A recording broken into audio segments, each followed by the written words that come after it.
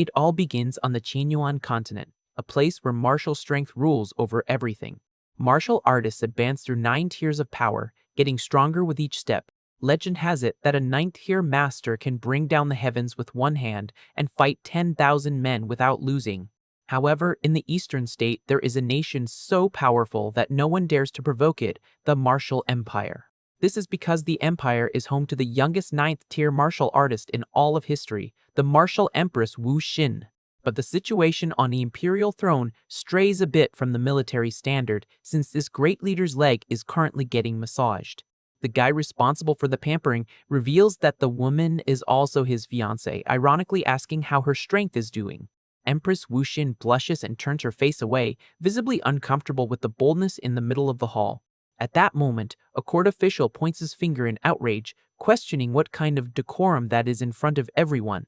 Minister Jia Renyi demands that the Empress punish the prince consort Wenming for disturbing the court with such indecency. The other old fogies immediately agree with the accusation, demanding the annulment of the engagement and the removal of all the young man's titles. Hearing the complaints, Wenming grumbles that they are just a bunch of noisy old men.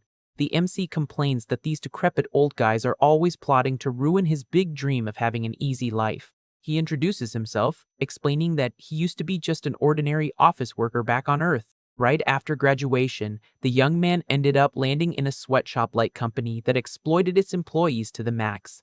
Believing his boss's empty promises, the kid worked to the point of exhaustion, doing overtime every single day at his desk. This went on until he literally collapsed lifeless in front of the office computer, completely drained by the workload. Fortunately, fate gave him a second chance, and he was reborn in this life as the son of the great marshal, the Marquis of the North. Thinking that wealth would guarantee eternal peace, his joy was short-lived when his father was sent to the border by the late emperor. The worst part of all was that the family took all the servants and wealth, leaving Wenming alone and shattering his plans for an easy life. When all seemed lost, a new light of hope rekindled in the boy's mind. The heavens never close all paths, and he found an imperial marriage contract signed by his father. The bride was none other than the future Empress Wu Xin, making the boy jump for joy at the discovery. From that day on, the girl's interests became his, making Wenming happily take beatings from a wooden sword. In the end, clinging to the martial empress became his ultimate goal to ensure an effortless future. Hugging her leg with all his might on the throne, the MC believes this is the only way to avoid the fate of his past life. Losing her patience, Wu Xin raises her voice, telling him to get up and warning him that he doesn't need to use his face for the massage. She reminds him that she has now taken over the empire and demands to be treated with respect, receiving a casual response from her fiancé, promising to be more careful. Internally, Wenming thinks teenage girls are way too problematic and guarantees he is only playing this game because he needs the easy life. At that moment, Jia Renyi starts yelling again, demanding punishment against the boy for touching the imperial body so disrespectfully. Annoyed by the interruption, the young man fires back that he was just relieving his fiancé's muscle tension, accusing the old men of trying to tear them apart. The situation spirals out of control, and Wu Xin lowers her head, covered in shadows, listening to the endless accusations echo. Unable to take another word, the Empress finally decides to put an end to it. A powerful red energy explodes through the entire hall, accompanied by a fierce shout for everyone to shut their mouths immediately. The gust of wind sweeps the ministers backward, forcing the terrified bureaucrats to protect their faces with their arms. Looking down coldly from above, the woman makes it clear that she summoned the court to discuss state affairs, not to watch them bicker like street vendors. Totally intimidated by the 9th-tier power, Jia Renyi stammers, sweating bullets as he tries to catch his breath. All the old men throw themselves on the carpet in a sign of submission, tearfully acknowledging their mistake and swearing not to repeat such audacity. Taking advantage of the opening, the MC mocks the ministers' faces, warning them that his future wife is already tired of this bureaucratic nonsense. The bureaucrat grinds his teeth while kneeling on the floor, completely revolted by the sheltered boy's audacity. Wenming is already making ambitious plans, guaranteeing that in 1 year he will make all these fossils beg for mercy in court. The fun ends quickly when Wu Xin scolds him in a severe tone. She demands he stop calling her his wife before the wedding, and the young man immediately backs down, agreeing without a second thought. Realizing that arguing gets them nowhere, The Empress closes her eyes and takes a deep breath, trying to calm down. While she asks for focus on official business, Wenming pouts, thinking about how he will impose his house rules on her after they tie the knot. Noticing his grumbling, Wuxian asks what he is complaining about, forcing the young man to play it off by offering another back massage. She rejects the idea, focused on state matters, and quickly asks about the urgent report coming from the northern border. The minister stands up in the hall, reporting that intelligence has discovered a large-scale mobilization of the barbarian tribes. Sitting on the throne, the young woman absorbs the information that the enemies plan to attack her newly established reign. Showing absolutely no concern, Wenming laughs out loud and reassures the ruler by thumping his chest. Full of himself, he claims the barbarians would never cross the border since his old man is a totally invincible warrior. Even though she finds the guy unbearable, Wuxin mentally admits that the Marquis of the North is indeed an unmatched combatant. Before the discussion can go any further, a desperate cry for attention cuts through the silence of the massive red hall. A blue blur slices through the air at high speed, blowing right past the old men and leaving a strong gust of wind in its wake. The woman in red stops abruptly, panting as she announces a critical message from the front lines. Great Marshal Zhu Ye kneels before the stairs, urgently holding up a sealed scroll for the queen.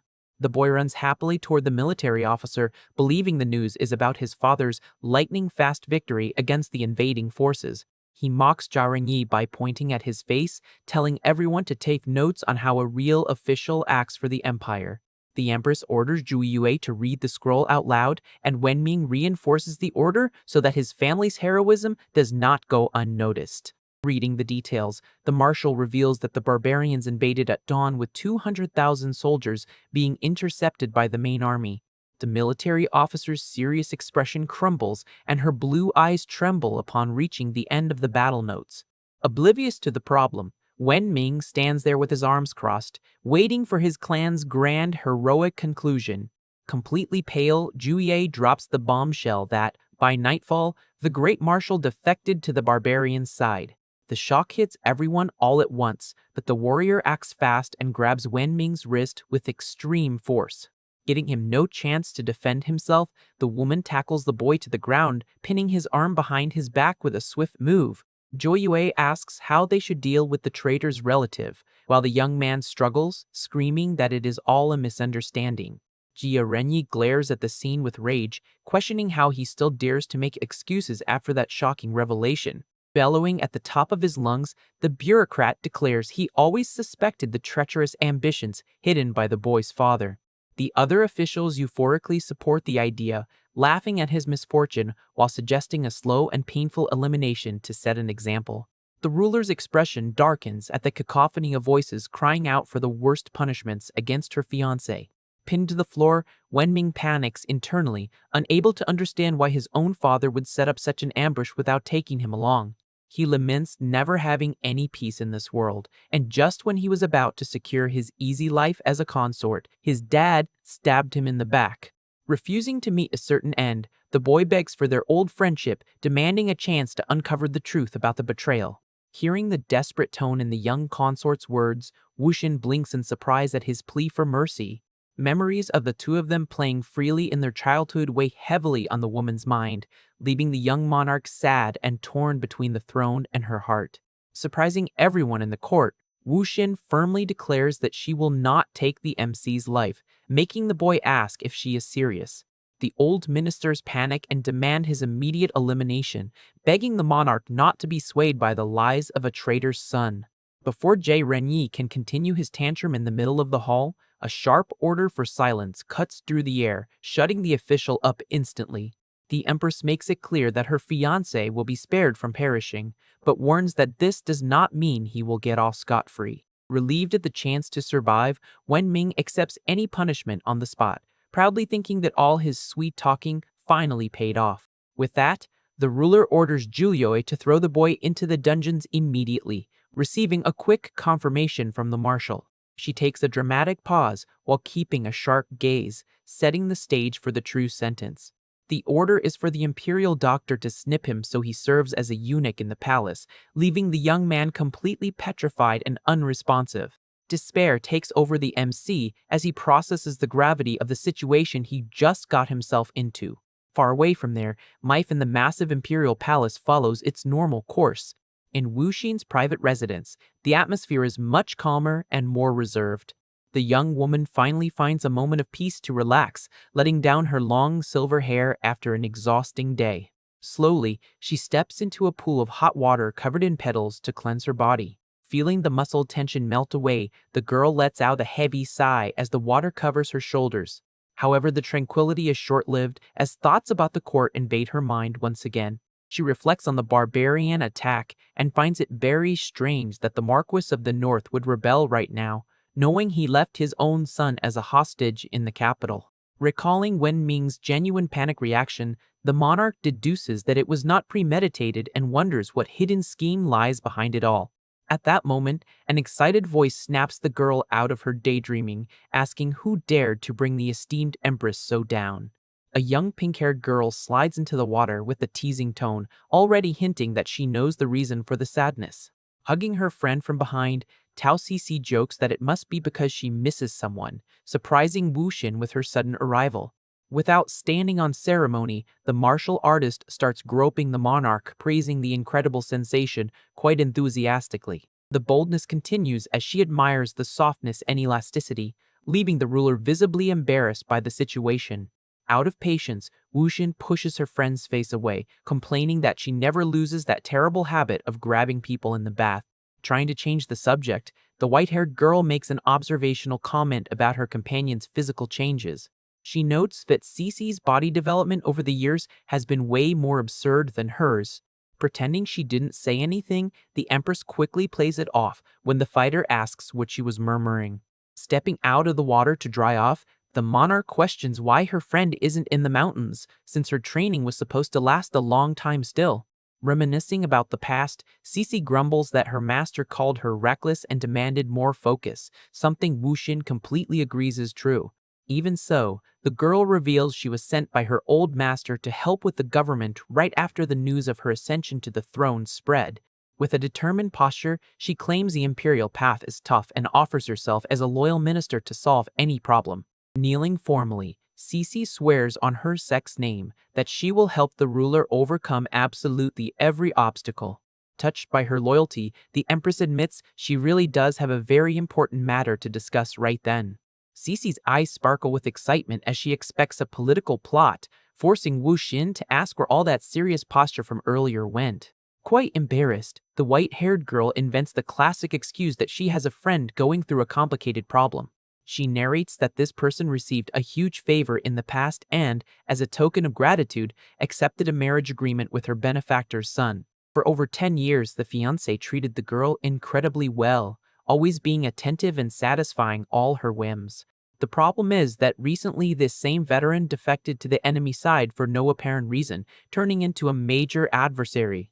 With the wedding approaching, this friend no longer knows how to face her fiancé, fearing his love is fake or that he might also stab her in the back. At that, Cici raises her hand, asking the ruler to pause the story for a second. With a suspicious look, the martial artist quickly figures out who the famous friend is, leaving the monarch sweating cold at the discovery. The pink-haired girl bursts out laughing, thinking it's ridiculous for anyone to suffer over something so simple, which irritates Wuxin and makes her ask what her minister's suggestion would be.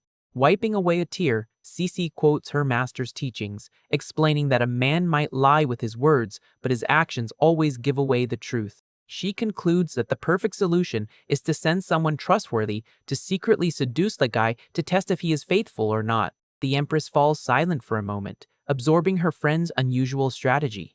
Seconds later, she agrees that the idea is excellent and announces she has already made her decision. Without hesitation, Wuxin points out that Cici herself will be responsible for trying to seduce her fiancé, leaving the girl completely shocked. The fighter freezes in terror as she realizes the massive trouble she just got herself into with her own idea. Meanwhile, night begins to fall over the imperial complex. In the dreaded snipping chamber, the atmosphere is tense and terrifying. A man sharpens a curved blade, preparing for the surgical procedure ordered by the monarch. The executioner wears a bizarre expression as he asks if the young man is ready, receiving a desperate scream from Wenming, insisting he is not. Tied to a pillar, the MC begs for his manhood, swearing the Empress only gave the order to calm the court and that the man doesn't need to take it seriously. Tired of the whining, the guy forcibly stuffs a cloth into the boy's mouth, telling him to shut up immediately. The snipper explains that if he doesn't cut off the kid's lower head, it's his own head that will roll for disobeying imperial orders. He tells the boy not to fear the pain, while Wenming panics, thinking he will be the first reincarnated eunuch in history. Just when the worst was about to happen, the chamber door is violently kicked open. Displaying an official scroll, Cece announces that the imperial decree has been altered and the procedure was transferred to someone else. With tears of relief streaming down his face, the MC thanks the heavens, believing his fiancée didn't have the heart to mutilate him. Reading the document carefully, the man confirms the seal's authenticity but finds the bizarre content of the new order strange. Pulling out a giant sword, the girl excitedly announces that she will do the job of removing the traitor's family jewels herself. The MC's face loses all its color upon seeing the size of the weapon chosen for the delicate medical procedure.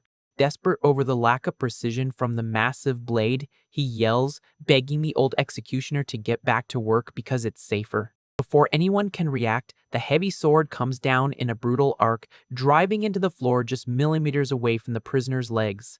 Almost having a heart attack, the young man accuses the fighter of being a hitman hired by the ministers, since a strike like that would fatally slice him in half.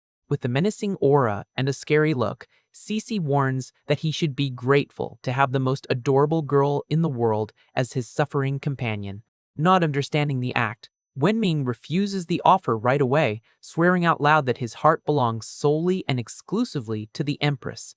Ignoring the romantic declarations, the pink-haired girl resorts to aggression and forcibly pulls down the guy's pants, telling him to shut up. However, the exact moment she exposes the boy, the fighter's eyes widen and she freezes in place. A shock wave runs down the young martial artist's spine at the unexpected sight.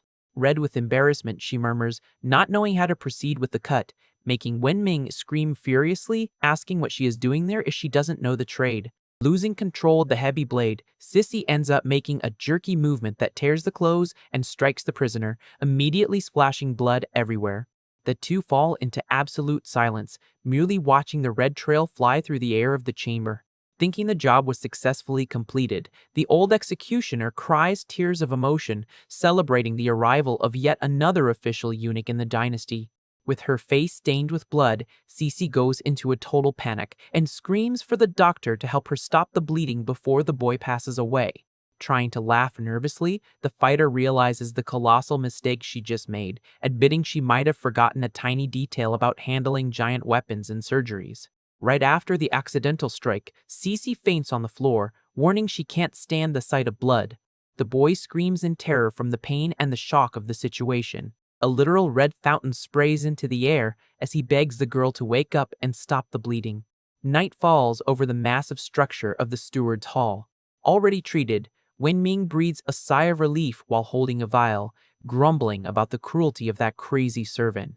He finishes tending to the wound on his thigh, celebrating the fact that the woman passed out before realizing she missed the target. Recalling the giant blade passing millimeters from his body, the young man promises to keep this secret forever. At that moment, a sudden noise from outside throws the guy into a panic. Slow footsteps approach through the dorm corridor. Cece enters the room all peppy, accompanied by Eunuch Hai, announcing she brought a top specialist to evaluate his recovery. The old man acts with humility, claiming he just has a little more experience in the matter. The pink-haired girl notices the blanket moving non-stop on the bed. Hai deduces that the young man is just trying to hide his crying and says he perfectly understands the pain of that loss. Furious under the covers, the MC mentally curses the old man, asserting that he understands absolutely nothing. Clenching his pants tightly, the young man swears he is only refraining from beating the crap out of that eunuch because he risks having his farce exposed. Sissy sits on the bed trying to cheer him up, saying the loss was minor, and now the two of them can be great sisters. To make matters worse, she smacks her hand down hard right on the wounded area to show her support. Wenming roars at the top of his lungs, feeling unbearable pain take over his body. The girl gets spooked by the reaction and asks if becoming a eunuch hurts that much, receiving a desperate confirmation from the guy. Worried, she turns to the old man and asks how long a full recovery takes. The specialist replies that the time frame varies, but assures that the boy is not at risk and celebrates the new comrade in the palace. With his duties fulfilled, Hai says his goodbyes, leaving the boy enraged and promising revenge against the crazy chick. Soon after, Cece stares closely at the prisoner in silence, making the vibe pretty tense. Changing his tune, the MC showers the girl with compliments and asks if she can leave now. Full of pride, the pink-haired girl announces she was personally assigned by the Empress to take care of all his daily needs. Wen Ming freezes instantly, realizing his fiancée still suspects him and sent this watchdog to monitor him. Before the conversation can continue, the guy's stomach growls loudly, breaking the silence in the room. His guardian remembers he hasn't eaten anything since his arrest and says she brought a snack, surprising the boy. Excitedly, she tells him to open his mouth wide for the meal. Without warning, Cece shoves a whole loaf of bread down the boy's throat with terrifying brutality. The girl forces the food down while keeping a dark look, demanding he eat a lot to heal quickly. Completely out of breath, the young man is absolutely certain she is trying to take him out. Surprised by the scene, the fighter finds the boy's sudden sleepiness right after the first bites to be odd. She decides to use the quiet time to sweep the courtyard, believing she was born with the gift of caring for others. Seconds later, a shower of rocks hits the guy square in the face. Woken up by the strikes, he spits out clumps of dirt, realizing it is impossible to survive in that palace for much longer. The young man finds a forgotten wooden stick and breathes a sigh of relief that his watchdog is just a weak woman. With a determined look, he plans to neutralize her real quick so he can escape the Imperial complex. Outside, the night illuminates the large outer courtyard of the dormitories. While the pink-haired girl sweeps the floor with her back turned, Wen Ming sneaks up, holding the improvised weapon. Unexpectedly, the girl swings the broom, annoyed by a rock formation blocking her way. With a casual motion, she shatters the giant rock into 1,000 pieces, noticing the dirt underneath the stone. The prisoner sweats cold, staring at the display of brute strength he just witnessed. Cece notices his presence and asks why he got up, making the boy instantly make up that he needs to use the restroom. Confused, she asks why he is holding a wooden stick just to go to the toilet. To save his own skin, he uses his recent procedure as an excuse to justify his need for a walking aid, receiving permission to proceed. Walking slowly, he is outraged by the lack of logic in that world where a delicate girl possesses the strength of a monster. The fighter watches the young man's slow departure toward the restroom at the end of the courtyard. With the area empty, Cece hears a whisper and finds Wu Xin hiding in the garden's foliage. The ruler scolds her quietly, wanting to know why her friend actually cut the guy for real instead of just scaring him. With tears in her eyes, the pink-haired girl argues she slipped and questions the point of testing a eunuch's loyalty. The Empress lowers her face in frustration, mourning the loss of her only chance to uncover the truth. Shocked by the reaction, Sissy asks if the monarch really likes that traitor, receiving an immediate denial. Wu Xin explains that his lack of ambition after the mutilation makes it impossible to verify his involvement in the rebellion. Seeing her concerned, the martial artist confidently assures her she already has a new strategy prepared. Near the wall, Wen Ming believes he has tricked his watchdog and decides to use the opportunity to flee the palace. Far away, Cece reveals she removed the guards and filled the outside of the latrines with dangerous traps. Suspecting nothing, the boy scales the wall, praising how easy the escape is. He plans to meet up with his father as soon as possible to help steal the Empress's throne. The pink-haired girl guarantees the prisoner will confess everything after being interrogated, leaving the monarch apprehensive about the overkill. Suddenly, a high-pitched scream of pain echoes through the night, startling both girls. Thrilled with her success, Cece runs toward the sound to catch the deserter falling into the trap. Wu Xin freezes with teary eyes, suffering as she concludes her fiancé lied the whole time. While the scream continues, the scene cuts to another part of the massive imperial palace. Eunuch Hai instructs his subordinates, ordering them to play deaf to anything they aren't supposed to hear. Right then, a white pigeon flies over the pavilion area just above the men. A rock hits the bird square on, dropping the small scroll that was tied to the animal's leg. Hai catches the document in midair, maintaining a serious and attentive expression. He discreetly unrolls the small piece of paper to read the intercepted content. After verifying the message, the minister confirms that the rumors were entirely true, destroying the evidence with flames bursting from his own hand. He notes that the valuable item is indeed with the youngster from the Wen family. Back at the dorms, Cece jumps over the wall, laughing at the sheer genius of her foolproof trap. The fighter prepares a devastating flying kick mid-air, bellowing for the guy not to even try to run. However, she freezes upon seeing Wenming sitting on the toilet, gushing blood from the wound he reopened from the strain of climbing. The ruler appears, supporting her friend who faints again, panicking at the absurd amount of blood on the floor. Desperate, Wenming yells, asking if the two of them are perverts for watching a eunuch in the bathroom, swearing it's all a misunderstanding. Furious, the MC claims it wasn't enough that they destroyed his manhood, now they also wanted to humiliate him like that. The boy tells them to take a good look at the state he is in, spraying a fountain of blood into the pink-haired girl's face while the monarch tries to intervene. Totally losing it, he screams for the girls to burn that cursed sight into their minds forever. Bathed in the red waterfall, Sissy tries to say something while choking on the guy's blood. Ignoring the warnings, the young man keeps forcing the situation onto the fighter while the Empress screams desperately that it was a mistake.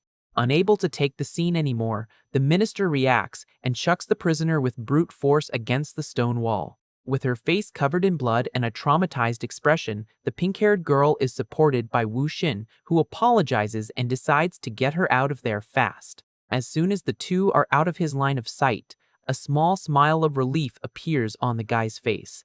Crying tears of emotion, the MC celebrates the fact that he finally managed to fool the ruler and his watchdog. Far away, the Empress pinches her friend's cheeks in irritation, blaming the girl for the huge embarrassment in front of her fiancé. Massaging her sore face, the minister argues that he is now just an insignificant eunuch and would never spread that fiasco around the palace. At that, the ruler smacks her friend upside the head, reminding her that the actual procedure is what infuriates her the most, making the fighter admit her mistake. With a worried look, Wu Xin laments the severity of the boy's injuries, frightened by the amount of blood lost in the bathroom. Given this, the monarch gives a direct order for Cece to focus exclusively on taking care of the prisoner's recovery, with no more tricks. Turning her back to leave, she reinforces the request for her subordinate to treat the young man very well from now on. Walking through the night, the Empress displays a relieved smile, concluding that her beloved didn't really betray her. Meanwhile, Wenming watches the two from afar and grumbles about being watched, realizing they are getting more and more suspicious.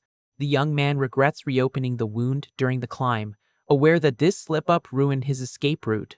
At that moment, the minister returns to the dorm area sporting a very serious expression. Unlike her leader, Cece assures herself she isn't easily fooled and swears she will drag the truth out of that traitor. The early morning advances silently over the structures of the massive imperial palace.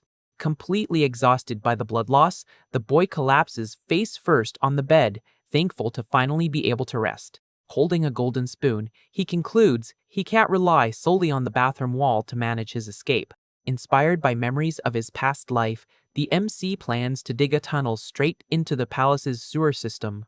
However, the guy panics upon seeing Cece barging into the room unannounced, carrying pillows. Suspicious, the pink-haired girl asks what he was up to, causing the young man to hide the spoon and lie that he was just resting. With a sharp gaze, the fighter warns him she clearly noticed he is hiding some secret from her. Ignoring the guy's nervousness, Sissy tosses her things onto the bed, leaving Wenming outraged by the invasion of his room. The girl explains she is moving in to follow Her Majesty's orders, starting to undress while the MC shrieks in fright. Sliding the fabric off her shoulders, the minister finds her new roommate's exaggerated reaction amusing. She removes her outer garment without shame, mocking that a little eunuch could never do anything to her even if he wanted to. Showing off her good figure, the pink-haired girl plans to wring information out of the boy, believing that sleepy men confess everything much easier. Totally embarrassed, the young man tries to turn his face, arguing that the situation is completely inappropriate. At that, the prisoner's eyes widen as he notices the girl moving toward him. Sissy kneels on the floor and lunges straight for the guy's pants, making him back away in fright, questioning her actions. With the most innocent expression in the world, the fighter ties up her hair and announces she is just going to apply the medicine to his wounds. Sweating cold at the dangerous proximity, Wenming desperately declines the offer, assuring her he can do the job himself. Tired of the complaining, the minister pins the prisoner to the floor, warning she doesn't intend to get punished by the Empress. With his face inches from the girl's cleavage, the MC fights his own instinct while suffering under her monstrous strength. Despair washes over the young man as he notices his biology responding, knowing the ruse will be discovered before she even takes his clothes off. Pressured by the fighter's weight, Wenming tries to break free in every way possible, but realizes escape is impossible. Feeling something different around the leg area, the pink-haired girl stops moving and asks what exactly he is hiding. Needing to keep up his disguise at all costs, the guy makes a drastic decision to save his own life. Using his own hand, the young man violently squeezes the cut on his thigh, causing a fresh burst of blood to hit the girl's face. A while later, the MC breathes a sigh of relief for having managed to knock out his watchdog using her sheer terror of seeing blood. Lying on the bedroom floor, he stares at the girl snoring spread eagle, outraged at being kicked out of his own bed. Clenching the spoon firmly, the young man concludes his time is running out and his escape plan needs to be fast-tracked. However, the exact moment he is about to start digging, a hand strikes his face out of nowhere. Yank with force, the guy ends up caught in the minister's embrace as she murmurs, demanding he confess everything while asleep. Sweating nervously, he realizes the crazy chick remains focused on the interrogation even during deep sleep. Thrashing her arms on the bed, the girl announces she is going to expose the enemy's weakness once and for all. In a sudden motion, the pink-haired girl's hand comes down heavily and grabs the prisoner forcefully, knocking the wind out of the young man instantly. Wenming's heart almost stops as he feels the fighter's firm grip on the part of his body that shouldn't be there anymore. Trapped in that awkward snare, the prisoner begs the heavens for someone to end his life and stop that suffering. The hours pass slowly until the morning light illuminates the foliage of the imperial garden.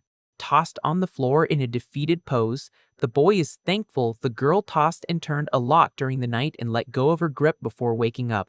While he celebrates his own luck, the minister's dark figure slowly rises right behind him. Upon sensing the terrifying presence, the prisoner lets out a scream of terror, trying to run away. Before he can distance himself, his wrist is grabbed with extreme firmness by the girl's hand. Flashing an insane smile and a predatory look, Cece pins the guy to the floor, wanting to know what he was hiding in his pants. Sitting on the young man's lap to block any escape route, she repeats the question menacingly. Completely shameless, the pink-haired girl sticks her hand down his clothes, curious about the hard thing she just found. Crying in absolute despair, the young man is certain both of his heads will be chopped off right then and there. Thrilled by the mystery, the fighter announces she is going to gather the proof and uncover his secret right now.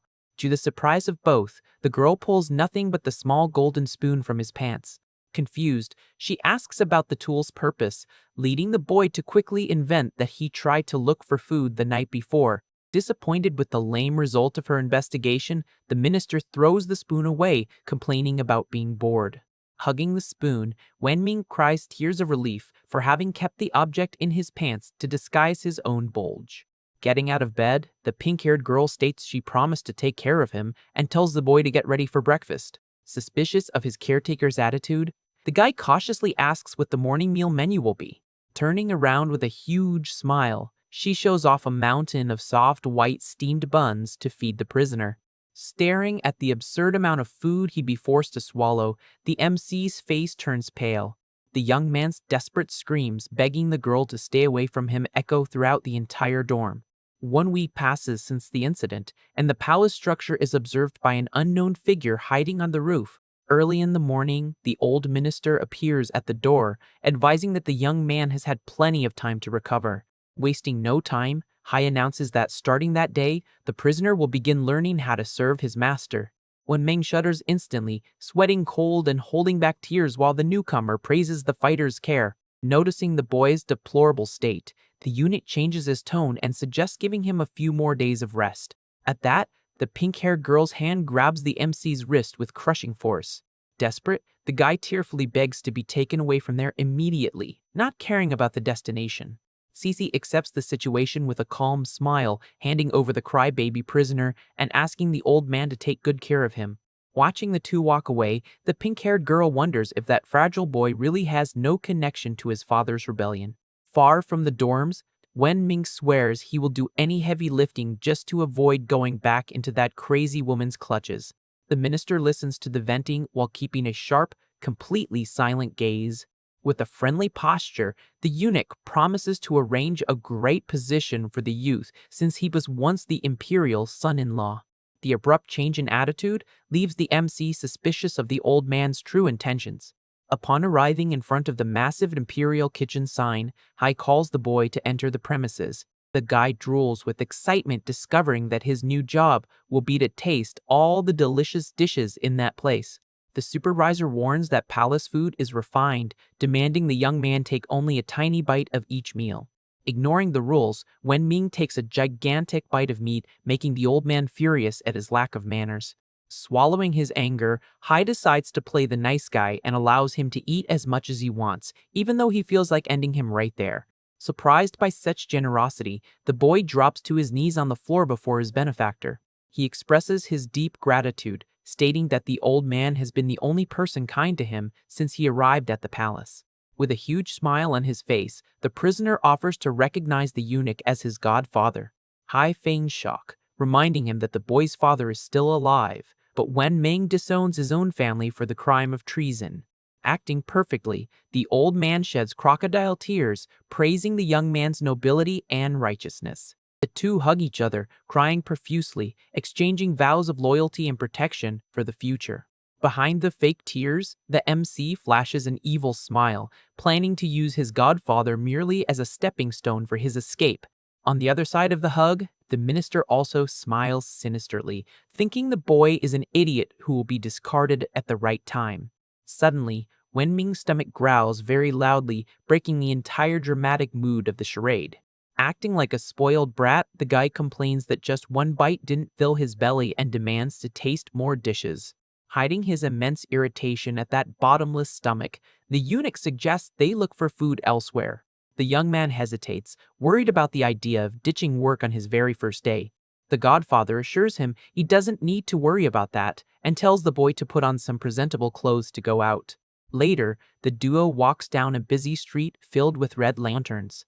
Ming freezes in shock upon realizing he was brought right to the door of a courtesan house. He questions the madness of two eunuchs visiting a place like that, but Hai tells the guy to shut up and get in quickly. Right at the entrance, the attendants surround the clients, promising a highly satisfying night. The old man announces he will cover all expenses, leaving the boy totally flushed at the unusual situation. Away from his godson, the minister hands a gold bar to the madam, ordering the most beautiful woman for the young man. Hai's plan is simple, because if the boy manages to get involved with the courtesan, it will prove he possesses his father's miraculous regeneration technique. With arrangements made, the madam guides the client to the private quarters. Sitting alone, the youth sweats cold, trying to figure out the real trap behind all that luxury. Through the crack in the door, the pink-haired figure watches the movement in the hallway. Sissy grits her teeth in annoyance, absolutely certain that the traitor is planning something dirty. Inside the room, the old lady pours tea and boasts about the rare beauty of the woman who is about to arrive. Pouring his own drink, the MC suspects his godfather knows about his fake condition and is testing his manhood. To throw her off, the guy forces a smile and asks them to bring only more food, claiming total disinterest in the girls. The woman laughs at the innocent comment, assuring him that his appetite will change completely as soon as he lays eyes on the beauty. Sweating with nervousness, Ming bites his finger, aware that any slip-up will be fatal if he is being watched by spies. The door opens with the announcement that the Grand Lady Ruyan has finally arrived. A foot wearing a simple slipper crosses the entrance of the room. The boy jumps back, startled by the figure that appears in front of him. Instead of an untouchable goddess, a woman with a very peculiar and clumsy appearance carrying a box shows up. The weird servant clicks her tongue, calling the client an uncultured hillbilly. Confused by the unprovoked insult, the young man points at himself, not understanding a thing as she approaches the table. In a dramatic move, the girl tosses a red scroll onto the floor. She unrolls a long carpet to welcome the true star of the night. Delicate footsteps echo through the room, revealing feet adorned with tiny golden bells. The woman's silhouette displays extremely generous proportions that sway with every step. The real courtesan is revealed to be a dazzling blonde with blue eyes, sincerely apologizing for the delay. Totally mesmerized, the boy's jaw drops, babbling that it's no problem at all. Regaining his focus, he rebels internally, swearing he will not give in to the temptation of that beauty sent by his godfather. The blonde's soft hand touches the young man's warm face very intimately. With her face close to his, Ruyan provocatively asks if the heat of the room is the reason for so much sweat. The courtesan flashes a charming smile, using all her assets to melt the client's resistance. Pressured by the proximity, the MC goes into full panic, feeling his heart race. Turning his face abruptly, he repeats mentally not to look, while the woman finds his reaction adorable. With a gentle voice, she suggests he sit down to be fed some fresh fruit. Outside, the weird servant guarantees the madam that no man can keep secrets in front of that courtesan. Suddenly, Minister Hai's presence looms frighteningly right behind the two gossips. The madam freezes in terror upon recognizing the face of the dreaded eunuch. Back in the room, delicate fingers elegantly pluck a small grape from the bunch. Ruyan leans toward the young man, sweetly asking him to open his mouth. Squeezing his eyes shut, the guy leans back in his chair and states he prefers to eat alone. Faced with the refusal, the blonde gives the fruit a little flick, launching the sweet treat through the air toward the client. The grape lands perfectly in the woman's cleavage as she gets even closer, asking if he prefers to be fed that way. Crying in agony, Wenming grinds his teeth, trying to resist the dangerous charms of that femme fatale. Certain of her victory, Ruyan smiles triumphantly, believing her plan will be completed without any difficulty. An attendant's voice echoes from outside, warning that Lady Ruyan is still occupied with a guest, surprising the duo in the room. The madam tries to stop the invasion, but the newcomer tells the woman to get out of his way immediately. Demanding respect, the arrogant guy reveals himself to be Jia Zhendao, the prime minister's son, and challenges anyone to try and stop him. Upon recognizing the invader's name, Wenming runs cold with fear, aware that that jerk is one of his worst enemies. The youth knows that if he's caught in an entertainment house and the news reaches the Empress, his minimum sentence will be elimination by 1,000 cuts. With no other alternative to escape that cruel sentence, the MC decides he will need to risk everything on a dangerous play. In the hallway, the minister's son mockingly explains that he came to the house precisely to celebrate Wenming's procedure. With a smug smile, the intruder demands the company of the best courtesan in the house to live up to his high status in the capital. Seeing the old lady hesitate, the noble orders his goons to throw more silver into her hand, stating that money is not an issue. Watching all the commotion through a crack in the door, Eunuch Hai follows the newcomer's insistence. The old spy mentally curses the rich brat, annoyed that he is ruining his manhood test right at the climax. Completely out of patience, Zhendao throws the bedroom door wide open, eager to check out the fame of the renowned Western courtesan. As soon as he lays eyes on the interior of the quarters, the minister's son completely freezes in a state of shock. Finding the blonde alone, he asks about the other client, and she lies, saying the man fled through the window upon hearing the noble's name. Flattered by the supposed intimidation he caused, the young man praises the stranger's cowardly attitude while the woman smiles politely. Hiding under the massive skirt of the courtesan's dress, Wenmin desperately hopes she can dispatch the intruder quickly. Keeping up her act, the woman decides to protect the MC for now since she still needs him to conclude her own plans. Totally charmed, the invader settles at the table, praising the blonde's dazzling beauty and celebrating his immense luck. On the inside, the courtesan feels disgusted by that drooling smile and swears she won't let some random playboy take advantage of her. Since she can't offend the nobility directly, the woman pours a glass of wine in an attempt to calm the unwanted client down. Taking advantage of the closeness, the bold guy grabs the blonde's hand presumptuously, catching her completely off guard. He suggests they get more intimate, but the courtesan pulls her hand away and demands respect, claiming she only sells her art and not her body. Ignoring the refusal, Zhang Dao lunges forward, drooling like an animal, dying to test that woman's decency by force. In a quick reflex, the woman leaps backward, dodging the charge, dragging the terrified prisoner along with her skirt. Being jostled beneath the fabric, the MC goes into absolute panic amidst the chaos happening around him. To completely distance herself from the aggressor, the blonde begins spinning at high speed around the room like a literal tornado. Displaying impressive agility, the courtesan flips through the air in a perfect art to maintain a safe distance from the noble. Confused by that exaggerated reaction, the intruder shouts the woman's name, not understanding the aggressive rejection. Landing firmly, the blonde takes a deep breath while Wenming tries to recover from his dizziness under the dress. Playing down her physical skill, she throws herself onto a divan seductively, saying she was just startled by the young man's brute approach. That perfect movement doesn't fool the MC, who notices the blonde's high martial arts level and begins to suspect her identity. Roping in the dark to try and get comfortable, the young man ends up touching a rigid, rounded object hidden on the woman's leg. Feeling the unexpected touch on her secret, the blonde lets out a sharp scream of surprise and distress. Thinking the moans were for him, the noble asks if she is trying to seduce him, making the courtesan furious at such narcissism. Glaring at the boy from under her dress, the woman mentally threatens to throw him to the lions for his audacity. Knowing no limits, Zheng Dao lunges again, grabbing the courtesan's leg and stating he will join her on the divan. Lifting the captured leg, the playboy drools, admiring the softness of the western skin, while the blonde holds back her rage. Fed up with so much humiliation, the fake courtesan decides to drop the disguise, refusing to continue being harassed by that idiot. Completely oblivious to the danger, the invader praises her aesthetic care, but suggests the blonde should shave the hair on her leg better. Mid-compliment, the guy's mind processes the weird information and he freezes upon realizing the coarse detail he just felt. The Western woman also blinks in confusion at the bizarre comment about her body hair. Demanding an explanation for that strange texture, the minister's son yanks the fabric of the dress up in a sudden motion.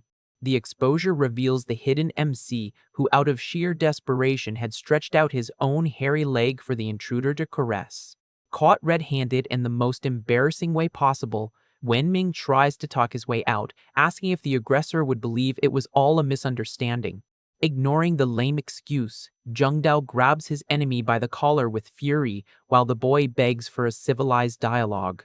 With a cruel smile, the noble accuses the guy of committing a capital crime by leaving the palace, but Wenming quickly shifts the blame to his godfather. The invader rejects the lie, arguing that it makes no sense for a snipped old man to visit a house full of women. Seeing that his cover would be blown, the old spy retreats silently down the hallway to avoid major headaches. Without the eunuch's protection, the prisoner appeals to their long-standing friendship, but the guy rejects the emotional blackmail. Holding a deep grudge, Zheng Dao accuses the MC of ruining his chances with the Empress by spreading rumors that he peed his pants. The list of humiliations continues, revealing that Wenming even swapped the noble's test in the imperial exam just to see him fail. Even the Western courtesan judges the boy's cruel actions, who tries to downplay the severity by calling it all a harmless prank. The minister's son's fury reaches its limit as he squeezes his enemy's collar to reveal the worst part of that story. In tears, the invader screams that he was condemned to spend years shoveling horse manure thanks to a malicious recommendation from the MC. Completely cornered, the prisoner invents that he only suggested the humiliating job because he thought his colleague liked animals. Spitting out all his built-up frustration, Zheng Dao confesses that his rival's mutilation was the happiest day of his life and warranted that celebration. Satisfied with his own luck, the intruder drags Wenming by the arm, promising to hand him over to the Empress and watch his downfall. Realizing dialogue has failed, the boy grits his teeth with a lethal glare and warns he will have no mercy on his former colleague. In a desperate and agile move, the prisoner grabs a solid porcelain vase that was decorating the table. Raising the improvised weapon with all his remaining strength, the youth attacks the noble from behind, aiming for his head. However, the fatal impact is completely nullified when the invader blocks the heavy base using only one hand. The boy freezes in surprise at the perfect defense, aware that the bureaucrat's son never had any martial talent at the academy. Exuding an intimidating aura, Zheng Dao laughs at his enemy's ignorance and reveals he used his years in the stables to master a secret art. Adopting a ridiculous combat stance, the guy materializes spheres of horse manure, creating a throwing technique that disgusts Wenming. Certain of his absolute superiority, the user of the filthy technique resumes kidnapping the prisoner without fearing his empty threats. The blonde watches the chaos coldly, calculating that the MC's demise would destroy her only bridge to infiltrate the imperial palace. To save her valuable pawn from that pathetic situation, the courtesan decides to burn one of her special tricks earlier than planned. Lured by a sweet, seductive voice, Jung Dao stops walking and looks back, instantly charmed. Using all the allure of her disguise, the woman feigns sadness and begs the noble to stay a little longer to keep her company. Pressing her generous assets against the client's arm, she argues she will be severely punished if he leaves so quickly like that.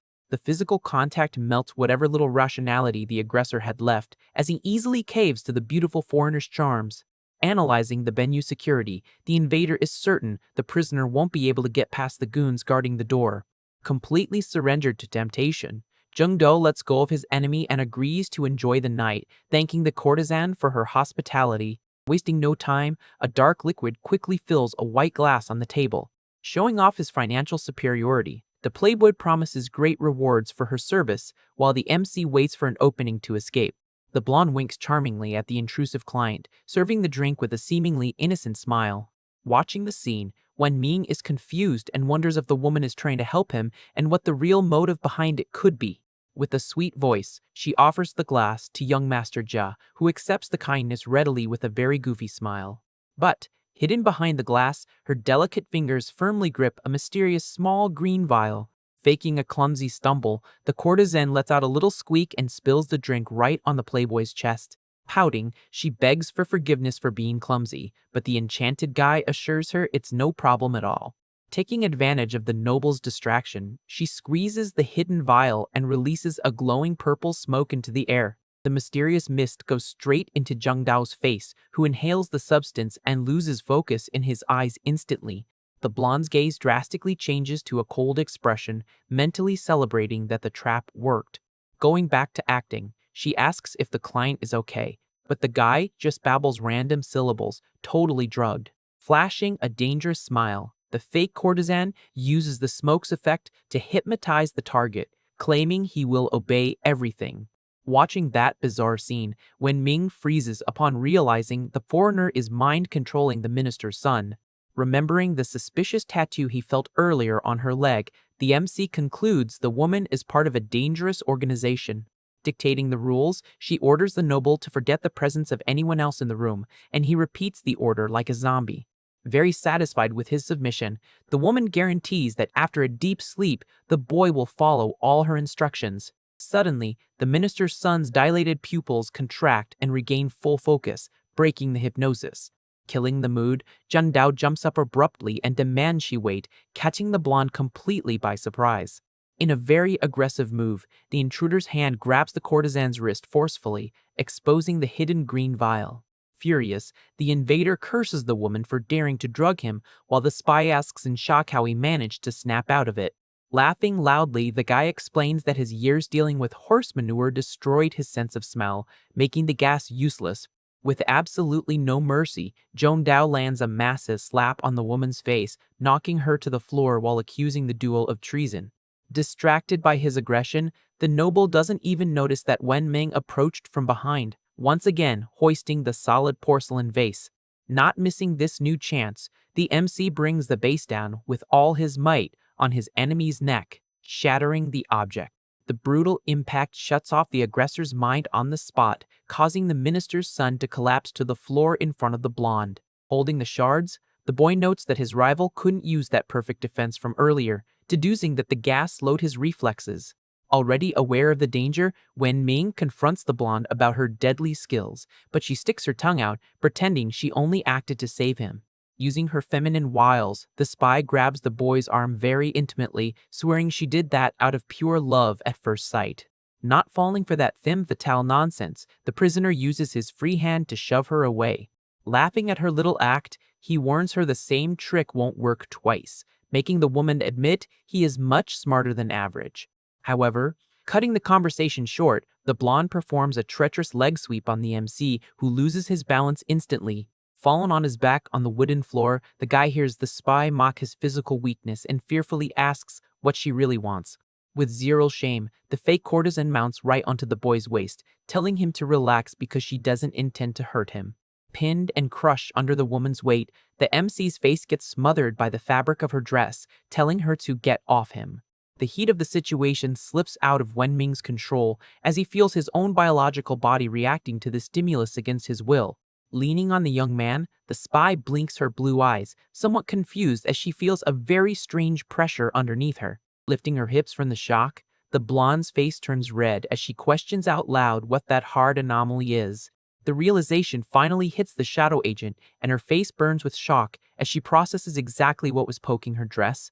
In the hallway, the goons hear the blonde scream in awe at the size, and they laugh, thinking the woman is complimenting their boss. Pulling away in panic, the woman accuses the boy of being a fraud and not a eunuch, while he covers his eyes, swearing it's a misunderstanding. Completely offended, she grabs the MC's secret roughly, squeezing the living proof of the crime to silence his lie. Cursing her organization's faulty intel, the blonde holds in her rage, ignoring the boy's tears begging her to loosen her grip. Red with absolute embarrassment, the woman concludes that the prisoner took advantage of her charms on purpose, threatening her untouchable dignity. Without a second thought, the fake courtesan materializes a dagger in her hand and decrees that the only way to erase this disgrace is by silencing the witness. The sharp blade comes down without warning, forcing Wenming to dodge the lethal strike in a desperate reflex of pure survival. Using every drop of agility from his untrained body, the prisoner frantically rolls across the wooden floor away from the attacker. Tearing up from sheer despair, the boy curses his own doomed luck for turning a stealthy stroll into a fight to the finish. But the woman leaves no room for lamenting, dashing across the room covered in intense purple martial energy toward her target. The MC uses his arms and whatever he can find to try to cushion the crushing advance being thrown back to the ground. Mounting his chest once again, the blonde boils with hatred, raising her dagger to wipe the lying pervert off the map. With 1 second left before his elimination, the MC drops his big bluff, reminding her that his demise will ruin the sex mission. Upon hearing the exact name of her criminal faction revealed, the woman's blade halts in mid-air instantly. Disguising her cold sweat, she categorically denies any connection to the enemy sect, but the prisoner mocks her terrible acting. Reverting to her cute persona from before, the courtesan apologizes and tosses the weapon into the air, driving the steel straight into the back of the unconscious intruder. Behind that forced smile, the spy mentally curses herself, knowing that the revelation of her disguise puts her life at imminent risk. Smiling crookedly, she reminds the boy that mere association with this sect means certain doom in the capital, but he just tells her to drop the act. Putting his cards on the table, the guy claims to know the secret tattoo of the hidden organization's members, leaving the agent's jaw on the floor. Taking on an aggressive stance again, she concludes that burning this living file is the only option, forcing the young man to bargain for an alliance. Before the macabre negotiation concludes, authoritative shouts echo through the main lobby, demanding the path be opened by force. Minister Cece tries to hold back her irritation, complaining that her platinum-haired friend is drawing too much attention on a covert visit to the house. Completely oblivious to the fighter's warnings, the Empress boils with jealousy, processing the betrayal of finding her fiancé in a place of lust. Watching the sovereign's fury, Cece lets out a demonic smile, loving the opportunity to catch the scoundrel red-handed. Unaware of the imminent danger, the bouncers hired by the minister's son block the door with attitude, telling the meddlesome girls to back off. Losing the last ounce of her patience, the fighter resolves the blockade with a colossal kick that sends the goons flying against the opposite wall. With the path clear, the reckless heroine invades the royal quarters and is met with the most embarrassing scene possible unfolding on the floor. Right behind her rowdy friend, the disguised ruler widens her red eyes, processing the supposed infidelity of her future husband. Seeing his salvation from certain doom, the boy shakes off the blonde and crawls to the monarch's feet in tears, offering the royal greeting in the middle of the joint. The disastrous declaration institutes a deathly silence in the room, leaving the monarch red with rage under the clinical and calculating gaze of the foreigner. Focused on the new platinum-haired intruder, the Lotus spy evaluates her main target, impressed by the feared ruler's young age. Her agent instincts go on maximum alert, facing the crushing and abyssal energy leaking from the monarch, admitting that this power has no practical limits. Playing the role of prosecutor, the pink-haired girl rants about the immorality of the fake eunuch in the establishment, but the youth tries to pin all the blame on his godfather. Dismantling any excuse, the ice ruler demands to know how a simple snack resulted in her fiancé tangled on the floor with the local courtesan. Before he can find a loophole in his own lie, a freezing, supernatural chill seizes the boy's lungs immediately. Turning his neck almost mechanically, the prisoner looks back at the foreigner behind him, remembering the massive problem he had ignored. Flashing a demonic aura beneath her cute face, the hidden operative guarantees via telepathy that she'll tear the traitor's chest open before the crown can eliminate her. Caught between the hidden blade of a rebel sect and the lethal jealousy of the strongest woman in the empire, the fake eunuch just swallows hard. Sweating cold, Wenming makes up that the woman ended up on top of him because she is a masseuse looking for the right acupuncture points. The fake courtesan agrees instantly. Feigning excitement, the Empress suggests the woman give her a massage too to relieve the aches of reviewing documents, leaving Cece completely shocked. Cornered by the sovereign's authority, the spy swallows hard and submissively accepts the order. Furious at the trap, the agent mentally warns him that this whole mess is entirely the prisoner's fault, but he just turns his face whistling. Since the boy decided to be so cruel, she swears she will drag him down to rock bottom along with her. Resuming her friendly pose, the woman claims she fell on the young master because she discovered a huge secret about him, piquing the monarch's curiosity. Mentally celebrating her own genius, the foreigner leans in and whispers the revelation into the ruler's ear. Instantly killing the mood, the MC grabs Wushin's shoulders with a start, shouting that the big secret is that he is also a masseur. Explaining the mix-up, he guarantees the lady only pushed him to test the techniques he had just learned, an excuse that disgusts the minister. Aware that the act won't last long, the guy realizes he needs to find a scapegoat quickly to save his own skin. Losing her patience, the fighter points her finger, accusing the duo of exchanging looks the whole time right in their faces. She demands to know why there is an unconscious guy on the floor if they were just practicing massage, questioning what they are hiding. Wasting no time, the fake eunuch grabs his fiancé's hands in tears, accusing Zheng Dao of dragging him to the house to humiliate him. Moved by the drama, the Empress laments that her beloved suffers so much right after recovering, ignoring her pink-haired friend's warnings. Determined to end that farce, Cece grabs the unconscious intruder's collar, promising that the lies will end as soon as he wakes up. The heroine delivers merciless slaps to the noble's face, demanding he get up now, while the prisoner goes into full panic mode. Waking up completely dazed and with red cheeks, the guy can barely understand where he is. As soon as his eyes focus on his rival in front of him, the boy freezes, knowing there's no way to cover up the situation anymore. Holding a deep grudge for the blow to his head, the invader snarls the MC's name full of hatred.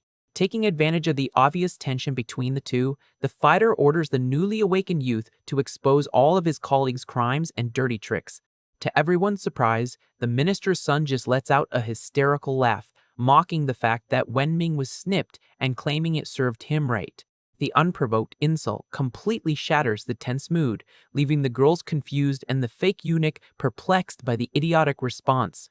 Outraged by the lack of useful information, the pink-haired girl shakes the guy, asking if he has anything else to say about their enemy. At that, the spy sneaks up and reveals that her mystical mist caused a minor memory loss in the target, earning a discreet compliment from the prisoner.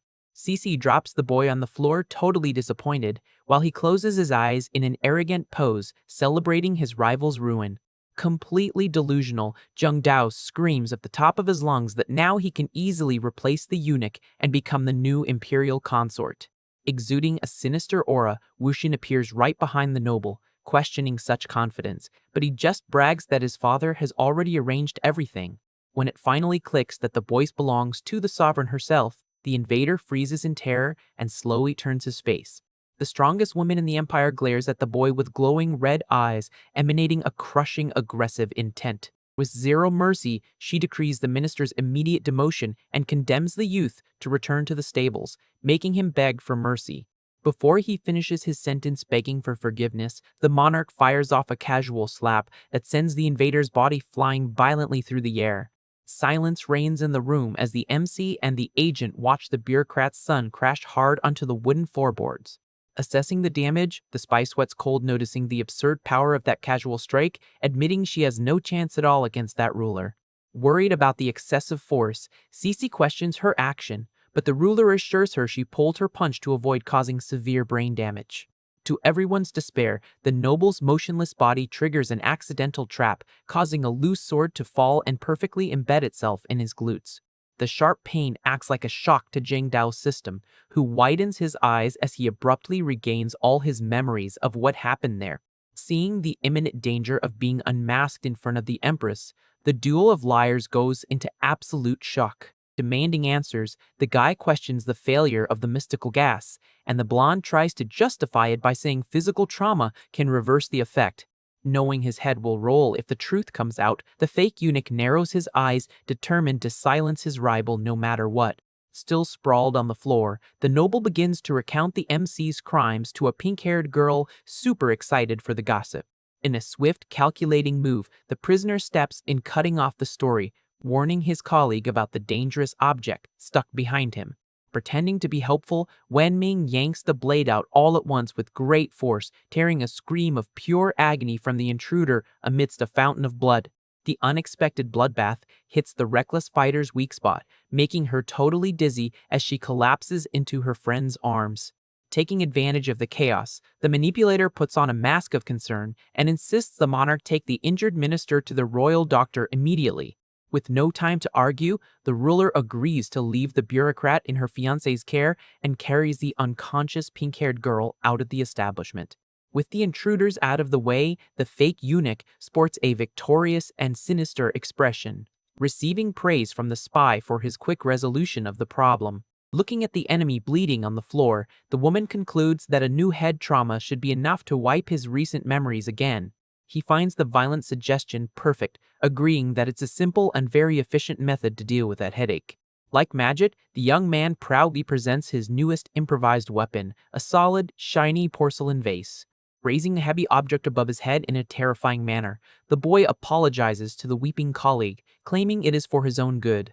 A dull thud echoes, followed by a muffled cry of pain, reverberating across the luxurious roofs of the night establishment. The job finishes successfully, leaving the invader sprawled on the floorboards with an improvised bandage and a huge red bump on his head. Putting the mess aside, Wenming faces the fake courtesan head-on, stating with great confidence that they are now practically allies. Resuming her superior pose, the agent mockingly rejects the idea, making it clear her organization has no interest in a useless boy pretending to be Snip. Sitting comfortably in a chair, he fires back at the insult, reminding her that her sect has goals in the capital and that he would be the perfect spy in the palace. Intrigued by the bold proposal, the blonde leans forward, questioning why she should trust the boy's loyalty. Lacing his words with genuine fake hatred, he uses his father's betrayal and the Empire's cruel mutilation order as perfect motives for his revenge. The woman doesn't buy the cheap drama, quickly countering that his resentment makes no sense since the surgery never actually happened. In a desperate act to prove his point, the boy tries to show off his own secret by force, making the spy cover her face red with embarrassment, telling him to get dressed. Composing himself, he argues that the monarch watches his every step, and if his farce is discovered, his end will be much worse than any rebel members. Before he finishes his convincing speech, the agent flicks a small brown pill straight down the boy's open throat in the blink of an eye.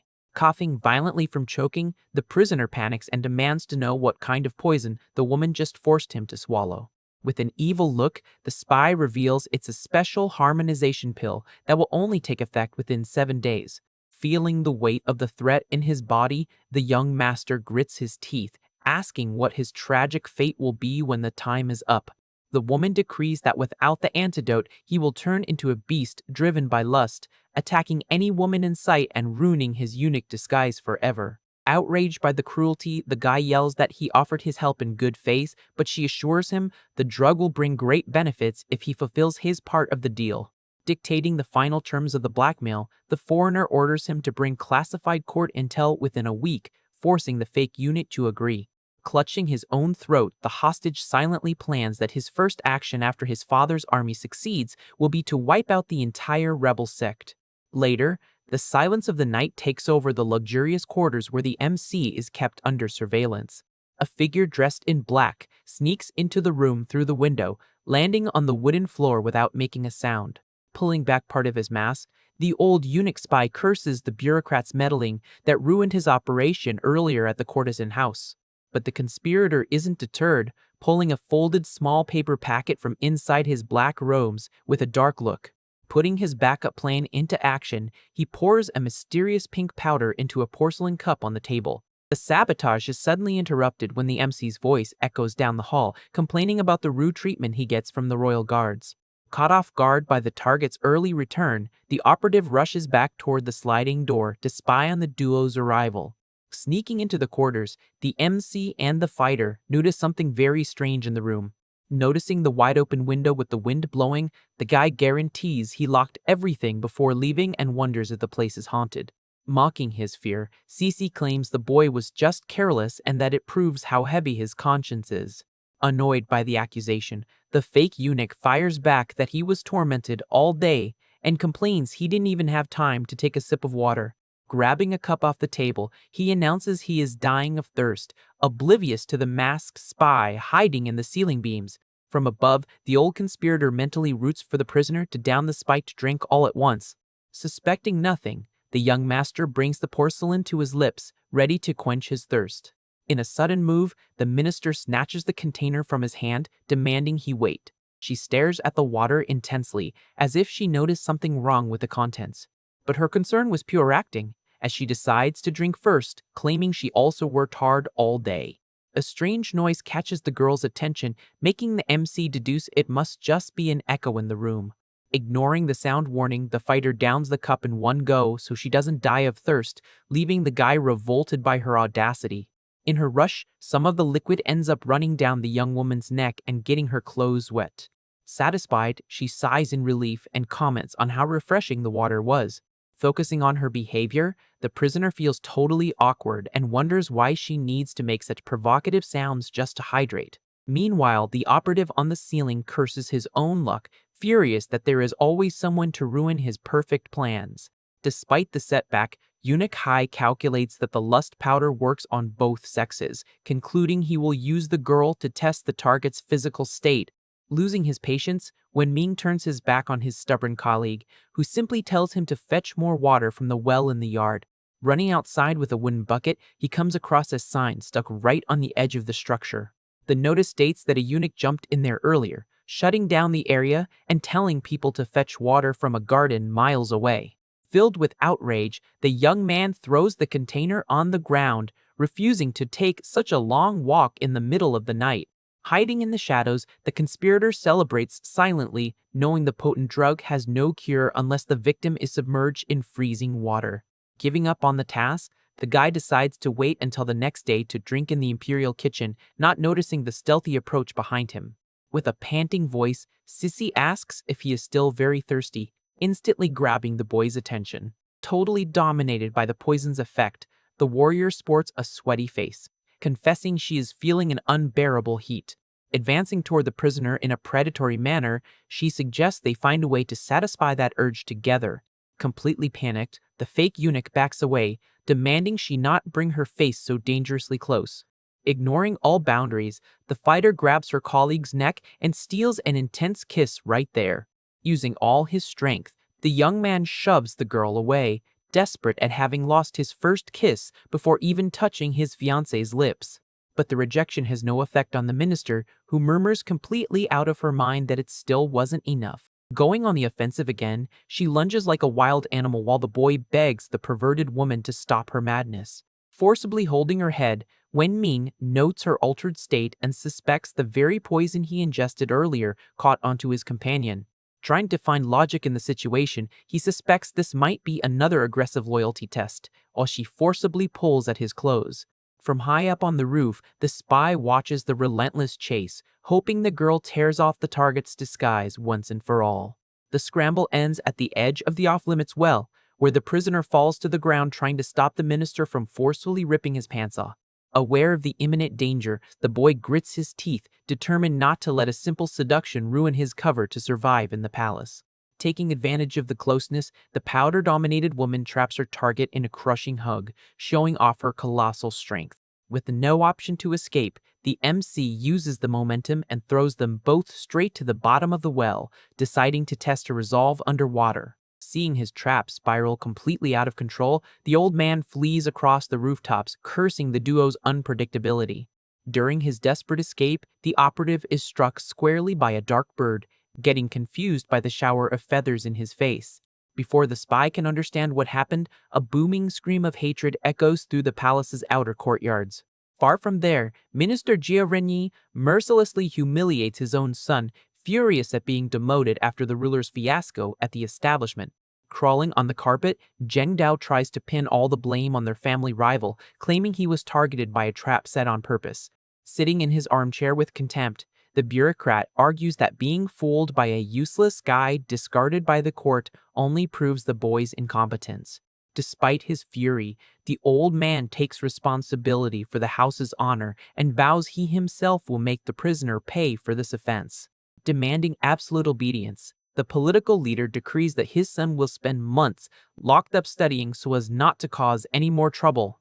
As soon as the young invader lowers his head and leaves the hall completely defeated, an elderly servant approaches the main chair. The subordinate formally reports that the bizarre injury on Zheng Dao's body was caused by a dagger belonging to the MC. Revealing the evidence of the crime, the man presents the short weapon carefully wrapped in a clean cloth. Analyzing the piece with a clinical eye, the bureaucrat gets a scare upon recognizing the peculiar shape of the gear. Focusing on the symbol carved at the base of the hilt, he shockingly realizes that the weapon belongs to the hidden Lotus sect.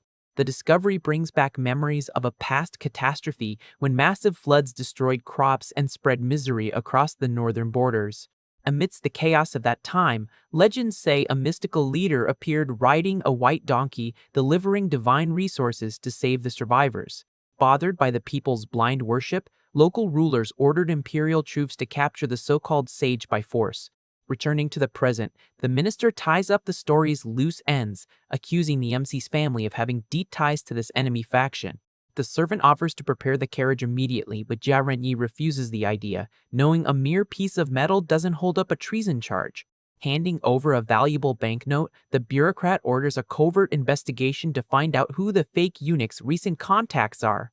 The elderly man complains about the low pay for such a risky job, provoking his superior's wrath for daring to question the operation's budget. The official's mind recalls more terrifying details of the legend, remembering that the sage's mount turned into a muscular monster that annihilated the imperial authorities. It was with this display of absurd power that the sect established itself for good, promising salvation and a pure land for all its faithful followers' souls. Staring at his own reflection in the blade's steel, the minister reinforces that the martial guard considers this group the greatest rebellion threat ever seen on the continent. Caving to the pressure, the old man lifts his leg and pulls out some extra coins hidden in his own footwear, begging for absolute secrecy about the money. Accepting the crumbs mockingly, the servant reminds him that even the reward for a lost court dog was infinitely higher, leaving his boss annoyed. Regaining his posture, the bureaucrat architectures the final plan to expose the conspiracy at the royal banquet, ensuring not only his job back, but the throne for his son. With a devilish look, the political leader swears up and down that he will end his enemy's life once and for all. Far from the political scheming, the water of the off-limits well continues to churn violently under the moonlight. Plunged into the aquatic darkness, the boy celebrates his own genius while pushing the fighter to the bottom, believing he won the loyalty test. The immediate thermal shock acts as a lethal antidote in the young woman's system, who widens her eyes, snapping back to sanity in an instant. The relief is short-lived, as the lack of air and the tension of the moment make the minister lose consciousness completely and sink like a stone. Noticing his companion's limp body, Wenming goes into absolute despair, knowing the Empress will eliminate him if her friend drowns in there. Spending all his remaining energy, the fake eunuch pushes the duo to the surface in an explosive dive for oxygen. Grabbing the rough rope of the water mechanism, he stabilizes his own body while supporting the dead weight of the sovereign's friend. After much effort, the two end up sprawled on the damp grass of the garden, soaked to the bone and completely exhausted by the makeshift rescue. Panting and shivering from the cold, the guy takes the blame for his own stupidity and admits the forced dive idea was the worst decision possible. Getting no response from the warrior lying in the mud puddle, the prisoner completely panics, demanding signs of life from his warden. Relieved to feel the girl's pulse, Wenming confirms she is still alive, but despairs over there being no sign she will wake up. At that, the MC adopts a resolute stance and tells her she shouldn't blame him for taking drastic measures in that emergency situation. Without hesitation, the young man places his hands firmly on the fighter's chest to begin heavy rescue compressions. Exerting force during the procedure, the guy celebrates the fact he hasn't forgotten the practical first aid knowledge from his past life. During the continuous motion, he ends up noticing that this crazy woman's physical assets are exaggerated, surpassing even his fiance's. Instantly, the boy gives himself a mental slap in the face, reminding himself to focus on his role and maintain total loyalty to the Empress. Seeing that Cece expelled the water but remains unconscious, the fake eunuch concludes he will need to move on to the next phase of care. Trying to remember the correct posture, he slightly lifts his companion's chin to facilitate airflow into her body. With an expression filled with anxiety, the MC swears he won't let her perish under any circumstances, slightly rousing the warrior. While the minister confusedly wonders why he is so worried, the boy suddenly announces he's going to do mouth-to-mouth resuscitation. The sudden mention of the unusual procedure makes the girl's eye pop wide open instantly in a total reality shock. In a brute reflex, the fighter strikes her colleague's face with a violent slap, screaming to know what he was trying to do to her.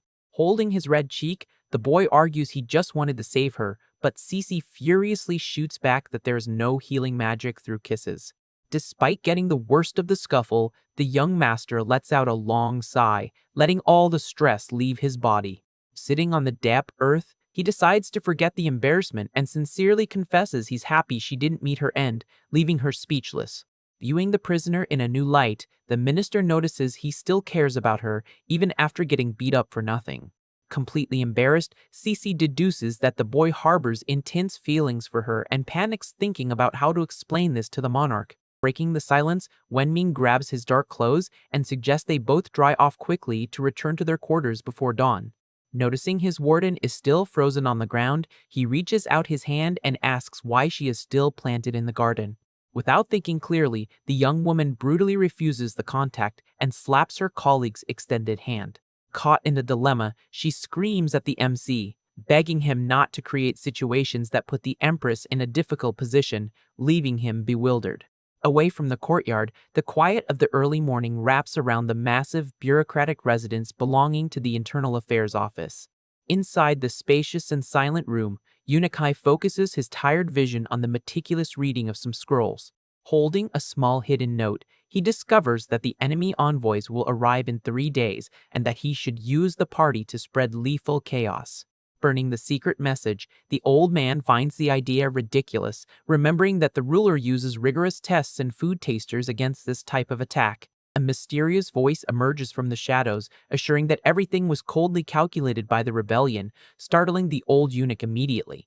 The invader lifts the brim of his wide straw hat with an evil look, revealing himself to be the elite operative named Huang Tianli. Sweating cold, the bureaucrat comments that the presence of that figure proves how committed and confident the enemy leadership is in this suicide mission. With fake modesty, the newcomer states that both are essential pieces in the grand scheme and tells the old man not to overdo the bowing. Huang advises he will stay lodged in the shadows to support the infiltration, making the eunuch accept the imposition with fearful courtesy. The elderly man swallows hard at the news, quickly suspecting the faction sent this bloodthirsty warrior precisely to watch his shady moves. Interrupting his suspicion, the operative hands over a tiny blue vial containing a substance undetectable even by silver needles.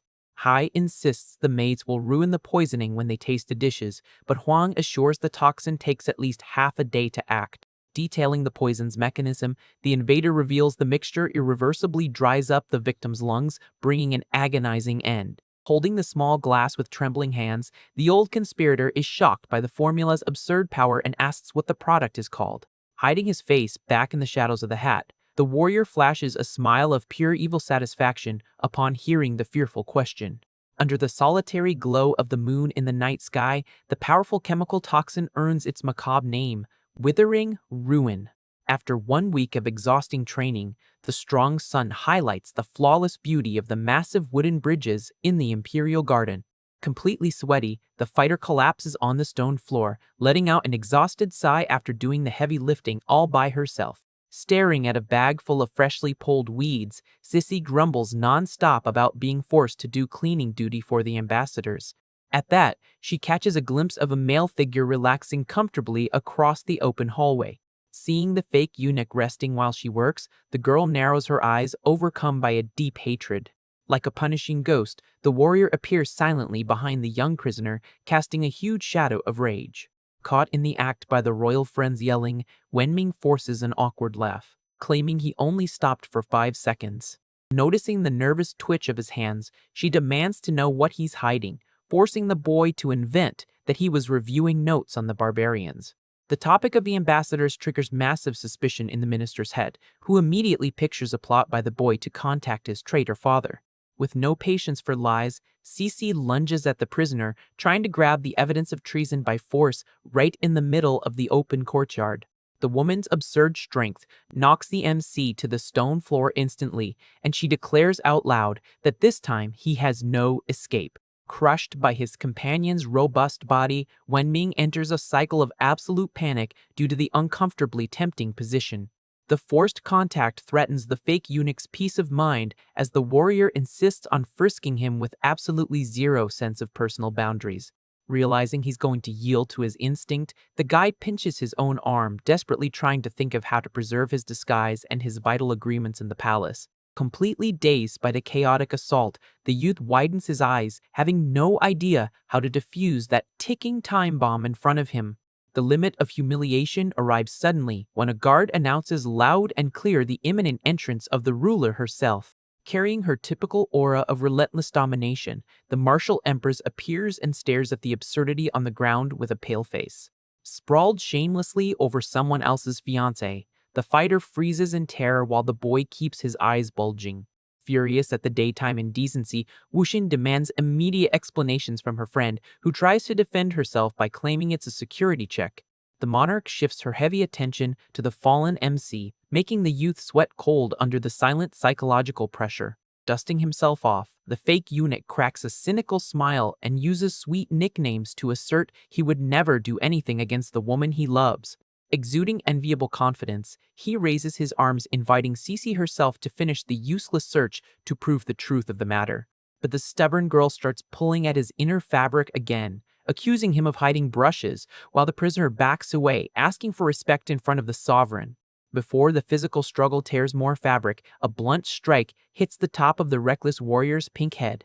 Exhausted by the mess, the ruler drags her companion by the ear, telling her to stop the harassment, while Cece groans in pain from the severe pull. Ignoring the aggressive minister's apologies, Wuxin leaves the area quickly under the tense, relieved gaze of the fake eunuch. As soon as the hardcore duo is out of sight, the prisoner lets out the breath he was holding, regaining a normal breathing rhythm. Tensing his hips in an embarrassing way, he admits internally that the daily practice of muscle contraction was his only salvation in that moment.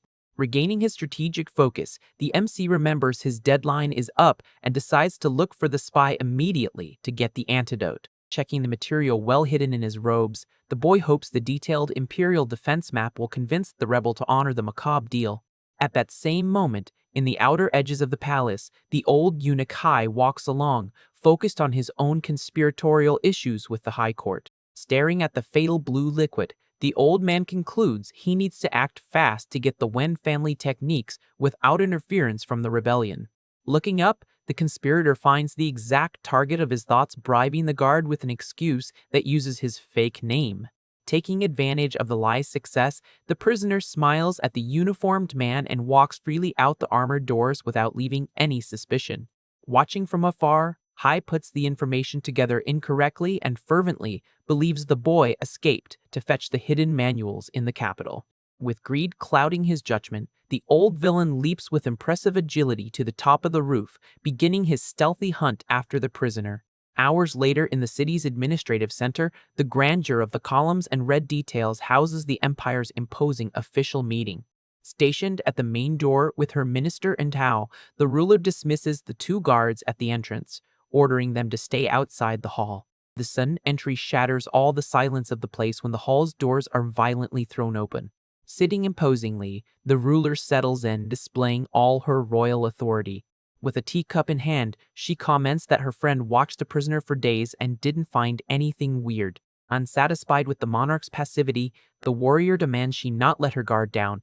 The minister swears she has seen him act suspiciously more than once and asks for just a little more time to catch him red-handed. Knowing her companion well, the Empress is surprised she hasn't given up yet, while Ceci swears for loyalty. A brief silence takes over the room while the fighter downs her cup of drink under her superior's watchful eye. The monarch's gaze suddenly turns cold as she calls her friend's attention with a very suggestive tone. The accusation that she might have fallen in love with Wenming makes the minister spit all the water out of her mouth in absolute shock. The girl's scream of denial echoes so loudly through the courtyards that it ends up startling the maids passing nearby. Overcome with embarrassment, the warrior argues she hates that guy and points out he is nothing more than a mere eunuch. Ignoring the others' freak out, Wuxin looks down and says she doesn't need explanations because she already understands everything. The sovereign praises her fiancé's intelligence and looks, assuring she wouldn't blame her for falling for him. With her cheeks puffed in anger, Cece retorts that she wasn't called to that hall to discuss silly jealousy. Putting the jokes aside, the Empress reveals that the meeting is to decide how to handle the barbarians. She finds it very strange that the enemy faction hasn't taken advantage of the chaos from the Marquise's treason to advance. Pulling out a scroll with a victorious smile, the fighter brags that her genius mind has already solved this mystery. As soon as the Imperial defense map is spread out on the center table, the ruler recognizes the document immediately. Sissy quickly points out that the main pass fell into the deserters' hands, yet the armies remain stalled. The obvious reason would be the fact that the rebel leader didn't have time to warn his own son to flee the capital. Knowing the monarch would hesitate to eliminate the boy, the traitor would be using his own son as a political shield. The Empress agrees with the logic, but questions the stalemate caused by keeping the youth hostage in her hands. The minister then confidently decrees that the ambassadors didn't come to negotiate anything, but rather to secretly rescue the hostage. Faced with this possibility, the sovereign widens her eyes, impressed by the gravity of such a sneaky plan. To confirm her suspicions, the ruler summons the military officer Zhu Yue, who appears instantly awaiting her orders. Questioned about the delegation's whereabouts, the officer reveals the barbarians broke the official visitation protocol. Kneeling, the military woman reports seriously that the visitors took an unexpected detour to the famous Gyeonghwa House. The mention of the capital's most well-known courtesan house leaves the monarch confused, while the minister connects the dots in a flash. Like a mental revelation, Cece concludes out loud that now all the pieces of the enemy conspiracy fit perfectly. Demanding immediate action, the fighter insists they head to the house to unmask the hidden truth. Far away, Wenming tries to untangle himself from his escorts, warning he just needs to see one person and leave. Excited by his visit, the girls tease that he only has eyes for Ruyan and insists he drink with them. Feeling the direct contact from the attendants, the fake eunuch panics, just wanting to get his antidote and run away. The commotion is interrupted by a violent shout at the entrance, demanding the presence of the establishment's manager. A barbarian warrior invades the main hall, forcing his way through the clients, accompanied by his group. Sporting a malicious smile, the diplomat Bator admires the luxurious place, pleased to experience the house of pleasures. One of the goons immediately demands the old madam bring the best girls in the place without delay. Sweating cold before the foreign brutes, the elderly woman readily agrees to the demand and invites the clients in. The madam whispers urgent orders for them to call security and notify the imperial authorities. Cutting the party mood, the bearded counselor reminds him this isn't a vacation, irritating his partner. The large leader dismisses the warning, entirely focused on admiring the frightened girls scattered around the busy hall.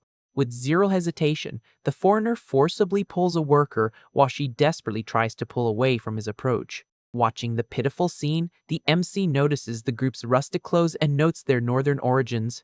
The goon spots the young man's stare and makes threats, telling him to get out of there, causing the fake eunuch to nervously step back. Satisfied with the intimidation, the brute mocks him, believing all the men in that empire are cowards. Keeping his cool, the hostage deduces that real diplomats wouldn't act like street thugs in a place like that. A brutal discomfort in his lower regions interrupts his thoughts, indicating that the toxin has reached its time limit. Dashing toward the rooms, the young man is watched from the floor below by the court's eunuch spy. The MC calls out Leruyan's name down the empty hallways, begging to receive the antidote once and for all. Alerted by the scandalous shouting in the empty hall, the blonde spy pokes her head out of her room, checking the commotion. The prisoner turns the corner hard and bumps straight into the body of his conspiracy colleague.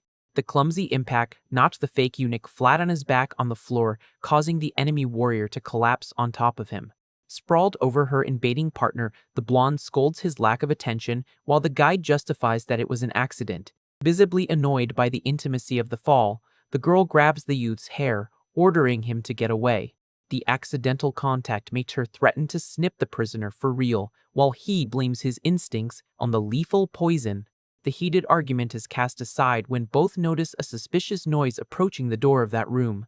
The boy quickly hands over the valuable scroll, demanding she fulfill her end of the deal before he perishes for good. Satisfied with the speed of the service, the spy pulls out a small pill and demands a full report on the palace. The tiny sphere flies toward the guy, who mentally celebrates the end of that cursed witch's oppressive control.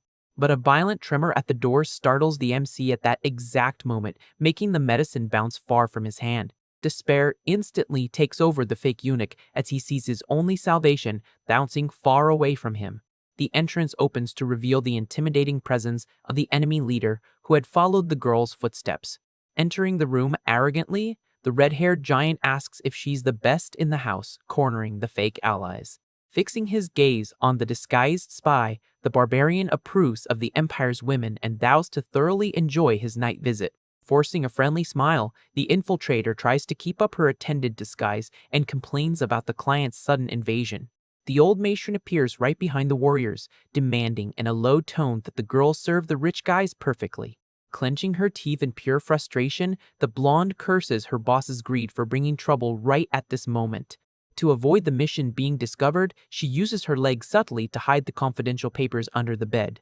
At that, the sweeping push ends up knocking the saving pill right under the furniture as well, to the agonizing despair of the guy. Trying to divert attention from the floor, the girl seductively opens her arms, inviting the giants to have a drink. All that forced charm fails miserably when the brutes hear the muffled sound of something hitting the floorboards. Alerted by the noise, the goon asks what's under there, forcing the spy to laugh and suggest it must just be a mouse. Lying on his stomach in the shadows of the floor, the young prince relies on his own flexibility to go unnoticed. Staring at his ally's shoe, the hostage mentally warns her not to slip up, furious as she kicked away his cure. Sweating from the tension, the spy reflects on how misfortune follows that boy and regrets depending on him as an ally. Trying to navigate the tense situation, the blonde spy nervously suggests a dance or a massage to entertain the brutal outsiders. Satisfied with her submissiveness, the bald guy accepts the offer, demanding the dance performance first. Outside, silence dominates the hallways while the doors to the luxurious room remain completely closed. But this calm is just a temporary illusion, as a watchful eye spies on everything happening through a small crack in the boards. Strategically positioned on the roof, old Eunuch High celebrates intimately under his mask, believing he has finally found his prize. Meanwhile, on the bedroom floor, a trembling hand reaches out stealthily from under the bed toward the spherical object. Sweating cold from extreme tension, Wenming stretches as far as he can, hoping to reach the saving pill before succumbing. Suddenly, a furious roar echoes through the room, shattering the pleasant mood when the barbarian goon completely loses his patience. The yell startles the disguised attendant right away, and the MC widens his eyes, anticipating that the worst is about to happen. Listening to no excuses, the huge guy accuses the girl of treating them like idiots and hatefully states they finally found the young hostage. Pointing aggressively at the closed door, the brute asks if this is how the house treats noble guests, by sending spies. The sudden accusation leaves the spy completely lost, having no idea what the explosive client is talking about. Taking charge of the situation, the red-haired diplomat stands up ready for a fight, calling the Empire's warriors sneaky cowards. Giving no time for replies, a violent impact hits the entrance, shattering the sliding door in the blink of an eye. Shards of wood fly everywhere as a man is thrown into the room under the barbarian leader's analytical gaze. Emerging from the dust, the old conspirator decides to drop his stealth entirely and take what he wants using pure brute force. The fake operative advances, ignoring the threatening clients, loudly asserting that a few troublemakers won't stop him from achieving his goal. Assessing the invader's heavy aura, the foreigners quickly deduce he is an 8th-tier master sent to take them out. Taking the initiative in combat, the red-haired boss lunges with formidable speed, leaving only a trail of energy in the air. Seizing the opening, the old eunuch dives toward the floor, focused only on grabbing the valuable items tossed near the bed. Overcome by euphoria, the masked man grabs the scroll, intensely celebrating the end of his secret hunt. But the celebration is brief, as the giant lands a powerful blow, forcing the invader to defend himself against the Norse's strongest warrior. Irritated by the untimely interruption, the fake operative glares at the diplomat, telling the meddler to just meet his end already. At that, the two fighters engage in a frantic exchange of blows in the middle of the room, blocking and attacking at absurd speeds. Huddled in the shadows, the fake eunuch writhes in pain, cursing that chaotic brawl blocking his only route to the cure. Seeking to end the fight quickly, the old warrior concentrates a dense dark energy into the palm of his left hand. With a lethal move, he strikes the diplomat square in the chest, making the giant spit blood from the overwhelming impact. The shock of the attack knocks the small pill into the air, and the masked man reaches out certain he secured his entire package. However, before his fingers touch the medicine, the bald goon appears out of nowhere, launching a swift charge against the attacker. The heavy punch hits the eunuch's arm, breaking his stance while the brute shouts curses at the old man's audacity. Caught off guard by the second opponent, the conspirator narrows his eyes, feeling the real pressure of facing two massive warriors at once.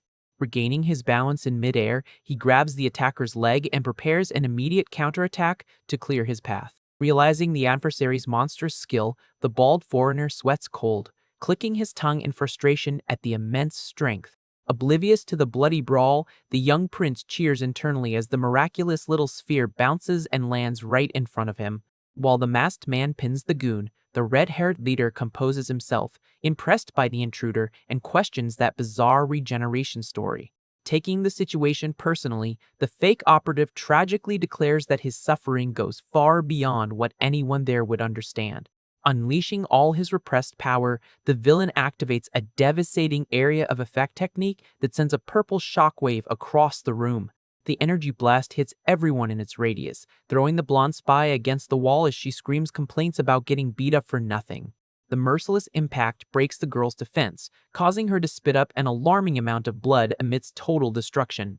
Feeling the toll of his own technique, the old conspirator realizes his body's limit has been reached and decides he needs to retreat. In his rush to flee the mess, he ends up dropping the valuable scroll, which rolls smoothly under the wooden frame. Pressured by the skill's oppressive aura, the northern warriors grit their teeth, struggling to stay on their feet before the absurd power. Taking advantage of the enemy's distraction, the invader leaps through the large window, celebrating his supposed absolute victory over the foreigners. Refusing to take the loss, the red-haired giant draws a gleaming blade, swearing he won't let the attacker escape so easily. Tossed on the busted floorboards, the blonde wipes her mouth completely outraged, trying to figure out where the client pulled that sudden weapon from. With a flawless motion, the diplomat fires a golden slashing wave that hits the eunuch squarely in the back during his mid-air escape. Knowing the target suffered serious damage, the partners jump out the window, initiating a frantic chase so as not to lose sight of their prey. Alone in the ruined room, the spy loses all her professional composure and lets out a furious scream at such an utter lack of respect. Meanwhile, in the property's courtyard, the Empress and her faithful minister arrive accompanied by the Imperial Guard, catching the criminal duo. Back on the destroyed floor, the disguised attendant coughs non-stop, lamenting her own luck for being assaulted and brutally injured. Her moment of self-pity is horrifyingly broken when a trembling hand grabs her leg from underneath the bed. The unexpected contact hears a sharp shriek from the girl, who panics at being attacked right at that fragile moment. Grabbing his colleague from behind, the fake eunuch shows a completely distorted expression from the toxin's aggressive progression in his system. Away from the poisonous drama, the northern leader freezes in the courtyard upon recognizing the legendary, untouchable figure of the martial monarch before him. Whispering hurriedly, the bald man warns them to stay cautious, fearing the sovereign herself set up that entire dirty ambush against them. Caring nothing for the enemy's whispers, Wu Xin takes a step forward, exuding her typical dominating and inaccessible posture. In the blink of an eye, the red-haired boss goes into total panic, noticing the woman left his line of sight and reappeared right behind his back. The goon tracks the impossible movement and swallows hard, feeling firsthand the abyssal difference in power between the two nations. Maintaining her piercing coldness, the ruler raises her voice, ordering the soldiers to surround the place and let nothing escape. The elite battalion obeys in unison, forming a wall of shields and spears that nullifies any chance of the barbarians escaping. Observing the armed blockade, Tao Sisi murmurs her concern about the politicians' reaction, but the Empress focuses solely on finding actual proof of treason. Cornered by heavy imperial troops, the diplomat threatens to shout orders, but suddenly stops upon noticing a drop falling from above. Outraged by the lack of military action, the giant rudely asks why the army doesn't just focus on arresting them once and for all. Ignoring the complaint, the pink-haired warrior notices the reddish drop running down the brute's forehead and finds the man's weakened state odd. The minister quickly deduces the duo was already in combat before the imperial arrival, drawing a sarcastic comment from her immediate superior. Cutting the chatter, the monarch dismisses the troublemakers, ordering the escort to take them to the quarters, which revolts the redhead regarding his treatment as a prisoner. Overcome with silent rage, the foreign leader clenches his fists, deciding he will advance his entire dark plan to sink the empire as soon as possible. But before he loses his reason, the hand of his right-hand man lands firmly and steadily on his left shoulder. The bald man looks at his boss with dead seriousness, warning that provoking a ninth-tier legend would result in a pathetic elimination right there in the courtyard. Swallowing his pride for the sake of the mission, the barbarian turns his face and agrees to follow the guard without causing further disturbance.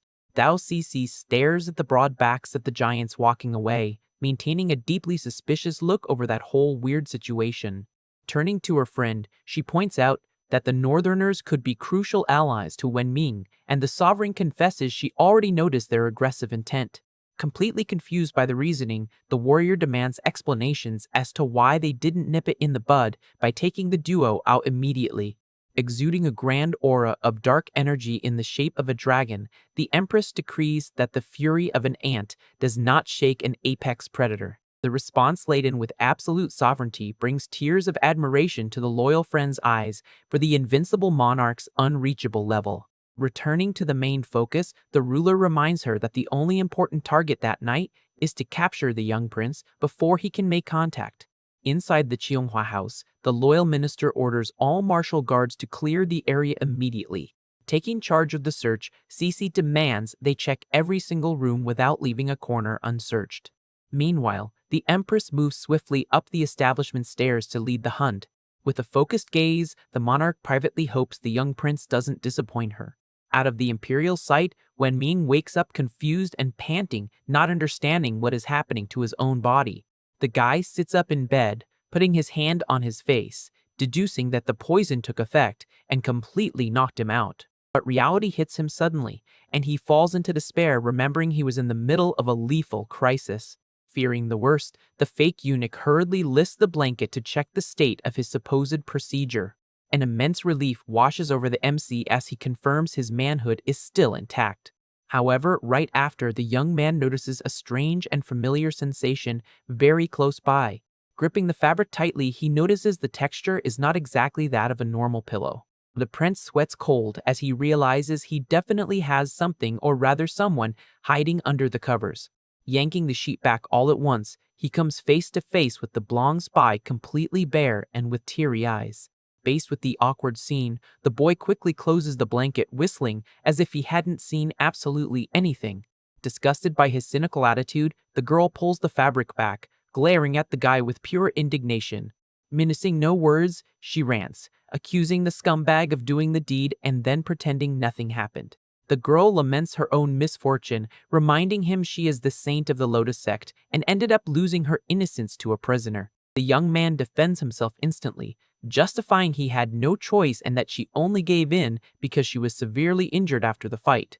Reflecting on the scandal, the saint coldly concludes that no one from the sect can know about this and decides the invader needs to be silenced. The aggressive intent is so clear that the boy freezes instantly upon realizing what is about to happen.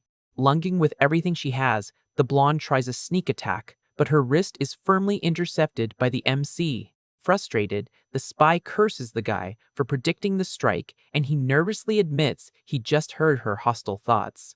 Shocked by the revelation, the saint mentally confirms that the legends of her bloodline are real, something the guy agrees with out loud.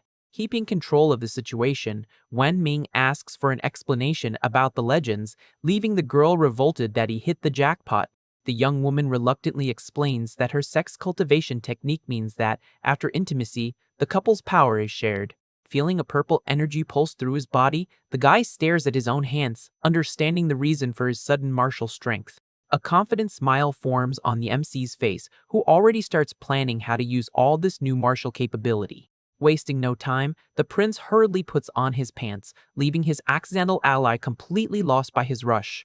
Running toward the exit, the guy swears to use the power to join his father's rebellion, but the girl screams for him to stop. Unleashing a kick in the air, the saint warns him he isn't going to just sleep with her and walk away freely. At that exact moment, both close their eyes, feeling a sharp, unexpected pain connecting their two bodies. Fallen on the floor holding his throbbing foot, the guy complains about the pain and the spy makes it clear they now share the same physical suffering. Leveraging the bizarre connection, the young woman smiles, demanding he take responsibility for completing the infiltration mission. Far from accepting blackmail, Wen Ming shoots back a defiant look and asks what happens if he simply refuses. In response to his audacity, the blonde grabs a sharp dagger that was tossed on the small wooden table. Pointing the blade at her own chest with a manic expression, the saint swears she will take them both out. The extreme act takes the young man by surprise, making his eyes widen at the threat of them both perishing. With tears of frustration, the girl reveals that failing the mission after losing her innocence would result in her immediate elimination by the sect. Pointing the weapon at the guy, she demands help with the espionage, forcing the boy to raise his hands, asking her to calm down so he doesn't meet his end. Trying to use logic, the prince argues that running away to ally with the rebel army would destroy the dynasty much faster. Unyielding, the stubborn ally holds the knife steady and rejects the proposal, leaving Wen Ming furious at her lack of strategic vision. The girl explains that crowning his father would merely trade one tyrant for another, preaching a message of equality that the MC finds unrealistic. The ideological debate is brutally interrupted by a scream from outside demanding the door be opened. In the hallway, the guards inform the minister that this is the last room, and that the northern foreigners entered there earlier. Analyzing the suspicious silence, the pink-haired warrior quickly deduces that the fake eunuch is hiding inside. Taking military control, she raises her arm and orders the platoon to block all possible exits from that area.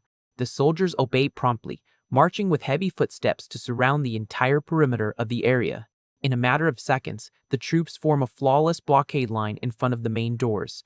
Outside the property, rows of spearmen ensure no one escapes by jumping out windows or off the roof.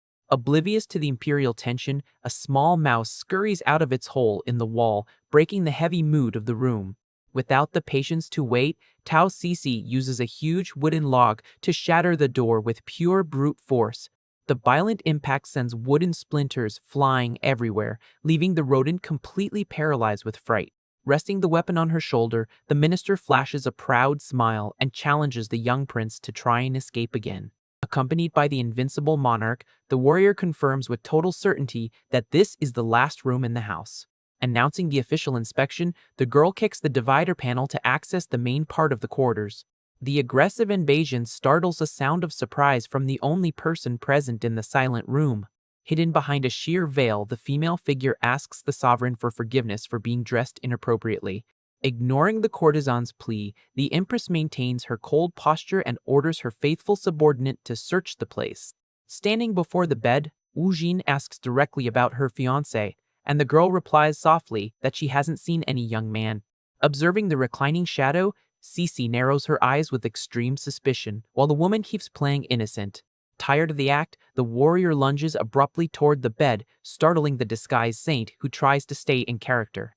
With her eyes fixed on the furniture, Cece warns that the bed looks way too suspicious and that she will check every inch of it. However, when she pulls back the covers, the investigator finds only a few undergarments scattered across the mattress.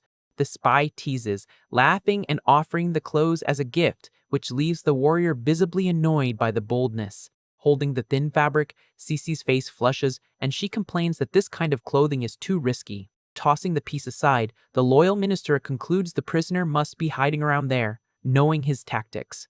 In a quick move, the girl drops to her stomach on the floor to check under the bed frame, terrifying the spy with the sudden search. Peering through the dark crack, the warrior's eyes search for any sign of movement or human presence down there. But, to her utter confusion, the obvious hiding spot is completely empty with no trace of the guy. While Cece questions his disappearance, Wenming clings to the ceiling, doing a perfect split right above the intruders' heads. Sweating from the effort, the fake eunuch secretly celebrates the blonde's newly acquired power, which allowed for superhuman flexibility. Dissatisfied with the result, the pink-haired warrior starts pacing the room again, certain there's a secret passage. The hunt turns into a total mess when the minister starts throwing the courtesan's belongings in the air looking for a hole. In the midst of the chaotic inspection, the reckless investigator ends up bumping hard into one of the wooden structures. The accidental bump makes the bed shake violently, threatening to drop the hiding prince straight into the laps of his enemies. The fake eunuch's sweaty hand grips the wood tightly, shaking from the tension of being hidden right there. Noticing the strange noise, Tao Sisi looks up suspiciously, while the spy freezes with nervousness. The guy sweats cold up high, thinking he's going to get caught. To try to save him, his ally mentally warns him she will create a distraction for him to use rapid steps. Acting fast, the blonde shakes her own blanket, making a loud noise, pretending she merely wrinkled the sheets when she sat down. Taking advantage of the chaos of the flying cover, Wenming drops from the ceiling and slides silently right behind the investigator's back. Totally confused, the pink-haired warrior asks why the woman is shaking the fabric out of nowhere. The girl tries to play it off, saying it's her favorite piece. At that, the minister bends down to look under the bed, sternly warning the target not to try anything funny. Frustrated for not finding anyone, Cece stands up, claiming her genius deduction couldn't possibly be wrong. Tired of searching, she pulls out a giant wooden mallet, bellowing that she is going to smash the damn bed to pieces. Faced with this insane behavior, the sex saint goes into full panic, mentally dropping a curse word. Hiding on the floor, the prince is also completely shocked by the disproportionate violence. Before the damage can be done, the Empress interrupts the mess and orders her subordinate to stop that immediately. Wuxian scolds her friend, reminding her that her father taught her never to destroy a citizen's property over personal emotions.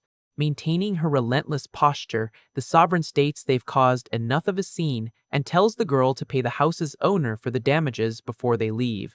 She then orders the warrior to lead the troops out of the venue, ending the search in front of the quiet spy. Far from there, the fake eunuch rests his head on the floor and breathes a sigh of relief, feeling he finally escaped his doom.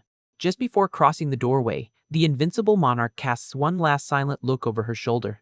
Later that same night, the scene shifts to the secret residence of the feared Minister Hai. Inside the mansion, the shirtless old eunuch is seen getting bandaged by an assistant after the tense showdown. Holding a scroll expectantly, the man vibrates with joy, thinking he finally stole Wenming's family secret technique. However, upon glancing at the document, his excitement turns into an absolute shock of disappointment. Analyzing the lines on the paper, he realizes it's nothing more than a structural map of the imperial palace. Overcome by uncontrollable rage, the old man slams the table, accusing the young prince of tricking him with that garbage.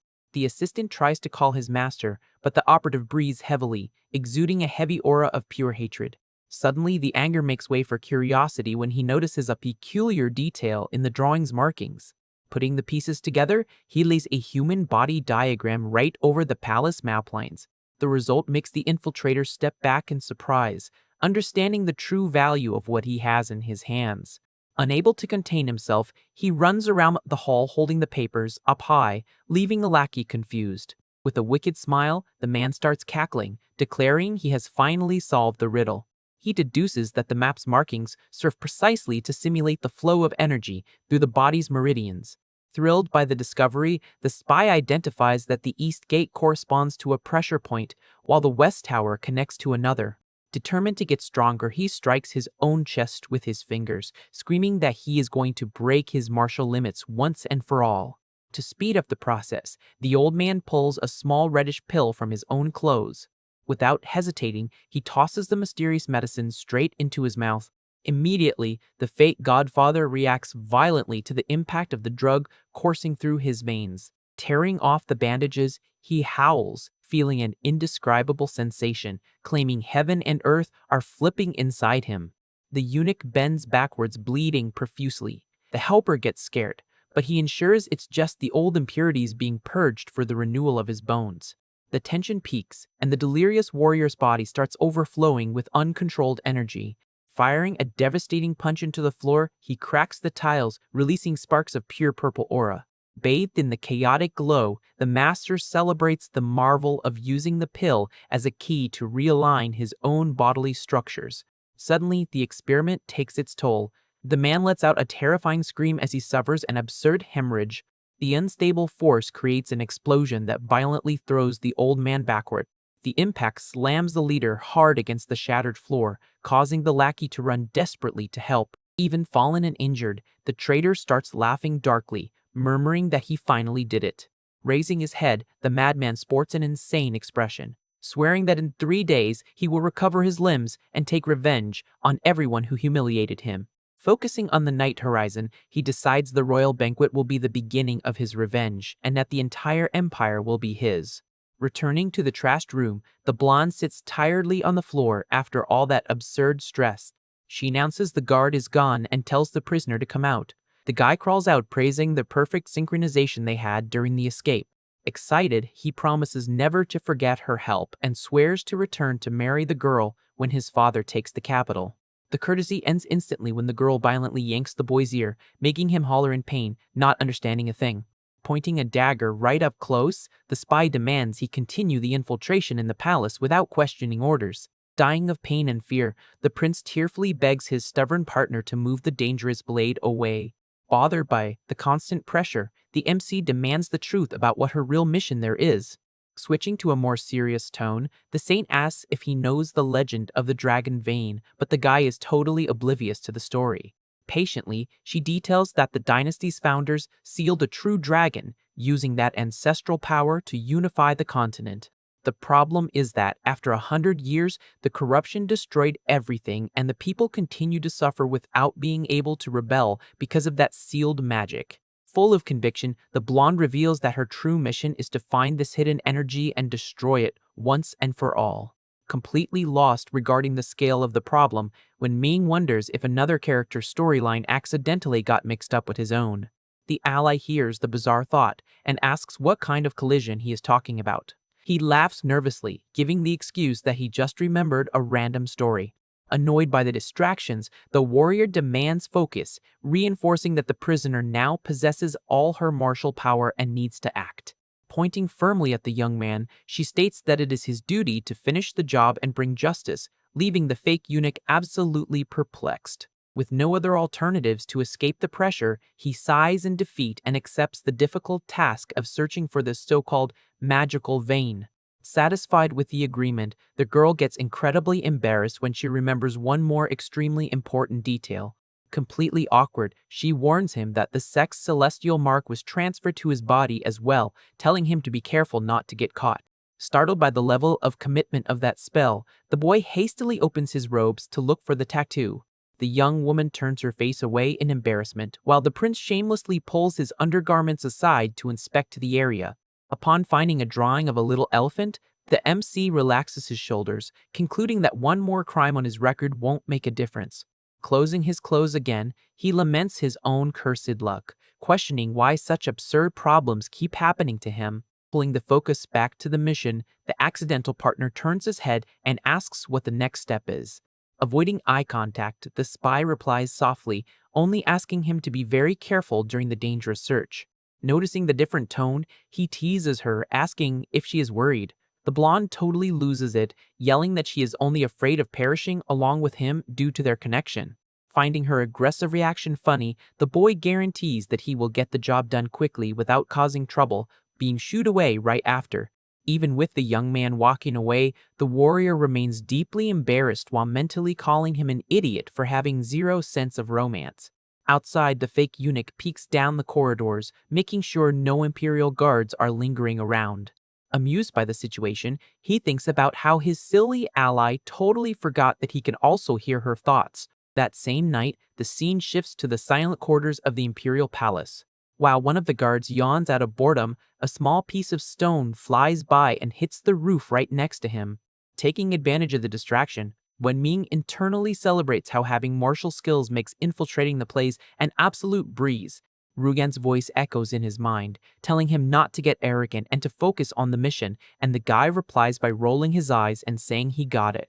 In a recent memory, the blonde spy explains that finding the Dragonbane won't be quick, but demands that the prisoner finish the job within 1 month. Outraged by the deadline, the fake eunuch complains that he has no idea what this thing looks like or if it is really hidden there in the capital.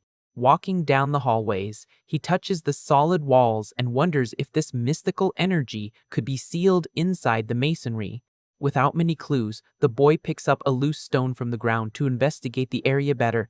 Next, he tosses the object straight down a dark well, thinking it is a classic hiding spot for treasures. The search continues through the gardens, with the MC peeking through the leaves to check if something important might be buried in the flower beds. Suddenly, he freezes completely when he comes face to face with two cats getting busy right in the middle of the bushes. The black feline leaps furiously straight at the intruder's face, who tries to defend himself while screaming that he didn't mean to interrupt their private moment. Far away from there, Tao Cece walks with her head down, extremely frustrated that she hasn't been able to catch the prisoner red-handed. Alerted by the noise, the warrior looks up as she hears the commotion coming from nearby. Emerging from the bushes, covered in dirt, the guy grumbles that he is done searching for the day, while the minister watches the scene from hiding, trying to understand his behavior. Determined to uncover the truth, the girl decides to follow the target silently, while he is only thinking about taking a bath and going to sleep. The silent pursuit leads them straight to the eunuch's living quarters, where the MC is staying. Camouflaged with some branches, the reckless investigator gets confused when she sees the boy simply enter the room, wondering if she was spotted. Through a lit window, the fake eunuch takes off his clothes, relieved that he didn't bump into the annoying supervisor, which leaves the spy outside boiling with anger. The sound of splashing water breaks the silence of the courtyard as the bath finally begins. Submerged in the wooden tub, the prince lets out a long sigh of relief for finally having a moment of peace after such a chaotic day. The rest is short-lived when the blonde's voice pops into his mind, scolding him for his laziness, but the guy shoots back that he has already searched every permitted corner. The sex saint warns him that wandering aimlessly won't do any good, and that he needs to look for clues directly from the invincible monarch. Changing the subject, the boy says out loud that he will handle it his own way, catching the attention of the watcher who is listening to everything from hiding. With extreme determination, Cece concludes that the suspect is definitely plotting something and decides to act to catch him in the act. Oblivious to the imminent danger, the MC hears his hidden ally warn him that she is going to give him a little extra motivation to speed up the process. He instantly panics as he remembers the spy holding a sharp needle against her own wrist, ready to use the pain link between them. Without hesitation, the woman drives the metal into her own skin as a cruel reminder, sending a sharp pang straight into her partner's body. Outside the fence, the pink-haired warrior finds the sudden silence suspicious and peeks to see what happened. The prisoner lets out a yell, feeling the pain of the needle in his arm, right at the exact moment the minister invades the place and ends up being hit by his sudden movement. The unexpected impact makes the girl lose her balance and fly backward clumsily. With a dull thud, the intruder falls straight into the warm water, ending up pinned in an extremely awkward position with the fake eunuch. Faced with the absurd situation, the guy is completely in shock, trying to understand why this crazy woman decided to jump into his bath out of nowhere. Noticing the supervisor's embarrassed reaction, he quickly concludes that she was spying on his privacy to confirm his alteration.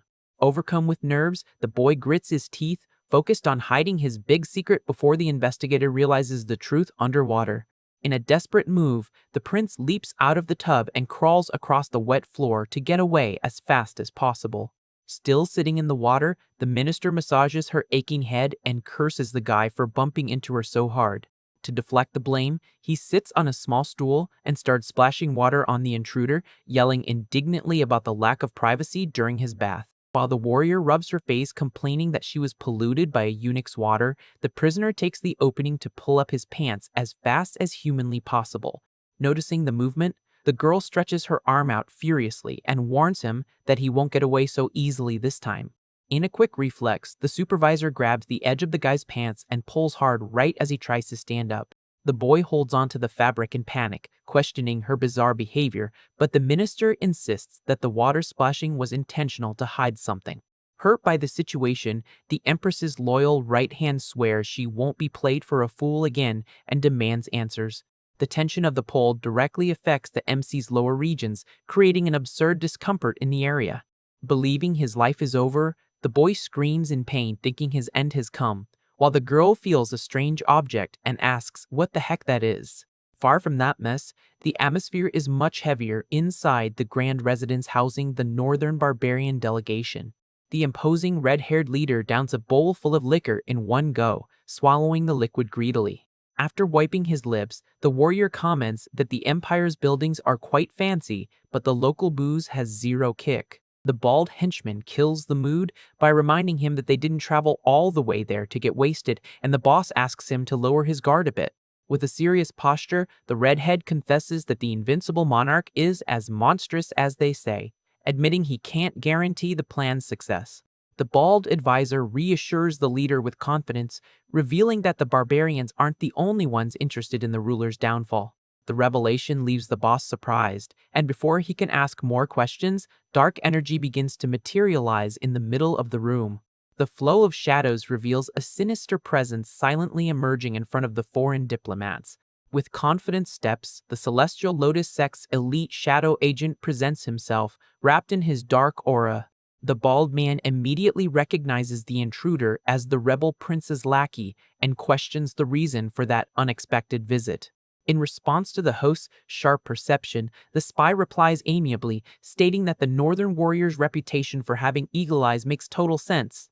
Straight to the point, the newcomer warns them that his master has prepared the traps for the banquet and expects the alliance with the Khan to be honored. The henchman confirms the deal without hesitation, guaranteeing eternal peace as long as the agreed territory is handed over to the barbarians. Satisfied with the answer, the shadow agent agrees to the condition, showing a devilish confidence. With the alliance solidified, the mysterious man warns them that his lord can hardly wait for the show, and the advisor guarantees they will do their part. With nothing more to say, the spy dissolves his own body into a curtain of shadows and vanishes from the room as quickly as he appeared. As soon as they are alone, the red-haired leader rants that he doesn't trust a single one of those imperial liars, and the bald guy confirms that the great Khan knows that too.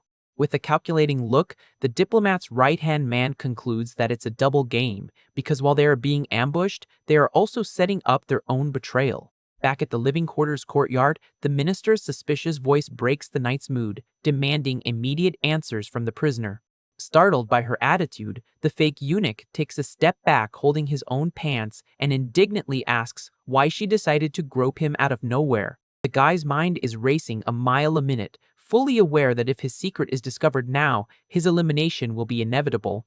Trying to play it off, the boy asks if she knows how hard it is to scrub his own back in the bath, but the warrior remains clueless about the connection.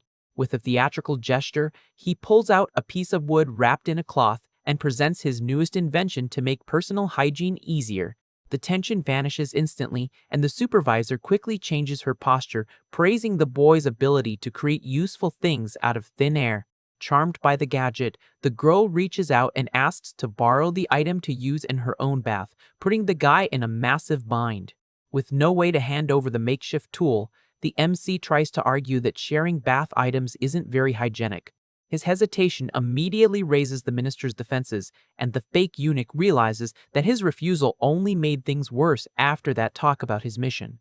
Piecing things together, realization washes over the pink-haired warrior as she formulates a brilliant new theory. Excited by her deduction, the loyal guard concludes that the great rebel secret is hidden inside the piece of wood, making the prisoner freeze in sheer terror. Out of patience for more excuses, the investigator charges forward, grabbing the boy's chest and demanding he hand over the bath brush immediately. The pink-haired warrior stares the prisoner down up close and suspiciously asks what he is hiding, while the guy panics, fearing he's about to be fully exposed. Receiving no answers, the minister gathers blue energy in her fingers and states that she has no choice but to repeat her attack. Suddenly, the loyal guard hesitates, totally confused, and stops her motion halfway. In the blink of an eye, the investigator's hand hits the target with full force, resulting in an absurd splash of red flying into her face, while the fake eunuch groans in pain.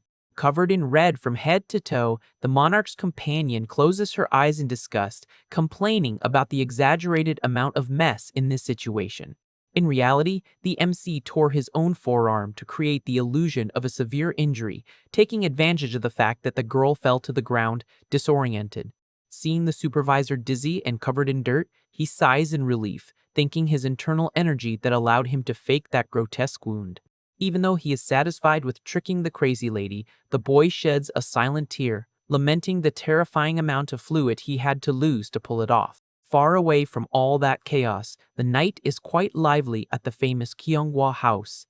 Excited, the madam of the establishment calls the blonde courtesan, letting her know that Boss Shen specifically requested her to serve his drinks tonight. With a sweet tone and flawless posture, Ruyan assures the madame that she will take excellent care of the demanding client, leaving the rich man beaming with joy. The Western spy offers the first glass with great grace, and the man returns the toast, completely melting at the girl's charm. However, a sharp, sudden pain hits the blonde's forearm head-on, a direct reflection of the wound her partner just inflicted on himself at the palace. The shock makes the girl lose total control of her hand, throwing the entire glass of liquor straight into the client's face, to the madam's absolute horror. The old lady furiously scolds the employee for her rudeness, while the sex saint tries to explain herself, mentally cursing out the fake eunuch. The problem is that the rich guy actually loved the surprise shower, drooling like a creep and asking how the courtesan knew about his peculiar tastes. In the imperial courtyard, the MC lets out a loud sneeze out of nowhere. Sitting on the cold ground with his coat open, he hugs himself, complaining about the chill, until he notices a strange object dropped near the unconscious supervisor. Curious, the boy picks up the small vial and takes a big sniff to try and identify what the minister was carrying hidden away. Surprise takes over the boy's face as he recognizes the substance, concluding that the heavens hadn't abandoned him and just handed him the perfect weapon to turn the tables. Time flies, and 3 days later, the sun shines brightly over the capital's majestic towers. The palace kitchen has become a true chaos of preparations, with eunuchi screaming orders and demanding speed from all the staff. With 2 walnuts in his hand and a threatening aura, the old supervisor warns that he will have no mercy on anyone who ruins the diplomatic banquet. Amidst the frantic rushing, the infiltrated spy notices a strangely relaxed figure chewing on something in a corner of the room. It was Wen Ming, devouring a huge piece of meat and crying tears of joy for finally eating something decent after spending 3 days being force-fed by the pink-haired psycho. His moment of peace ends when his fake godfather appears behind his back, calling the boy's name in a highly suspicious tone. To cover up getting caught, the guy quickly makes up an excuse that he was just taste-testing the dishes before serving them, and the old man pretends to buy it. Changing the subject, the supervisor points out that the waitstaff is short-handed and orders his godson to take the food to the hall immediately. As soon as the fake eunuch turns his back holding the heavy tray, the agent's features harden, revealing his dark intentions. With subtle and lethal movements, the old man's hand squeezes a dark vial, pouring a green liquid without anyone noticing the sabotage. The fatal toxin drops directly into the boiling soup, blending perfectly with the ingredients to leave no visible trace. The story flashes back to 3 days ago, showing the MC bandaging his bleeding arm next to the unconscious Tao Cc, focused on hiding the bath brush secret.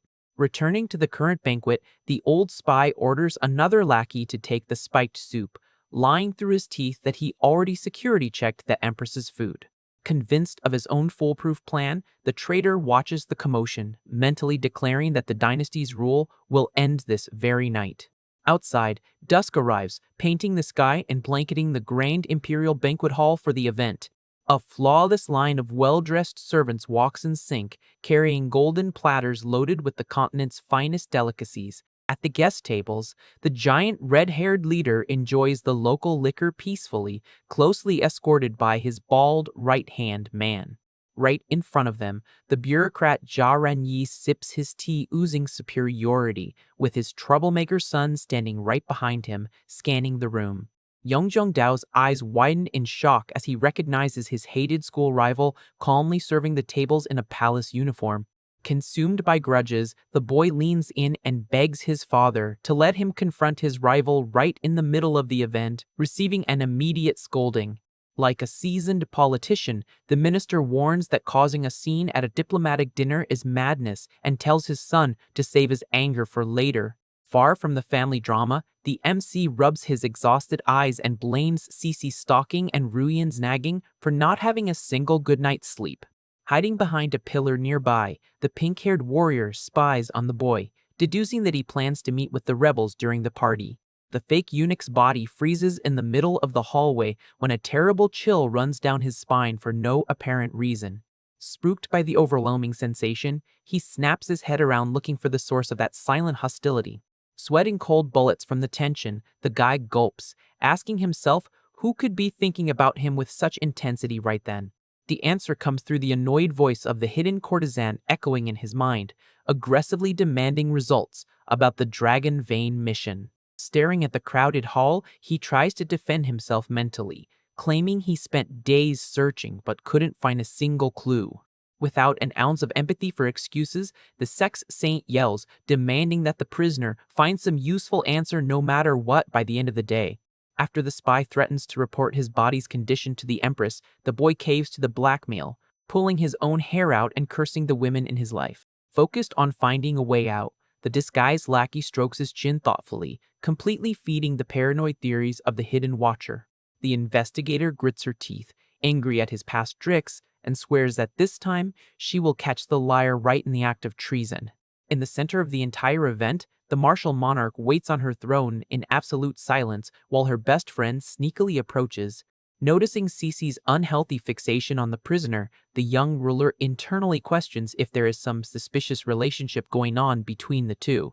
Eunuch Hai interrupts the Empress's doubts with a bow, confirming that everything is ready for the banquet to commence.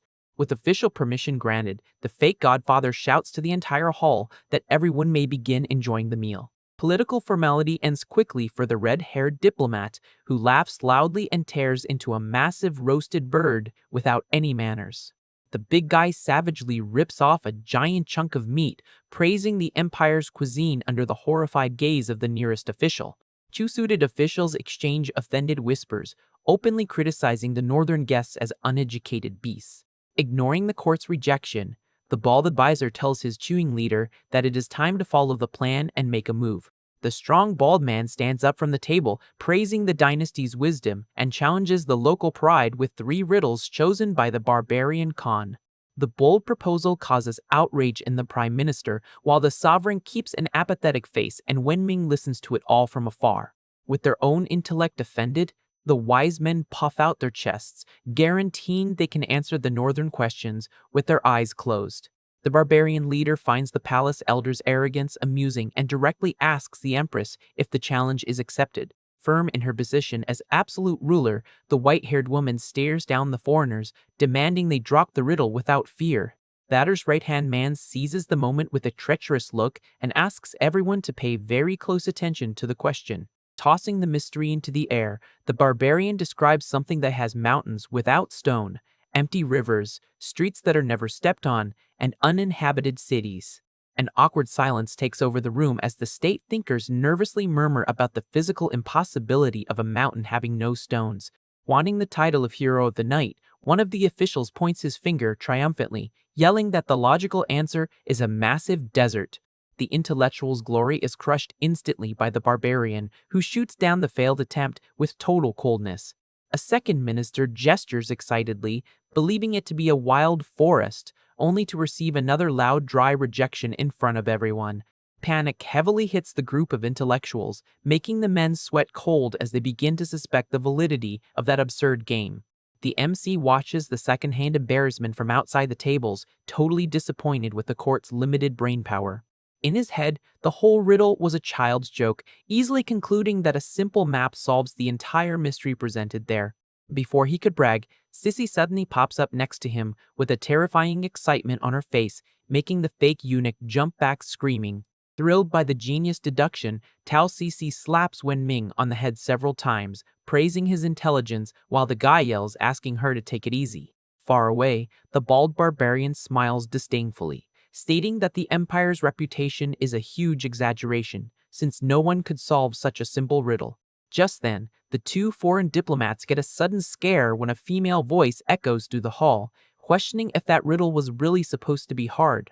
Full of confidence, the Grand Minister points her finger forward and states with all the certainty in the world that the answer to the challenge is a map, leaving the fake eunuch in despair.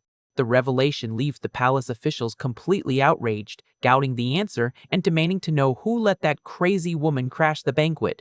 Watching the commotion from a distance, Empress Wuxin's eyes widen in slight surprise as she recognizes her best friend in the middle of that uproar in the hall. Annoyed by the interruption, Bater's right-hand man clicks his tongue, totally frustrated at having his moment of superiority ruined by the girl. With no way to deny it, the bald advisor swallows his pride and admits in front of all the guests that the answer really is just a simple map. Bursting with pride, the warrior brags to the prisoner saying she nailed another one, but the boy snaps back, irritated, reminding her that the answer was his from the start.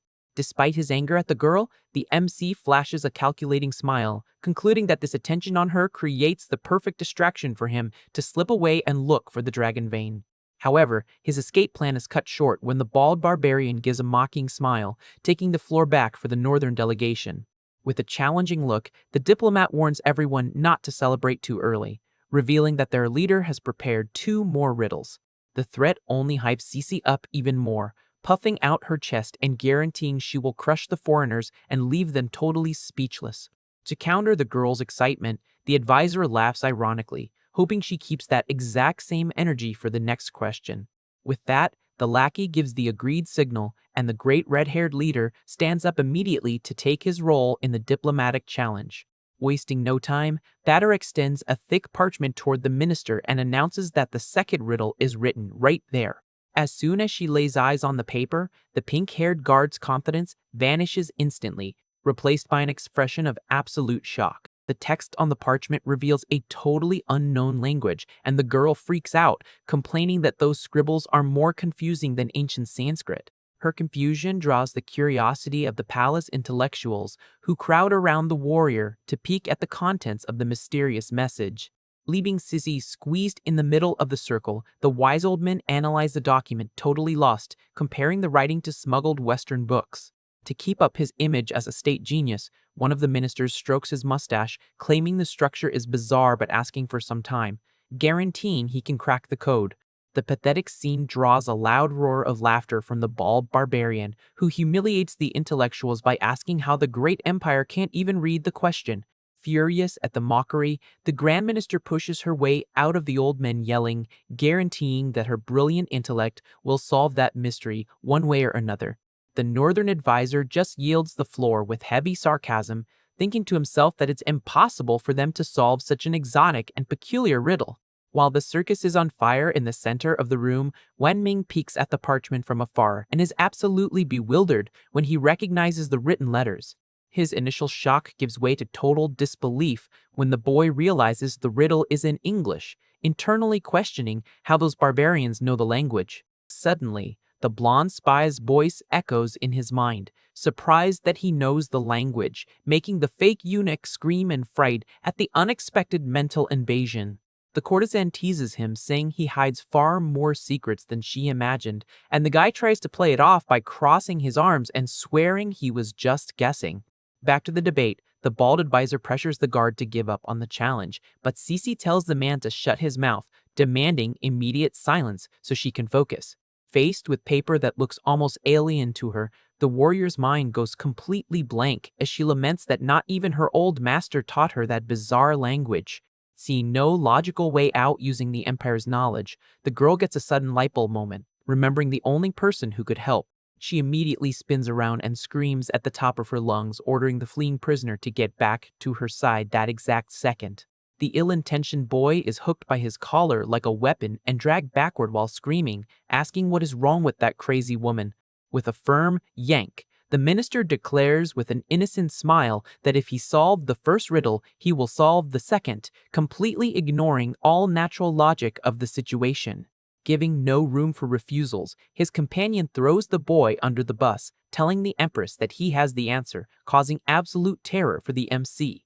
The meddling instantly annoys Minister Jia Renyi, who harshly reprimands her attitude, reminding her that a lowly, altered servant has no right to open his mouth in the hall. The old bureaucrat quickly spots a fatal opportunity and tells his son they will let the eunuch try, so they can use his failure as an official excuse to execute him. Focused on her own investigation, Cece watches the boy suspiciously, deducing that if he is a traitor, the barbarians will help him with the answer to save his honor. At that moment, the white-haired ruler stares at her childhood fiancé with expectation and asks him directly if he is certain he can solve the problem. Before the boy can defend himself, Zhang Dao mocks his stuttering, ordering his useless former classmate to get on his knees and beg for mercy right then and there. Used to the attacks from that family, the MC flashes a defiant smile and questions his spoiled enemy about what the prize will be if he gets the riddle right. The childish bet earns a reprimand from the old bureaucrat, but the son guarantees he has everything under control and promises to humiliate his rival in front of the entire imperial court. Tired of the bureaucratic duo, the boy raises the parchment imposingly to the hall and declares that this mysterious writing is very common in the western regions. With a relaxed expression and great confidence in his voice, he reveals to the confused nobility that the foreign language of the challenge is called English. The unknown word leaves the state thinkers completely lost, while young Jia starts sweating cold, realizing his opponent actually knows what he is talking about. The MC mentally gives thanks for paying attention in class during his past life on Earth, well aware that without this knowledge, he would be doomed. Reading the document fluently, the former hostage translates the question out loud, asking what is the beginning of eternity and the end of time and space. To explain the solution, the boy points out the repeated vowel at the beginning and end of each core word in the sentence, revealing that it was all just a visual puzzle. With a sharp look and leaving no room for argument, the guide decrees loud and clear that the correct answer is the letter E of the English alphabet. The simplicity of the resolution outrages the court elders, who accuse the prisoner of blatantly bluffing and making things up in the middle of a serious event. Seeing the perfect chance, the brown-nosing minister demands a severe punishment from the monarch, claiming the boy is trying to cause chaos on purpose at the banquet. At the same time, the younger bureaucrat panics as he notices the impressed look on the red-haired barbarian's face, unable to believe a mere lackey managed to win the game. To end the collective doubt, the bald advisor sighs in total defeat and confirms to the court that the required letter is indeed the true answer. Shock ripples through the guests while the boy basks in his own triumph with a mocking smile, listening to the old intellectuals finally praising his family. Thrilled by the perfect turnaround, the fake eunuch turns straight to his school enemy, demanding the loser honor his word and pay up the humiliating bet. Desperate about the situation, Jia looks to his own father seeking salvation, but the old minister furiously demands the boy take the consequences of his wager. With nowhere to run under the court's curious gazes, the spoiled brat swallows his pride, sweating cold, and bites his lip in pure mortification. Totally defeated and red in the face with anger, the troublemaker stammers, calling his old enemy grandpa out loud, receiving a sarcastic compliment from the winner. The joke turns the bureaucratic duo into the biggest laughingstock of the imperial night, further solidifying the eternal hatred they harbor for the former northern hostage. During the unusual scene, the Empress watches her disguised fiancé holding his chopsticks, silently wondering how many other secret skills he is hiding from her. In absolute silence, the majestic martial artist brings a piece of food to her lips, waiting for the next diplomatic moves without showing any emotion. Behind the sovereign's chair, the MC's fake godfather flashes an evil smile in the shadows, knowing the poison soup is already on the table. The celebratory mood goes right over the supervisor's head. She interprets his success as confirmation that the barbarians want to keep him alive as part of their traitorous scheme. Taking the lead at the banquet again, the red-haired leader praises the boy's incredible ability, but changes his tone, warning that there is still one final riddle in their hands. The giant warrior stands up holding a carved wooden box, announcing to the entire hall that this final question will decide the future of both nations. With a hard, unforgiving expression, the foreigner makes it clear that playtime is over and the weight of the peace treaty depends on what he is holding. Far from the guests' panic, the white-haired monarch maintains her calm in the seat of honor, while the barbarian asks permission to present the riddle personally. With great respect, the giant steps forward, extending the box toward the imperial throne, requesting that the ruler accept the decisive challenge. The barbarian's bold move triggers an immediate uproar among the palace guards and intellectuals who consider his approach an unforgivable insolence. Utterly outraged by the attitude, the shouting men point fingers, condemning the disrespect of the foreigners trying to get too close to royalty. Out of patience for more theatrics, the pink-haired warrior fires back at the critics, stating the queen doesn't need to handle this, throwing the prisoner onto the front lines again. The MC is shocked by the sudden nomination and yells that solving state matters is an honor belonging solely to the Empress, and he would never steal that role. Calming the inflamed room, the martial state's leader coldly permits the giant to present his box and puts an end to the questioning. Suspicious of the giant's behavior, the fake eunuch squints at the middle of the hall, sensing that all this suspense is way too exaggerated for a simple dinner. With his eyes locked on the barbarian leader, Wen Ming silently concludes that this ceremony hides a lethal purpose that goes way beyond logic puzzles. The protagonist's blood runs cold when he senses clear murderous intent coming from the foreign leader. At that moment, the blonde spy expresses her impression in his mind, explaining that only veterans can pick up on that. She confirms that the giant redhead radiates danger and warns that with his current cultivation level, it was obvious to notice. The shock hits the fake eunuch hard as he registers the imminent threat right in front of him. Worried about his fiancée, he fears for her life, but the spy guarantees the barbarians will perish if they try anything. The courtesan warns him to focus on his own survival and not become collateral damage in the battle. Finding it amusing, the boy asks if she's worried, making the girl yell in embarrassment that she only cares about the dragonbane. Oblivious to the danger, the Empress rises from the throne, ready to discover the grand final riddle inside the box. The red-haired diplomat flashes a terrifying smile and invites the ruler to take a good look. In a swift motion, a sharp dagger is pulled from inside the wood's secret compartment. The giant charges forward with the weapon in hand, roaring that she must perish for the glory of the Great Khan. The MC panics, confirming that everything was a blatant elimination plan. Despair takes over the Imperial Hall as officials scream frantically for protection. Taking advantage of the chaos, Eunuch Hai throws smoke bombs, ensuring no one will ruin the perfect opportunity. A dense toxic cloud swallows the Grand Minister and the guards instantly. Unable to see a thing, the fake eunuch coughs, realizing the invaders planned everything down to the smallest detail. Facing the blade almost at her throat, the Majesty coldly questions if such a cheap attack would work against her. However, the warrior's arrogance vanishes in the very next second, giving way to a paralyzing shock. Unable to dodge, the martial monarch is struck dead on in the shoulder, spraying red fluid across the hall. From the impact of the blow, the woman jumps backward, seeking immediate distance from the armed foreigner. The ruler loses her balance, feeling her vision spin and her own limbs go totally numb. Annoyed that she dodged, the red-haired warrior mocks Eunuch Hai, claiming his poison isn't all that great. Emerging from the smoke, the fake godfather flashes a dark smile, reminding him that the woman is an absolute top-tier martial artist. The pain makes the sovereign connect the dots, realizing with horror that the toxin was in her own banquet food. Furious at the betrayal, she questions the old man's motives for allying with the barbarians after being treated so well. With pure sarcasm, the infiltrated spy repeats her statement, finding her words completely ironic. In a cowardly move, he stabs a guard in the back, roaring that he never would have become a eunuch if the empire was actually good. The foreign diplomat loses his patience, telling his ally to shut up and just finish off the Empress already. Without hesitation, the assassin duo charges full force at the wounded monarch, decreeing her definitive end. Despite the poison, the majestic fighter blocks the flurry of blows, trading strikes at an absurd speed. The traitor's eunuch mocks her effort, recommending she stop fighting since using energy only spreads the toxin faster. Gasping for air, the warrior admits internally that her body won't hold out much longer. With her last bit of strength, she delivers a devastating spinning kick, repelling both enemies at once. The giant warrior steps back in utter disbelief that she can still fight under such a powerful lethal effect.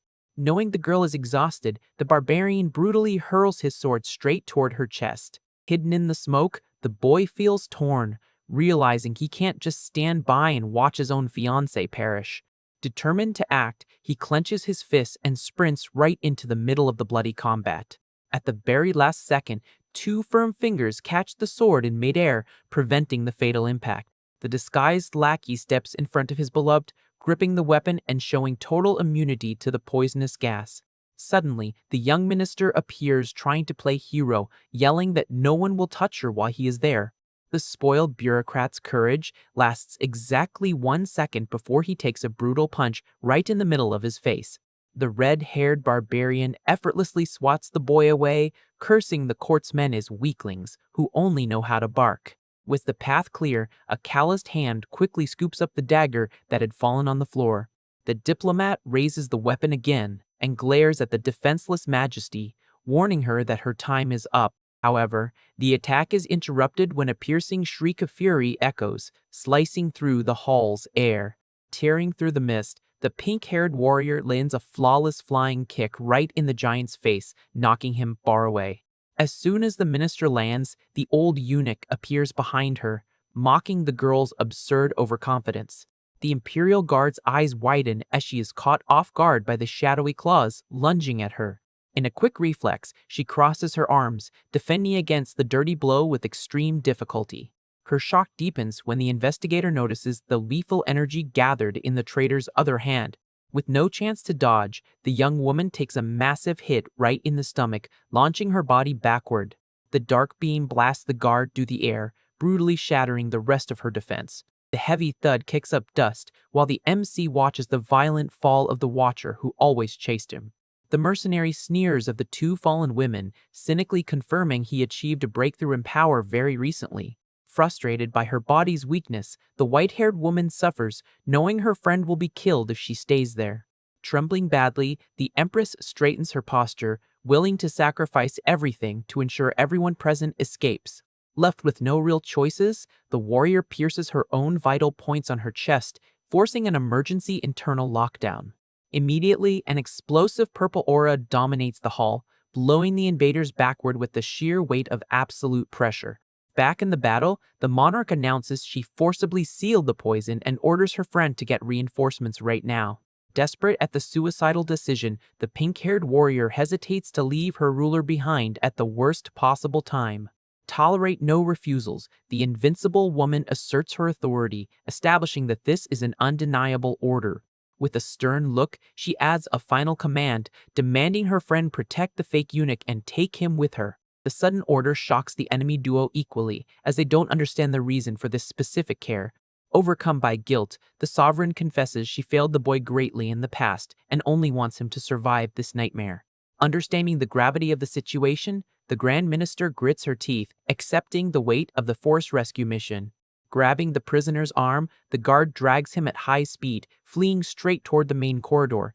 However, their escape route is instantly blocked by the bald giant, who seals the palace doors. Surrounded by fallen soldiers, the hostile advisor taunts the duo, stating that calls for help end right there.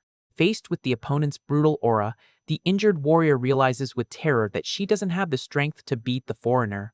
Before the giant can strike, the Empress appears out of nowhere, smashing his face with a direct kick. The violence of the blow is so immense that the northern advisor is thrown like a rag doll through the hall's air. With the perfect path opened, the martial monarch turns her head, screaming for them to run while she holds the line. Without looking back, the friend regains her senses, pulling the frozen boy and telling him to run for his life. Going off script, the fake eunuch breaks free, saying he has other urgent matters, confusing the girl. With a firm push, the guy shoves his escort away, hearing her yell that he can go ahead and perish if he wants to be that much of an idiot. Brushing off the annoyed guard, the Empress takes a firm stance, staring down the assassin duo, charging full force through the air. Watching from a distance, the MC sees his fiancée block the combined attacks of the giant and the old traitor simultaneously. Clenching his fists, when Ming frustratedly decides he can't just fall back and let his little Empress get taken down like that. He quickly calls the blonde spy mentally, asking for help, but the girl refuses, questioning if the monarch's passing wouldn't be better for him. Countering her logic, the guy explains that if the ruler falls, the empire turns to chaos, and they will never find the dragon vein. The reasoning goes deeper, proving that saving royalty grants them a free pass in the palace, creating the perfect chance to continue the search. Clicking her tongue in his mind, Li Ruyan teases him, saying all this is just because of the old feelings he still has for his fiancée. Even so, The courtesan says she will help justice once for the mission, making the fake eunuch thank her, highly relieved. Back to the clash, Eunuch Hai laughs at the wounded majesty, mocking the situation to see how much longer she can keep fighting. With eyes shining in pure fury, the warrior warns that even if she loses her life, she is taking the two traitors to the underworld with her. In an explosive move, the monarch unleashes a gigantic purple aura shaped like a dragon that blasts the enemy duo far away. The barbarian leader spits red fluid in the air, completely shocked by the monstrosity of her having so much destructive power even on the brink of fading. However, the massive effort takes its toll, and the sovereign falls to her knees, coughing up a huge amount of red onto the palace floor. Capitalizing on her imminent exhaustion, the fake godfather sneers through the dust, praising the majesty for being a formidable fighter. Covered in an intense dark aura, the old man admits that if he hadn't reached a new level, he wouldn't stand a chance against her. The ruler's eyes widen as she feels the pressure of the ninth tier, indignantly asking if a mere eunuch thinks he can seize power. Tearing off his own upper garments, the fake spy shoots back that his deficiency is temporary, and he will regenerate everything once he masters the technique. Consumed by pure greed, the old man lets out a bizarre laugh, screaming to everyone that when that day comes, the throne will be his alone. Ruining the moment instantly, the MC stealthily appears behind the mercenary, asking if a dead, altered man really wants to be king. Giving no time for a natural reaction, the boy concentrates strong blue energy circulating rapidly right into his clenched fist. With a scream of rage, Wenming lands a devastating punch right into the old man's ribs, calling the traitor an absolute freak. The brutal impact makes the shadow agent howl in pain as he is sent flying by the absurd weight of the surprise counterattack. Spitting red across the floor, the mercenary curses the boy as a bastard and indignantly asks if that is how he treats his own godfather. Landing smoothly, the guy throws the accusation back, reminding him that the old man only forced family ties to use him in the betrayal. Totally confused by what she is seeing, the monarch asks how her fiancé knows how to fight, making the lackey sweat cold and beg to put off the answer. Pointing to the dusty floor, the young man rushes his beloved, demanding they focus on quickly taking down the snipped enemy who wants to be king. Worried about his excitement, the ruler reminds him of the opponent's max tier, but the lackey smiles relaxed, telling her not to sweat it. Evaluating the target's wounds, the former hostage notes that internal bleeding prevents the old man from using the true full strength of that new level. Suddenly, his confidence vanishes when the boy notices an ignored detail, turning his head in terror and asking who is left for him to deal with. In one single swoop, the big ball barbarian violently appears behind his back, throwing a massive punch to crush his skull. The danger hits the ruler hard, making the woman scream in despair for her beloved to watch out for the enemy's cowardice. Driven by pure instinct, the fake eunuch slides his body backward using exotic dance steps, dodging the blow by a hair. Using the momentum of the push, the MC chains a devastating elastic kick, burying his foot into the barbarian's face. The sheer aggression sends the attacker flying backward bleeding while the winner lands, brushing off the failed attempt. After nailing the stylish move, the guy notices the majesty's paralyzed gaze, staring at the entire scene in deep silence. Panic strikes the lackey's mind, going into internal meltdown confirming he just leaked the rival sex martial art right in front of the state's leader. Breaking the tension, the monarch casually compliments that his moves were very feminine, offending the boy's bruised ego. Internally, the Empress processes the force of the strike, concluding with intrigue that her fiancé is already hiding a full tier 6 right under her nose. The stalling ends when the old traitor leaps at the young man's back, trying to end him, annoying the hero with another sneaky attempt. Driven by absurd agility, he leaps far away, dodging the claws, and mocks the exhausted old man's sluggishness, singing that he doesn't stand a chance. The mocking retreat pushes the spy over the edge, making his wounded face grit his teeth in pure rage against the insolent, untouchable brat. Insisting on blind fury, the villain throws another upward punch that the boy blocks effortlessly, playing with the exhausted elder's lack of skill. Pushing past his limits, ruptures the old spy's vital vessels, making his bloodshot eyes bulge as he vomits an entire red puddle from his mouth. Clinging to the safety of the pillar, the young man flips the villain's earlier irony, warning that forcing his cultivation only worsens the injuries he took. Tired of the heavy lifting, the MC yells from above, demanding the guards take advantage of the villain's fragility to arrest him once and for all. The sudden demand freezes the courage of the Imperial watchmen, who look like idiots weighing whether they should follow the risky advice. Lured by Imperial glory, the bureaucrats swallow their insecurity, remembering his past strength, and finally decide to attack the dying man. Realizing the tables have turned, the crippled godfather runs trying to escape the former hostage, who advances from behind, demanding his last forgotten tricks. Defeated by his own choices, the old man cries tears of red, accepting that nothing is going right, and pulls two mysterious items from his pants sleeve. The sudden madness halts the advance of the palace subordinates, who question, completely baffled, about grabbing walnuts in a lethal fight. Sharpening his verbal venom, the hero mocks the out-of-place snack, asking if chewing walnuts would boost his intellect before getting beat up.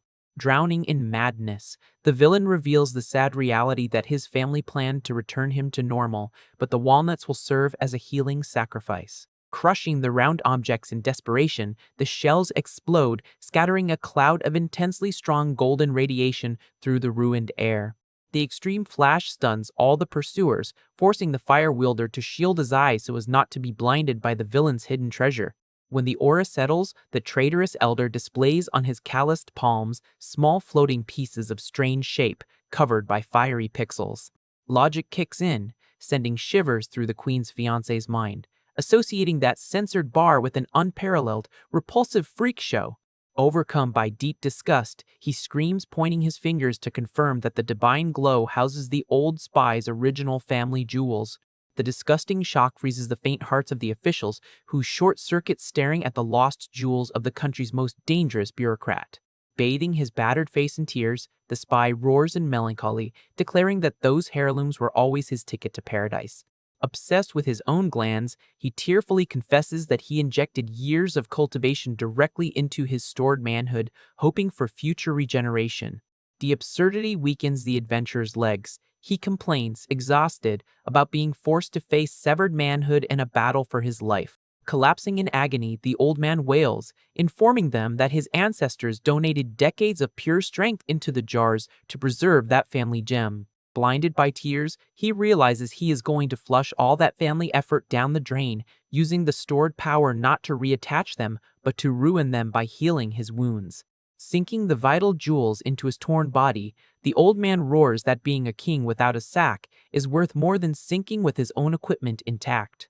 The repulsion of divine energy generates an invisible crater, forcing Wenming to put up his guard with everything he has, fighting to stay on his feet.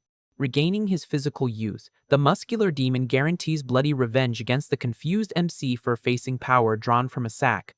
Swallowing his silent panic, the boy feels the danger of passing approaching and bitterly notes that the power gap has become way too massive. With no other options against the warrior, he yells for the bureaucrats to unite, only to be met by the echoing marks left by the cowards who already bolted. Totally alone again, he freezes watching the bizarre charge of the aura flying toward his back, while lamenting the bunch of useless runaways. The sight of his battered body awakens the restrained scream of the beautiful blonde ally, who breaks her stealth, yelling at the top of her lungs for her fake eunuch to dodge the imminent doom.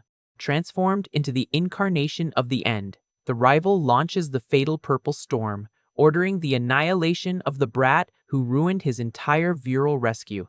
The spiritual blade lunges mercilessly, tearing a thick spray of red fluid from Wenming's flesh, unable to move his feet in time. Due to the sex pact, the massive damage from the wound crushes Lu Ruyan's delicate chest. She coughs up her own suffering in hiding, feeling the pain with him. Covering the terrifying gash on his abdomen, he breathlessly confesses that his intuition secured a safe escape route, preventing the loss of more vital organs.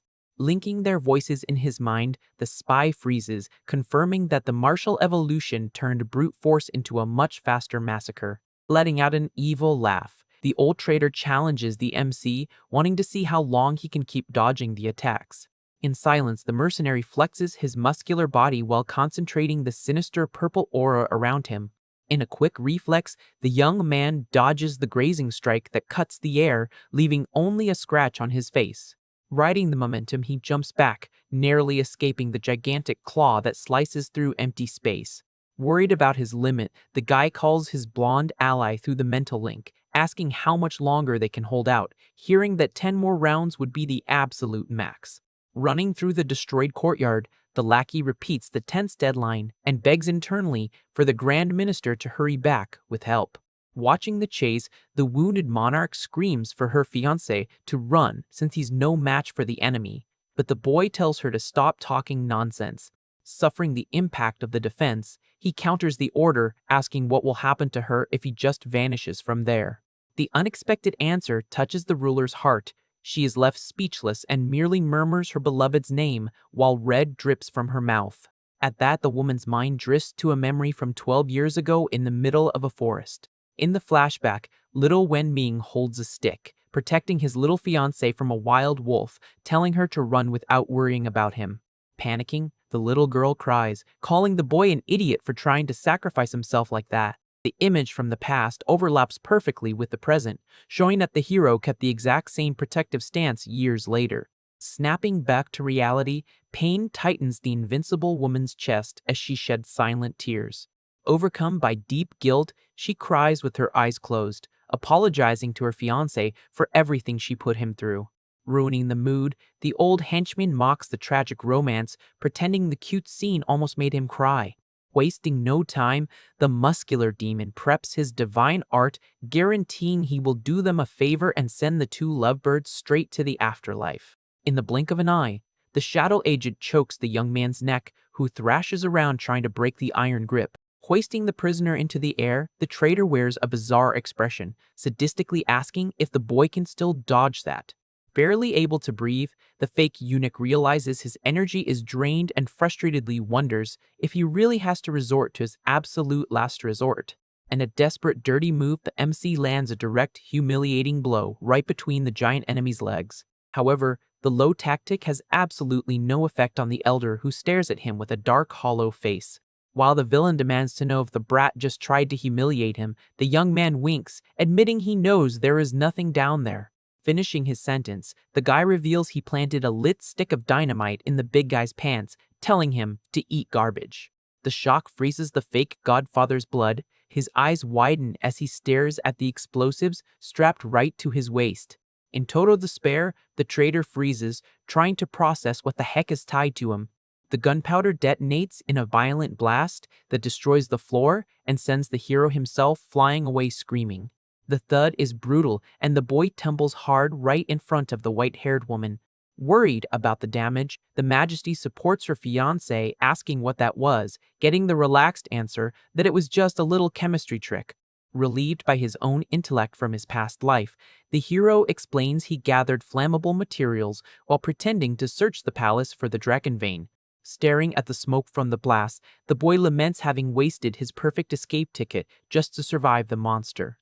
Hope vanishes when the mist settles and reveals the mercenary still standing, shocking the MC with the opponent's absurd durability. Completely charred and furious, the big guy charges, promising a slow end, while the young man screams in panic, telling him to stay away. Saved by the bell, the pink-haired minister's imposing voice echoes through the area, ordering a merciless rain of steel.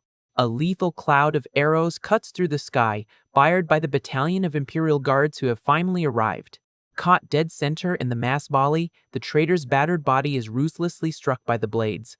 The danger of friendly fire spooks the MC, who curls up, dodging the projectiles embedding right next to him. Running up to her boss, the pink-haired girl frantically asks about the monarch's wounds, while the fake eunuch curses, demanding the soldiers aim properly. The courtyard turns into a circus with dozens of bureaucrats surrounding the sovereign and screaming for urgent medics. Out of patience for the useless commotion, the Grand Minister loses it and yells at the officials, demanding absolute silence. Focused on the rescue, the warrior checks the ruler's pulse, realizing with terror that her internal organs are a disaster and the situation is critical. The grim diagnosis terrifies the boy, who tremblingly asks if his invincible fiancé is really at risk of passing. Before processing the tragedy, the hero's attention is pulled aside as he notices the mercenary's body sprawled on the ground, still coughing up red. Refusing his own end, the old traitor drools red, lamenting he can't accept defeat when he was so close to winning. obsessed with his own frustrated ambition, the villain's maniacal gaze sheds tears, swearing he won't go out in such a pathetic way. With his life hanging by a thread, the elder's fragmented mind dives into a distant memory from 40 years ago in a poor village. Back then, an anxious mother said goodbye to her young son, asking him to be very careful on the journey to the great capital. Full of hope in his eyes, the boy smiles confidently, assuring her everything would be fine. With his bamboo luggage on his back, the humble scholar states with all the certainty in the world that this time he would pass the imperial exam. Arriving at the destination, the view opens up to the luxurious buildings of the empire's gigantic inner city. Fascinated by the sheer size of the place, the young country boy admires the absurd number of people walking the paved streets. But his distraction costs him when an arrogant nobleman on horseback violently knocks him to the ground, calling the peasant suicidal. Massaging his injured arm, the boy watches the noble ride off, promising to return the humiliation 10 times worse once he becomes a respected minister. The big day finally arrives, showing the various candidates concentrated in the massive hall of the imperial exam. Tension fills the room when the supervising guards firmly announce the official start of the decisive test. Moving his brush with agility, the young man is relieved to see the questions cover exactly the subjects he had mastered. Exuding pure confidence, a genuine smile blooms on the country boy's face as he feels certain approval right in his hands. The days move forward to a rainy, melancholy scene, where cruel reality prepared a devastating surprise against the poor boy's illusions. Nailed mercilessly to the imperial notice board, the scholar's name appeared with the cold stab of failure. Soaked by the storm, the boy's eyes widen, unable to accept the absurd result after acing every single subject. Collapsing to his knees in the puddles, the peasant cries, apologizing to his mother for failing the promise he made. Trying to drown his sorrows, the young man's trembling fist firmly grips a cheap bottle of booze. Completely intoxicated, he leans against the dark wooden walls of the city, barely able to keep his legs steady.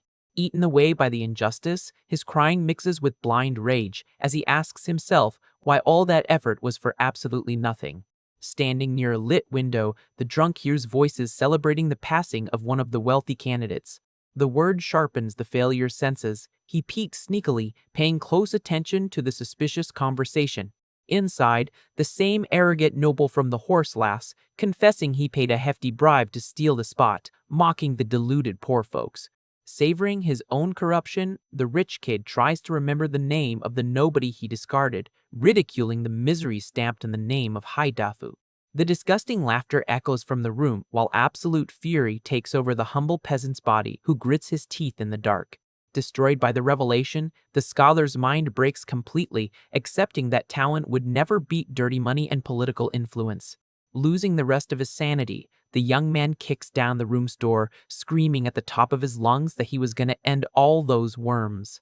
With the bottle dropping to the floor, his rebellion is short-lived as the guards' sheer numbers easily take the intruder down. The capital's nighttime silence muffles the dark events taking place in the back of that luxurious party house. With his face bleeding and held on his knees, the boy hears the arrogant rival decide to break his middle leg just as a fun pastime. Without any warning, a crushing kick hits the peasant's lower regions, shattering the boy's future as he roars in deep pain. Fallen on the wooden floor, the humiliated youth howls in agony, while the nobles turn their backs, complaining that he ruined the party mood. At that, the attacker's companion asks if he is really gonna let him go, and the arrogant guide disdainfully replies that he'll spare the trash's life for now. Sporting a dark look, the rich kid states that he wants to see that country boy watch his entire family perish because of him. Time skips forward and the peasant returns home all beaten up, opening the door slowly and calling for his mother in an exhausted tone. But shock takes over his mind the very next second, freezing his bewildered gaze at a brutal scene. His entire family was cruelly eliminated and strung up in a bloody scene, proving he didn't have the power to stop the tragedy. Consumed by rage, young Haidafu cries out to the heavens, asking what the point of studying so hard was, blaming the Wu dynasty for turning his life into a joke. Devoured by vengeance, he threw away every ounce of pride and dove headfirst into the imperial palace as a humble eunuch. The lethal plan took 20 years until the conspirator reached the position of director of the inner court, using the power to eliminate every person who tormented him. However, all that rising never erased the pain of not being able to be a real man, feeling useless for not even scratching the empire's foundations. Until one day, the golden opportunity appeared when the prince's special envoy sought him out directly in the shadows. The alliance with the mysterious red-eyed messenger represented the only real spark of hope to topple the queen he hated so much. Returning to the tragic present, the old traitor, full of arrows, spits red on the ground, roaring that he will never accept having his effort reduced to smoke. Hidden silently behind a giant pillar in the courtyard, the prince's own messenger watches the miserable end of his informant. Beside the boss, a masked agent grumbles in disgust, calling Hai Dafu useless trash who only knew how to bark and delivered nothing. Focused on the clash, the lackey analyzes the opponent from afar. Impressed that the boy knows English, mastered gunpowder, and possesses so much strength. Agreeing with the analysis, the envoy finds Wenming very interesting while the hero pants, exhausted, asking if the enemy has finally perished. Chaos dominates the palace area with the arrival of the bureaucrats who surround the female duo demanding urgent updates on the ruler's health. Hugging Wu Xin's wounded body, the Grand Minister cries, stating that only her master could heal her friend, but the rescue trip would take way too long. The diagnosis terrifies the MC, who freezes, asking in disbelief if the invincible monarch is really at risk of losing her life so suddenly. Through the mental shadow link, Luruyan cuts through the panic, declaring that she can save the majesty, leaving the boy completely stunned. The spy tensely explains that the Empress's sudden passing would make the barbarians and the prince destroy the capital, ruining the search for the dragon vein. Keeping her calculating logic, the ally orders him to keep the ruler alive so they can extract the exact location of the treasure from her later. Anxious about the quack, Tao Sisi tells the fake eunuch to send soldiers to alert her master as quickly as possible before it's too late. However, the warrior's expression drops into pure shock upon hearing the completely unexpected response from the lackey. Placing his hand firmly on his chest, Wei Ming declares for the guards to hear that he himself has a perfect method to pull his fiancée out of danger. The absurd audacity annoys the pink-haired girl, who scolds her colleague, yelling furiously that this tragedy was no time for stupid little jokes. Without backing down from his claim, the young man shoots back a serious look, assuring her he isn't lying and that he is the only available salvation on site. His confidence draws the anger of the old officials who mock him openly, accusing the useless guy of trying to finish off the leader under the guise of healing. Losing his patience with the scandal from the cowards, the hero shouts loudly, telling that whole bunch of bureaucrats to shut their mouths immediately. Turning his attention to Tao Sisi, he gives it to her straight, demanding she admit that the majesty wouldn't survive long enough for her mysterious master to show up. The silence hits the warrior hard. She reflects, remembering the surreal strength the boy used in the fight, considering that maybe his medical skill is real. Swallowing her own fear in the face of desperation, she finally agrees to the plan and decides to put Wu Xin's fate entirely in his hands. Without wasting time and explanations, the friend orders him to help her carry the wounded ruler into the living quarters right this second. The starry night blankets the luxurious roofs of the massive palace, while the life of the person who commands the entire continent hangs by a thread in the inner hallways. Rushing into the room, the ally asks again if he is sure about the procedure, and he seriously replies that he would never be there if it was an empty bet. Lying exhausted on the pillows, the invincible woman sports a pale face, suffering quietly as the fever of the infection takes over her body. Observing the gravity of the scene, the Grand Minister stares at the makeshift healer, wanting to know what exactly is needed to start the treatment. Guided by Lu Rulian's instructions, Wen Ming demands silver needles, a brazier, hot water, clean towels, and a small surgical knife. The practical request makes the pink-haired girl turn around instantly, running to order the servants to prep the equipment without the slightest delay. In mere moments, the wooden counter is filled with elite medical supplies gleaming clean next to the burning heat held in the iron pan. Analyzing the unconscious patient, the guy recruits the help of the present maids, ordering them to lift the boss's back, keeping her posture straight. Feeling the pressure of the entire empire resting on his shoulders, he lets out a long sigh, gathering the courage and focus needed not to mess up a single move. Getting straight to the goal, the hero pulls back his fiance's clothes, revealing the private injuries, an action that pulls a scandalous gasp from the bodyguard. Desperate at the scene, Tao Cici screams, demanding the reason for total nudity, while the fake eunuch shouts back, emphasizing the medical obviousness of the situation. Hugging Wu Xin to block everyone else's view, the minister refuses to proceed, terrifiedly claiming that the creep would end up seeing everything if he stayed. Tired of the useless delay, the MC states coldly that she herself can perform the acupuncture technique guided by him, but warns that any mistake would end the patient's life. The crushing pressure of the risk silences the protective friend, who gulps, noticing her total inability to perform something so precise. Yielding indignantly, she authorizes him to view the queen's body, swearing to rip his head off if he tries anything suspicious, and he retorts by making fun of his own reputation. With the path clear, the healer stands behind the leader's bare back, observing the battle marks until he notices a pattern on her pale skin. Inspecting the wounds closely, he identifies 3 huge torn claw marks, realizing that grotesque scar didn't belong to the current combat. The familiar sight sends the fiance's mind straight to a peaceful memory from 12 years ago, where the kids played at night in the open forest.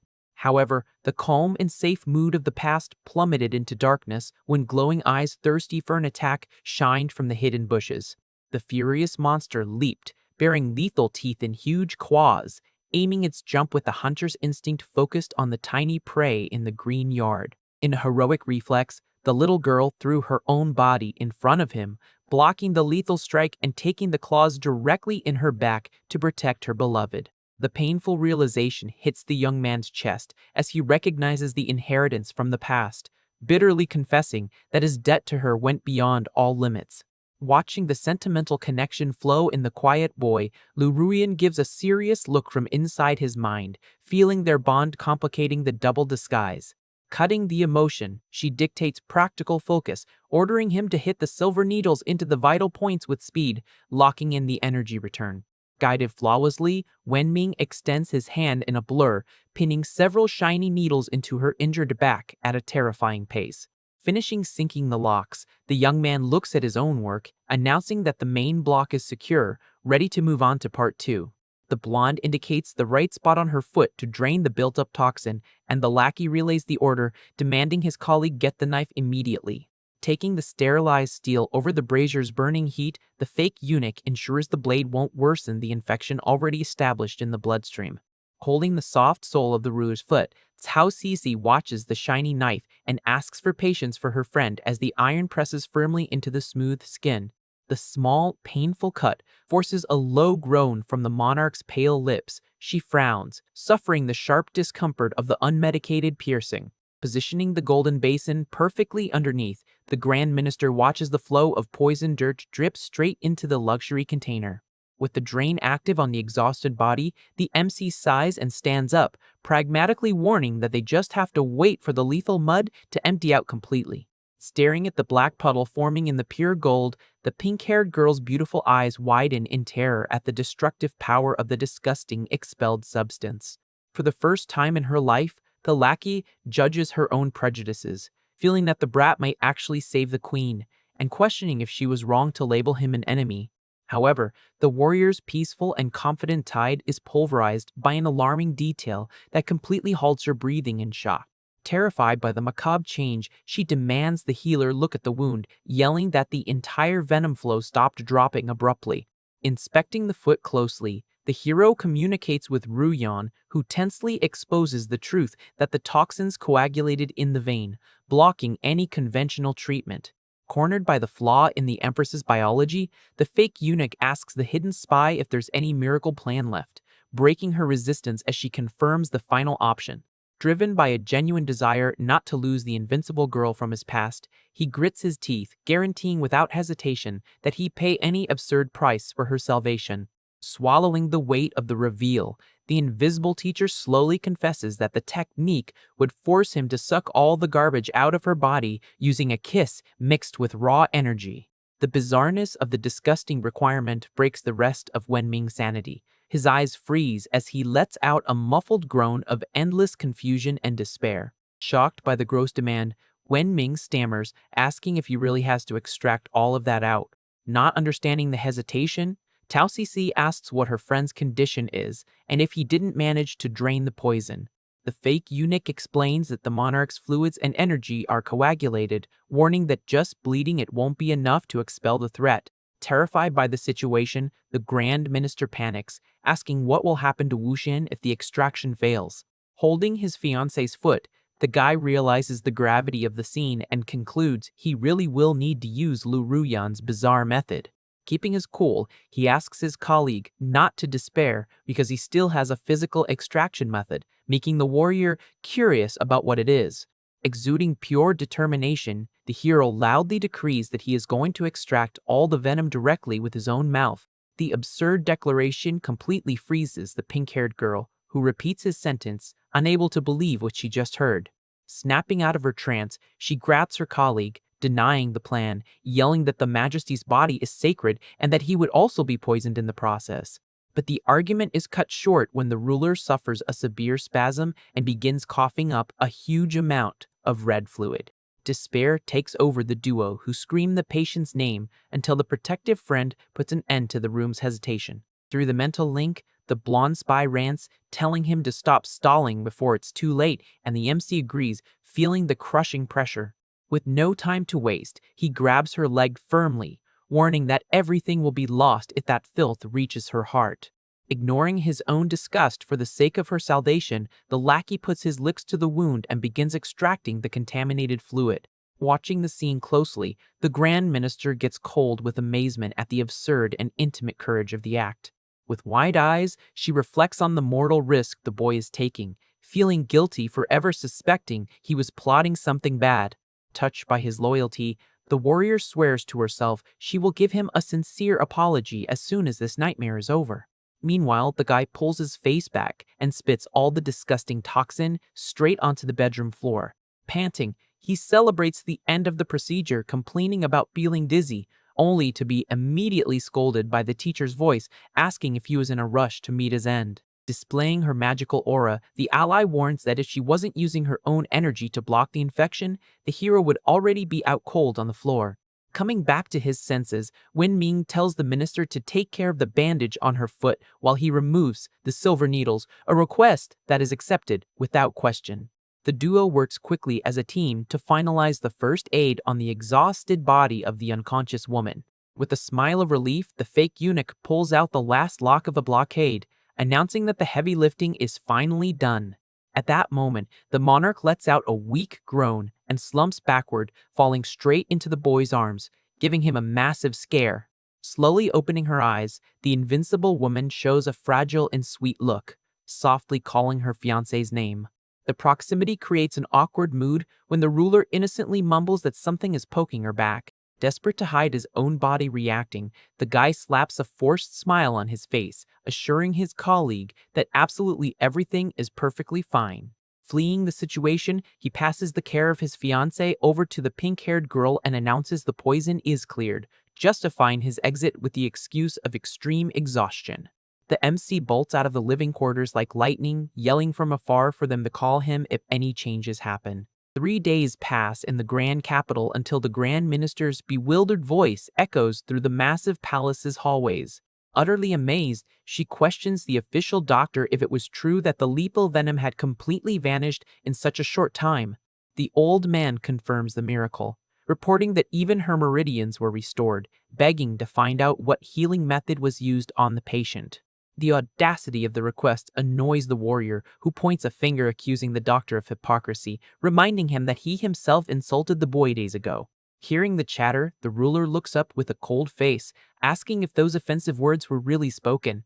Feeling the terror of punishment approaching, the official throws himself to his knees begging for forgiveness and using his concern for the boss as an empty excuse.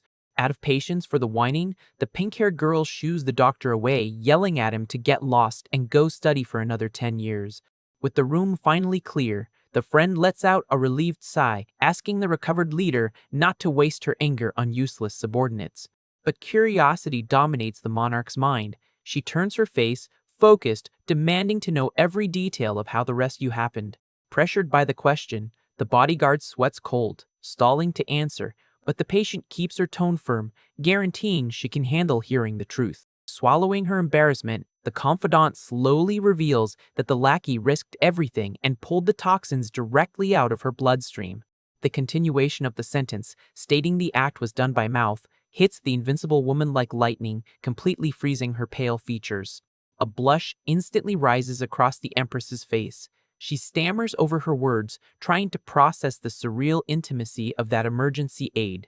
Completely embarrassed and with her heart beating fast, she murmurs confirmation of the act, still shocked by her fiancé's bold move. However, sudden panic quickly replaces the embarrassment when her tactical mind notices the fatal flaw in that absurd idea. Worried about her beloved's health, the boss moves to get out of bed, only to be held back by the desperate minister demanding she go back to resting. To calm the situation, the warrior confidently guarantees that the boy didn't take any severe damage and is just dealing with normal exhaustion. Taking charge of the problem, Cece states she will visit him personally to check on his condition and orders the monarch to stay in bed and rest. Beaten by the exhaustion of her own body, the powerful woman yields to the pressure and silently agrees with her friend's care. Watching her partner walk out the doors, the invincible woman prays in a low voice, hoping with all her might that her savior is safe and sound. Meanwhile, the Grand Minister's footsteps reach the massive culinary pantry located in the back of the palace complex. Still chewing on her remorse, she concludes that a verbal apology would be too awkward, deciding the best excuse would be to prep a luxurious meal. Rolling up her uniform sleeves, the warrior raises her fist with an inflated ego, swearing the MC would taste the banquet of a true genius. Scanning the wooden counter, the makeshift chef notices the main spice jars are empty, frustrating her initial plan. But the obstacle is short-lived, as a convenient memory lights up the girl's mind with a perfectly stored solution.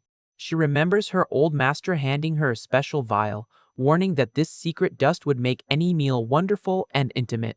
Holding the glass containing the strong love potion without knowing the actual danger, she justifies using it just as a practical apology for the misunderstanding. Later that day, a deep groan breaks the silence of the lit courtyard in the men's living quarters wing.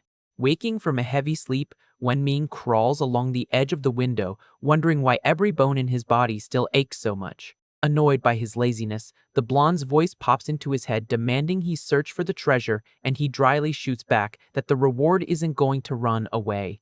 Dramatic, the fake eunuch faceplants on the floor whining about being contaminated, forcing the teacher to yell at him to stop complaining over nothing. The hero's solitary peace is completely destroyed when the double doors burst open, revealing the cheerful figure of the bodyguard invading the room.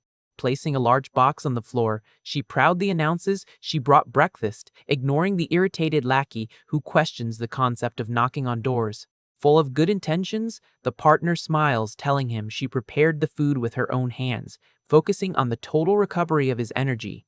The extreme kindness raises all the manipulator's red flags. He stares at the woman, doubting the real motives behind that miraculous offer. When the lid is taken off, his suspicion turns to pure panic upon seeing the food emitting a highly questionable radioactive rainbow glow. Fearing for his life, the MC instantly makes up the excuse that his stomach is already full, leaving the warrior confused. Realizing the obvious lie to escape her masterpiece, the pink-haired girl's hands clasp together with a terrifying bone crack to show who is boss here. Releasing an oppressive killer aura, the furious chef warns that if he rejects her effort, he would end up as the punching bag for a lethal training session. The brutal threat disintegrates any resistance from the youth, who quickly grabs the chopsticks, forcing a compliment about the great honor of tasting the dish. Sweating cold before the bizarre chunk of dough, he tries to convince his own sanity that it couldn't be worse than the monarch's poison. With no way out, the lackey closes his eyes and swallows the thing in one go, watched closely by the anxious expectation of his chef friend. To the absolute surprise of all his taste buds, the hero opens his eyes impressed, discovering that the flavor was magically delicious. Thrilled with his reaction, she demands compliments while he keeps eating compulsively, confessing he felt a slight dizziness coming out of nowhere.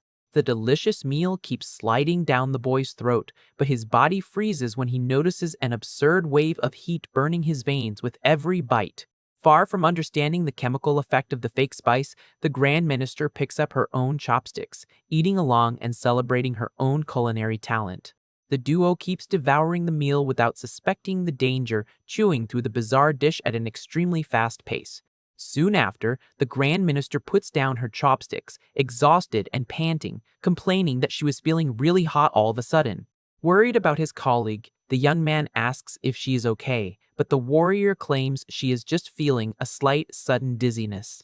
Losing focus, the pink-haired girl calls his name in a needy way, leaving the lackey completely confused about the situation. With very red cheeks, she steps closer to the fake eunuch, confessing that he is pretty handsome, which scares the guy. Panic takes over the boy. He begs his ally to calm down while calling out to the hidden spy in his mind in an immediate cry for help. In an isolated room, Lu Rian suffers from burning heat, squeezing a pillow, realizing the love potion powder was way too strong. With no time to think about his teacher's desperate warning, the MC is shoved hard, feeling his friend's aggression. Knocked to the floor, his eyes widen when the bodyguard sits on top of his body, completely out of her normal mind. Cornered by the danger, Wen Ming sweats cold, warning her that she got the wrong idea, trying to bring order to his partner's mind. Totally dominated by the desire from the magical dust, she sports a hazy, panting look, ignoring reason just to ask for apologies. Time passes in the quarters, letting nature run its course during the day outside the grand imperial palace. Far away, the ruler's imposing voice resonates through the main courtyard, ordering Minister Jia to get up off the sidewalk immediately. Seated on the throne, the Majesty praises Wen Ming's contributions during the rebellion and proposes promoting him to chief eunuch of the court's servants. The shock hits the old politician, who grits his teeth in annoyance, thinking he would never allow that lying brat to reach the top. Hiding his hatred, the bureaucrat maintains a respectful posture, agreeing out loud that the boy's merit truly deserved rewards. Satisfied with her subordinate's mild acceptance, the Empress closes her eyes, ready to declare the official and definitive promotion. However, the minister lifts his head in desperation, interrupting the boss with a shout for her to reconsider the hasty decision. Bowing his body again, the old man drops the serious accusation, claiming the boy had dangerous ties to the Celestial Lotus sect. The absurd statement surprises the invincible leader, who coldly questions if the official is accusing her fiancé of conspiracy. Exuding a heavy aura, the monarch warns that framing a loyal subordinate is a fatal offense, demanding proof for those loose words. Not backing down from the veiled threat, the politician reveals a dagger wrapped in cloth, presenting the sharp item as concrete evidence. Holding the steel by its solid hilt, Jia explains that the object injured his son and bore the rebel's mark, guaranteeing he had more witnesses. The boss warns about the danger of getting involved with the outlawed cult, and the suited man proposes a direct confrontation with the boy. Tired of that suspicious insistence, the young woman agrees to give him a chance, reminding him of the bloody price for spinning lies there. Relieved to have convinced the sovereign master, Jia Renyi bows to the throne, deeply thanking her for the granted opportunity. With a contained evil smile on his face, the old man victoriously reflects that the hated lackey won't be able to escape the trap set today. While the dark plan took shape, the mood in the living quarters remained quiet under the bright light invading the balcony. Across the messy bedroom floor, several scattered pieces of clothing indicated the long mess left by the intense heat from earlier. Waking up suddenly with a splitting headache, the fake eunuch squints, feeling a bizarre dizziness rock his weak mind. Lifting his aching torso from the soft bed, he connects the dots in a flash, deducing that the blame for the disaster fell on the food made by his colleague. The terrifying memory comes rushing back, and the guy focuses on the shock, feeling panic take over every muscle exhausted by the chaotic morning. Looking at his own pitiful state under the thin blanket, the MC takes a deep breath, absorbing the weight of that surreal intimacy. Turning his face slowly in silence, he finds the Grand Minister sleeping deeply beside him, with her messy hair on the pillow. Without giving morals a second thought, the hero jumps up in terror, determined to beat a shameful retreat before the lioness wakes from her deep sleep. But the strategic escape crumbles when a sweet feminine voice demands answers directly from outside the massive latticed windows. The invincible Majesty's silhouette casts an intimidating shadow, asking in a gentle tone if the target of her visit is lying in there. A few minutes before the terror, Wu Xin stopped with the group, confirming if the lying politician still upheld his false criminal accusations. faced with the gross old man's firmness, she sighed. Closing her eyes, decided to confront her beloved to clear his name quickly. Returning to the desperate present, Wenming hears the ruler calling for the entire quarter, his legs locking up like a bear statue. Terror dominates the altered youth living a lie, imagining the tragic end of his own documents if his disguise collapsed with the door opening. In the midst of the absurd tension, the blonde spy cracks jokes in his head, saying the two women would soon become sisters, annoying the poor guy. Brushing her blonde hair, Ruyan counters his insults, guaranteeing that ripping off the problematic piece would relieve her students' future headaches. Adding to the generalized disaster, Tao Sisi lifts her sleepy eyelids, smoothing her throbbing forehead and mumbling curses under her breath. The sudden movement under the white covers makes the boy's eyes pop out of his skull, sensing the time bomb about to blow up for good. Sitting up, wrapped in the queen sheet, the childhood friend asks, with the innocence of a hangover, why the healer is completely naked. Still foggy-headed from the magical powder's residue, she rubs her bloodshot vision, trying to process the indecent scenery in front of her. Bringing her attention down to her own exposed legs, the bodyguard realizes the absence of her underwear, paralyzing her entire body. A blush explodes like a ripe tomato across the scared pink-haired girl's face, and she stammers in disbelief, trying to grasp what her colleague had pulled. Before the accusatory screaming can fill the pavilion, the lackey covers her lips in an aggressive lunge, silencing the out-of-control partner.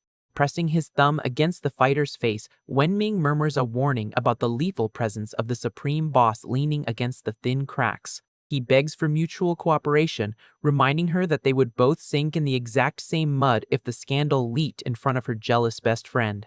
Offended by the insolence of that cheap traitor, the ally throws a strong hook toward his abdomen, wanting to erase the existence of her abuser. Focused on the incoming attack, the hero is shocked to notice that the speed of the punch, previously impossible to stop, now moved in slow motion. Sweating 0 drops with the martial technique, his hand intercepts the violent blow, locking the minister's fist without blinking from exhaustion on the bed. Pulling the fighter in, he scolds her blind fury, and she promises to snitch about the spiked meal, wanting to screw with his destiny out of revenge. Confident in her petty plan, she points to the table, indicating that the colorful leftovers serve as a certificate to prove the desire trap. The boy pins his opponent's arms down, threateningly declaring he would drag the clumsy cook to the grave holding hands with him. Frustrated by the absurd difference in strength, the warrior thrashes her legs, screaming insults at the jerk blocking her defense routes. Understanding the painful logic that she would be blamed for the mess of the poisoned cooking, Sissy clenches her jaw, swallowing her impotent hatred. Reluctantly accepting the secret pact, the pink-haired girl demands absolute silence from the lackey, under penalty of becoming dog food in the upper city sewers. Relieved by the momentary truce, the MC flashes a nervous smile, sealing the deal, while keeping to himself the detail that Rian witnessed the whole thing. The muffled conversation is cut short by the anxious meddling of the powerful fiancé, audibly confirming she heard the chatter from the other side of the room. Ignoring the offended warrior's hostility, Wenming demands a clever plan from his ally, asking for total focus on the suspicious leader out in the hot sun. Realizing there are no useful answers coming, the manipulator decides to take charge, decreeing he would closely gauge the recovered patient's mental state. Patiently waiting by the shadows of the luxurious hallway, Wujin listens to the muffled noises indicating the servants were slowly waking up in there. Pressing her formal advance, she demands an immediate pause, warning she has important pending matters requiring the chief eunuch's direct collaboration. Closing the gap in a panic with the excuse of his pants, the lackey sets up a distraction, instructing the rebel minister to crawl through the windows in secret.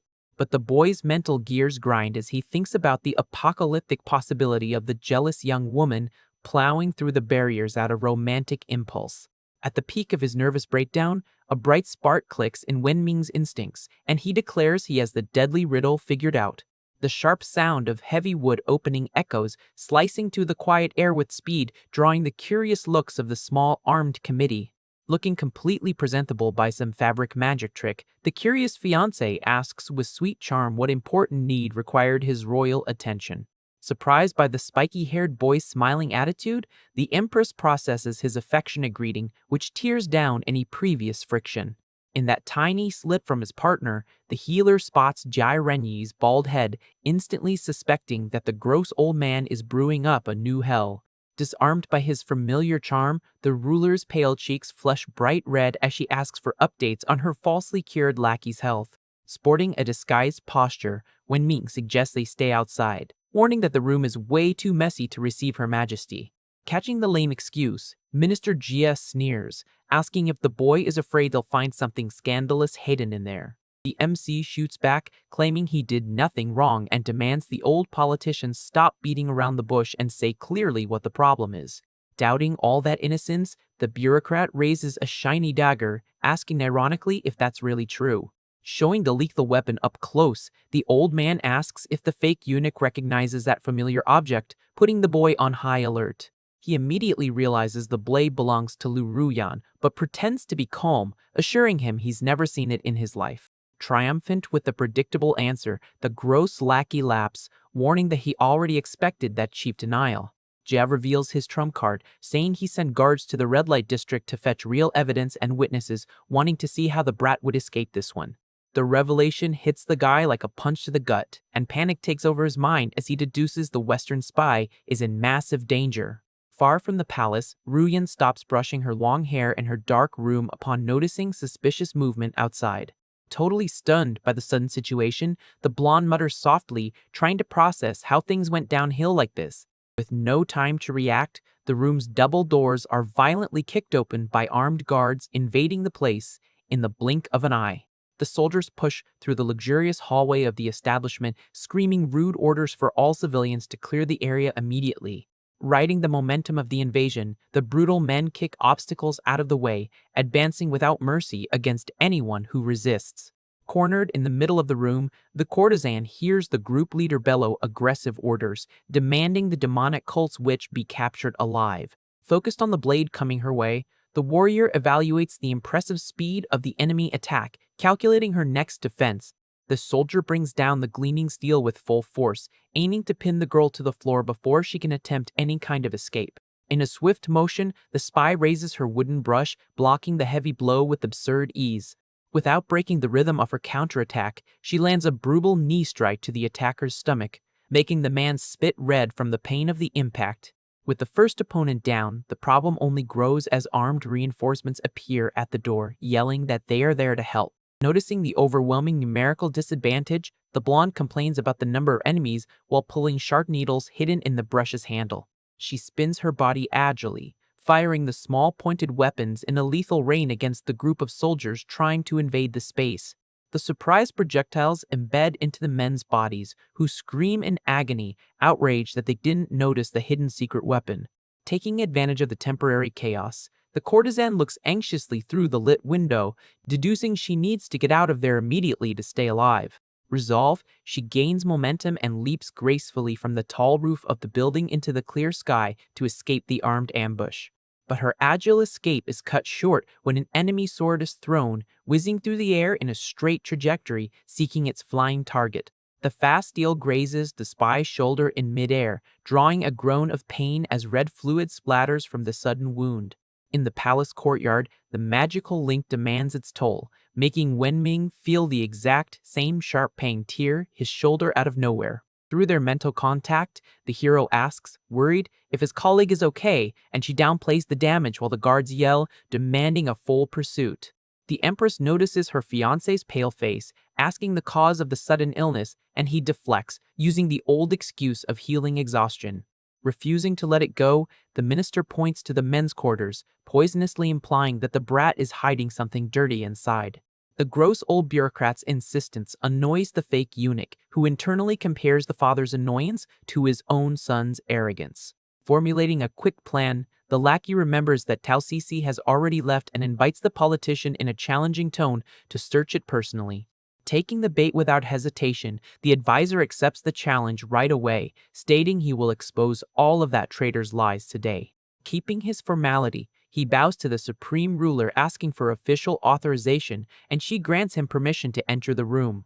Leading the way in front of the door, the MC fakes concern, advising the man to be careful not to slip, but the old guy ignores him, laughing at the warning. arrogantly scoffing at the mess. The gross lackey steps fully onto a bright, colorful puddle left on the bedroom floor. The mysterious substance completely removes traction from his soul, making the suited man slip and fly violently backward in shock. The impact of the fall is humiliating, and the rainbow goo flies straight into the politician's face, staining his skin with the master's magical spice. Fallen on the wood, the bureaucrat indignantly spits out the substance, asking what that disgusting stuff is, while the hero fakes concern. To explain the disaster, Wenming cheerfully explains that the Grand Minister brought food earlier and he accidentally dropped it before he could clean it up. Analyzing the bizarre texture dripping from his fingers, the older man questions if that is actually edible until he starts feeling the first effects on his body.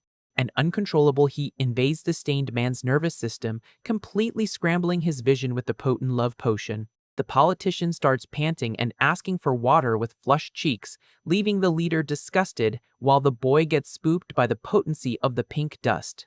Completely out of his mind with lust, the old man locks his glazed eyes on a simple wooden log outside, seeing a divine aura wrapped around the object. The heavy hallucination takes over his weak brain, creating the seductive image of a beautiful girl leaning against the tree calling out to him.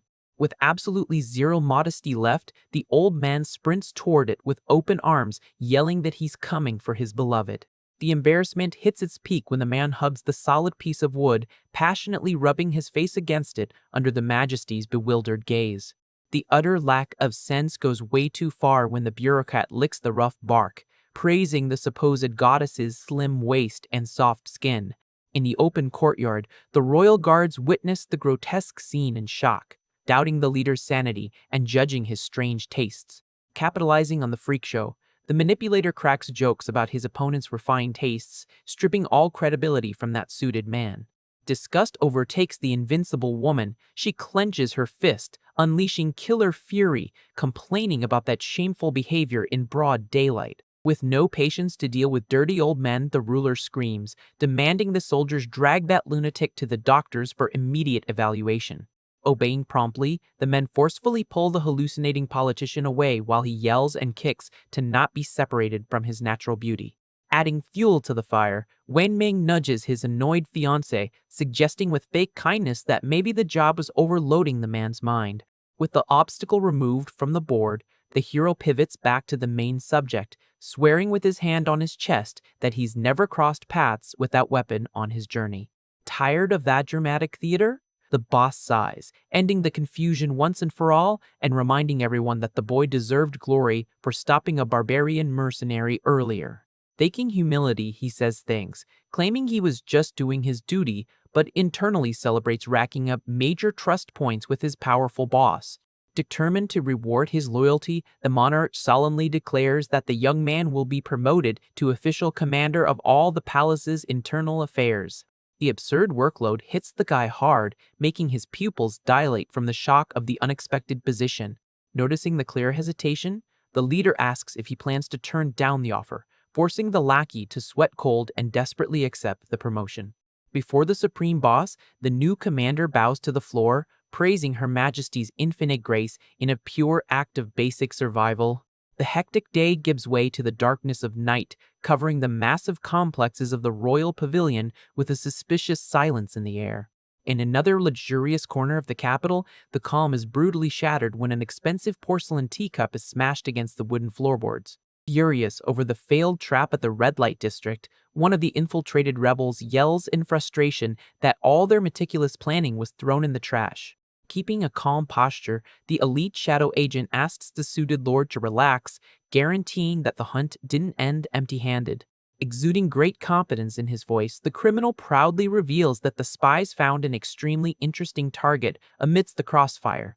Noting the dark lackey's certainty, the man crosses his arms in the middle of the closed room, demanding to know where this conversation is going. With a slight bow of respect, the warrior details that the exclusive blame for the invincible leader not being taken down fell squarely into Wen Ming's lap. Hiding his shock, the noble's eyes go wide, asking in surprise if he meant the useless son of the revered northern marquise's family. Without blinking, the shadow agent confirms the report, confessing to having witnessed the boy go toe-to-toe against Unikai's monstrous strength using his bare fists. The bureaucrat instantly dismisses the rumor, yelling that it was impossible for a boy with no military training to last 10 seconds against the experienced old monster. Cold as ice, Tianli agrees that the sudden evolution makes no sense, but warns that a much darker black hole lies within that whole mystery. He questions the shady logic of the hero being intentionally left behind in the dangerous capital while his entire family escape unharmed to the north. Closing his point, the shadow agent strokes his chin, doubting the imperial gossip and speculating if the legendary Marquise's treason wasn't just a big staged act. Jaya Renyi asks the elite shadow agent what he is trying to say with that and tells the man to stop beating around the bush. Turning his body slowly, the warrior suggests the possibility that the whole thing was a massive lie from the very beginning. The bureaucrat touches his chin, visibly tense, processing the idea that the Marquis might never have defected to the enemy side. Crossing his arms firmly, Tianli guarantees the betrayal was fabricated, as only that would explain the total lack of consequences.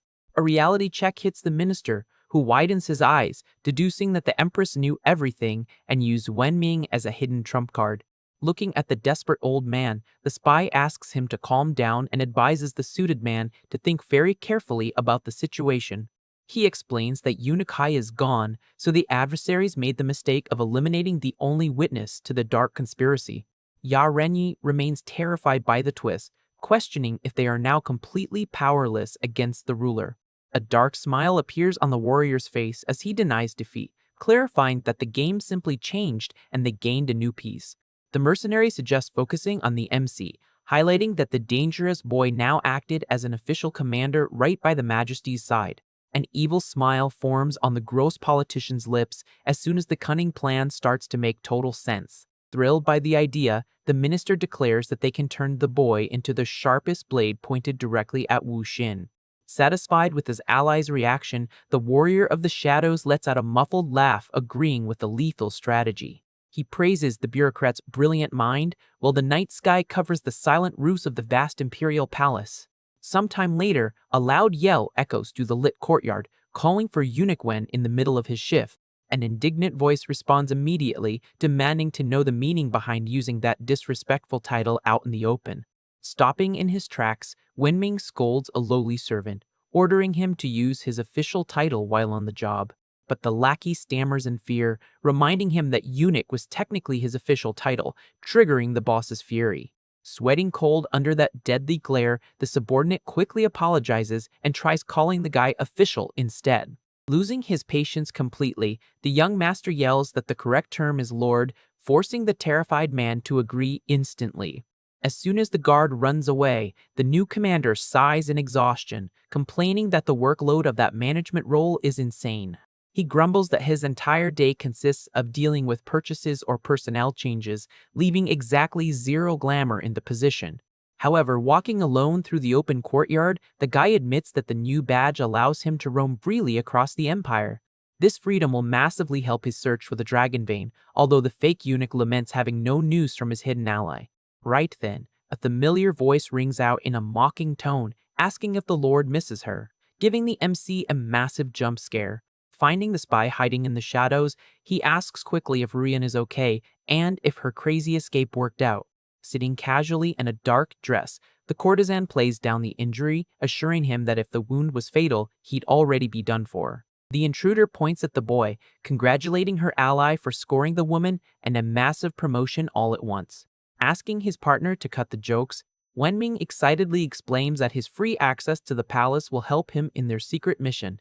Right when he tries to give an important heads up, another yell calling for the eunuch cuts the air annoyingly. Furious at the constant repetition of that disrespect, the guy spins around, yelling that he demands to be treated as a superior lord. But his anger evaporates instantly when he comes face to face with Tao Sisi, glaring at him with an expression of pure annoyance. The Grand Minister points her finger at her colleague, opening her mouth to say something before completely freezing in place. Suddenly, the fighter's face explodes into an intense red when a wave of absurd embarrassment hits her mind. Totally awkward, Cece looks away, trembling with nerves and struggling to form a simple work-related sentence. Confused by the drastic mood swing, the manipulator scratches his cheek, trying to understand the warrior's sudden trauma.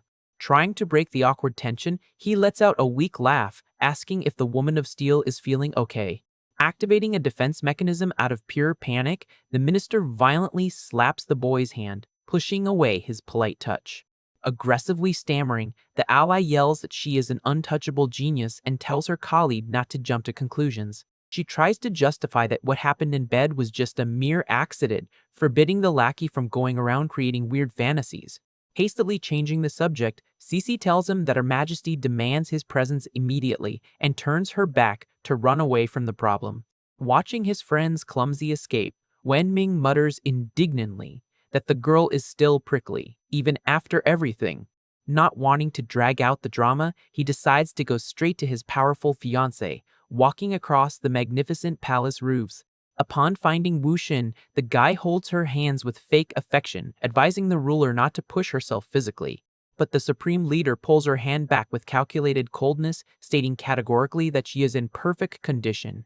Getting straight to the point, the Empress reveals that an informant just sent a detailed report regarding the Grand Marshal. The mention of his father's title sends an electric shock through the MC system, anxious for any real news about his family. Keeping her serious posture, the leader hands over a small sealed parchment, telling the boy to inspect the information carefully. The guy grabs the document in a hurry, his eyes widening in shock before he even finishes unrolling the message. Reading the lines scribbled on the paper, he realizes the investigation proved his father's innocence regarding the supposed northern defection. Realizing the old man threw him to the wolves on purpose, tears of anger stream down the face of the cruelly manipulated boy. Starting a dramatic performance, he raises the parchment while weeping, screaming that he always knew of the old man's unshakable loyalty. Gripping the report tightly, the fake eunuch cries, saying the hero decided to carry the burden of treason solely for the good of the state. Dialing the act up to the max, the guide drops to the floor, hugging the Empress's leg tightly while wailing in deep sorrow. Kneeling pathetically, the hero rumbles that his family's devotion was rewarded with his unjust alteration. Completely immune to the fake crying, Wu Jin looks down with a blank expression, asking if her fiancé really lost his equipment. The icy question breaks his character instantly, making the boy sweat cold as he realizes he laid the victim act on way too thick. Trying to save his own skin from the interrogation, he throws his hands up, laughing nervously and swearing his situation could never be faked. Ignoring the lame excuses, the monarch resumes her authoritative pose, letting him know she summoned the commander to deal with another real crime. The abrupt shift in focus catches the survivor off guard, leaving the manipulator tense about what new crisis requires his involvement. The Empress explains that the barbarians are still watching the borders, and the pressure mounts every day with external aggression. Due to this constant threat, the nation urgently needs more military power using the explosive science he revealed earlier. Catching on to his boss's lethal intent, the MC nervously asks if she's talking specifically about raw gunpowder. Clenching her fist with determination, the ruler confirms that turning it into a real weapon of war would relieve the pressure on the troops. Leaving no room for refusal, the leader orders him to work with the Tang family of the capital to build this new weaponry from scratch. The absurd order drops like an anvil on the guy's head. He points at his own chest, unable to believe the madness of the royal demand. Panic floods his imagination with visions of fire, knowing that one tiny mistake in the chemistry would blow him to pieces. Waving his hands in despair, the fake lackey tries to back out of the mission, confessing he has zero mastery as a military armorer. A terrifyingly dark smile takes over the invincible woman's face, showing that complaints won't make a single bit of difference here. She points a firm finger directly at her scared fiancé's chest, crushing any escape route with the authoritative gesture. Cornering her prey effortlessly, Wu Xin reminds him that he took down an experienced master, so this science shouldn't be an absurd challenge. Sweating buckets under his partner's controlling aura, Wen Ming gulps and accepts the gig so he doesn't sign his own doom. Satisfied with her absolute control, the Empress shifts the massive responsibility onto him while the court operates smoothly. Leaning against the outer stone walls, the rookie scientist sighs exhaustedly, lamenting Her Majesty's dangerous vote of confidence. Accepting the perilous burden purely out of lack of choice, the guy deduces the first logical step is to track down the famous Tang family. Totally surprised by the news of the military mission, the spy asks for the clan's name while the MC confirms the tragedy. Already exhausted by the drama, he explains that Her Majesty demanded he work alongside that lineage to turn gunpowder into warfare gear. At that, the blonde lowers her head, visibly nervous, and confesses she is hiding on that exact clan's property right this very second. The shock hits the guy dead center. He yells, unable to believe the absurd coincidence, demanding to know what his ally is doing there.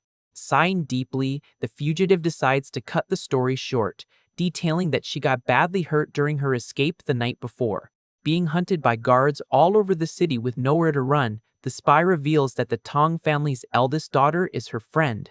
Since things were terrible and there was no other safe way out, Rian turned to her trusted friend to secure a temporary hideout. With the puzzle piece fitting, the fake eunuch perfectly understands why his partner panicked when she heard that family's name. Warned by his ally about the constant danger from the old minister, the commander guarantees he will be careful and announces he's heading over right now. A short while later, the MC arrives before the gigantic gates of the renowned family, observing the absolute grandeur of the building. Staring at the entrance, he suspects the heiress of the place might also belong to the rebel sect due to her close friendship with the courtesan. But deciding to put theories aside for now, the guy focuses entirely on the mission given by the Empress and walks up to the door. Knocking firmly on the solid wood, the visitor tries to get some attention, asking if anyone is home to receive him. While he waits at the main entrance, an enemy spy hidden on the street corner silently watches his every move. The mysterious lackey keeps his eyes locked on the target, ensuring he won't miss a single step from Her Majesty's new military commander. Far away, in a luxurious noble hall, fury explodes in the room with angry shouts calling all the subordinates present useless. Enraged by the incompetence, the suited bureaucrat screams that he sent dozens of soldiers after a single woman and they fail miserably. The search leader begs for patience, explaining that the spy was already on high alert, using hidden weapons and unpredictable moves. The lackey tries to defend himself, assuring him they managed to wound the fugitive, but her absurd speed let her vanish through the market. Not tolerating lame excuses, the old man kicks the furniture in a fit of rage, demanding they tear the capital apart until they find the woman. Totally outraged by the escape, the politician declares it's impossible for a living person to just drop off the map like that. Trying to calm things down, the bureaucrat's son asks his father not to wear himself out, saying her capture is just a matter of time with the current sweep. Shifting focus drastically, the minister glares at his subordinate again to demand results on the surveillance placed on the fake eunuch. Sweating cold, the tracker reports that the MC spent the last few days locked inside the palace without stepping foot on the street. The suited man confidently deduces that the wounded spy would need a safe hideout and that the target will inevitably try to make contact with her. Just as he orders to keep a tight watch, another soldier bursts into the hall yelling, catching the imperial lord's attention. Panting, the newcomer reports that the enemy left the gates, revealing he had just marched straight to the Tang mansion. The mention of that specific clan catches both politicians totally by surprise, breaking their calculating posture instantly. Regaining his chill, the minister analyzes the situation, recalling that the merchants manage the research and forging of weapons for the whole nation. Fear grips the old man's mind as he starts speculating if the boy is planning a dangerous scheme to commit treason against the crown. Thrilled by the theory, the arrogant son points a finger, celebrating that they finally have massive proof against their enemy falling right into their laps. Despite the heir's excitement, the seasoned politician kills the mood, warning it's still way too early to call a visit solid proof. When the boy suggests reporting the guy for trying to steal military power, the old bureaucrat slaps him, forbidding such an impulsive move. He teaches him that acting without evidence against someone protected by the Majesty will only tip off their opponent, ruining any chance of success. With the strategy set, the leader orders all available soldiers mobilized to watch the hero and the merchants closely, not missing a single detail. Exuding pure hatred, the old man swears that once he gathers irrefutable proof, he will personally make sure the bastard meets his end without the right to a grave. Faced with the master's murderous fury, the spies bow in total submission, accepting their new immediate tracking orders. Returning to the south of the capital, the grand merchant estate quietly awaited the presence of the palace's newest official. Planted at the main door, the visitor grumbles that he's been knocking for quite a while, until a muffled voice announces someone is coming to open it. Relieved to see an old man with an eye patch opening the crack, the MC sighs in relief as he's questioned about his identity. Taking on the stance of an imperious lord, the guy flashes his golden medal, declaring he has urgent business to attend to on behalf of the ruler. The intense shine of the official emblem leaves zero room for doubt that the state's highest authority backed the holder of that object. Shock covers the old doorman's face. He stammers in terror, recognizing the crushing weight of a royal decree right there at his door. Sweating in panic, the lackey begs forgiveness for the delay and invites the illustrious guest inside the luxurious mansion right away. Capitalizing on the guy's subservience, the fate eunuch cheerfully notes that true power and influence is a wonderful thing to have. Escorted through the inner courtyard, the new commander follows the humble host's steps through the massive open hallways of the estate. Charmed by the luxury and organization, he internally evaluates that the military empire totally justifies the immeasurable wealth of that family. Arriving at the reception room, the guy runs his hand over the carved furniture, noticing the high quality of that very sophisticated environment. Serving a cup of tea as a courtesy, the gentleman asks the official to wait a moment while the master of the house is informed of his visit. Left alone in the grand room, the MC kicks back in the chair, enjoying the hot drink while analyzing the artifacts scattered around. Suddenly, his attention is stolen by some peculiar items in the corner of the room that look a lot like goods from Western territory. Walking over to the curious shelf, the hero finds a wooden basin full of small, flawlessly shiny blue glass spheres. Holding the glass up to the light, the rookie scientist confirms his suspicions that the objects came straight from the western part of the world. Looking at the sheer amount of those decorations, the boy connects the dots, realizing the armorers keep very close ties with the West. Just then, a silver reflection on a nearby shelf distracts the hero's curiosity toward a beautiful hand mirror with ornate edges. While the official is distracted by the rare piece, firm footsteps echo from the main door, announcing the arrival of an unknown presence. The owner of the footsteps silently watches the visitor's silhouette snooping through her valuable objects in the middle of the fancy living room. With a firm, imposing tone, the red-haired host crosses her arms, commenting that the clan wasn't expecting any surprise visits today. Totally oblivious to the girl's presence, the lackey admires his own reflection in the mirror, shamelessly praising his own natural beauty. The lack of common sense annoys the weapons master, who marches silently up to the vain boy's back, ready to demand direct answers. In a rough move, the woman grabs the fabric of the official's clothes, yanking the meddler in one swift motion and giving him a huge scare. With the aggressive jerk, the decorative object slips from the hero's hands, shattering into dozens of shiny pieces on the hardwood floor. Gripping his clothes tightly, the redhead stares the intruder in the eyes, stating the bold trespasser had a lot of nerve-breaking into that territory. She raises her voice, accusing the suited man of being a cheap thief trying to steal from the most dangerous family in the imperial capital. Completely shocked by the bizarre misunderstanding, the guy widens his eyes, completely clueless about the sudden criminal accusation. The MC points at himself in a panic, feeling the weight of being mistaken for a petty thief right at the start of his important mission. With zero patience for theater, the blacksmith yells that she caught the criminal red-handed with the object and she won't tolerate any excuses.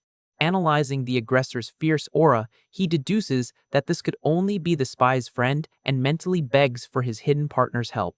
Sweating nervously, the improvised diplomat forces a friendly tone, asking her to calm down and swearing they are at least indirect acquaintances. Ignoring his fake chatter, the lady of the house slaps his hand aggressively, rejecting any attempt at peaceful approach from the invader. Cornering her prey for good, the fighter advances on the boy, intimidating the lackey with an overwhelming presence and demanding immediate respect. Making up a harassment claim in the middle of the mess, the host draws a quick weapon, launching a lethal strike that forces the boy to stumble backward. Trying to stop the massacre, the hero begs to talk things out, but the redhead attacks again, furious at his quick dodge. Unleashing total fury, the weapons master pulls a long whip from her waist, prepping a devastating impact against the fake silver thief. The weapon tears through the air, destroying the wooden floor right where the guy barely escaped, while the woman decrees the pervert's end.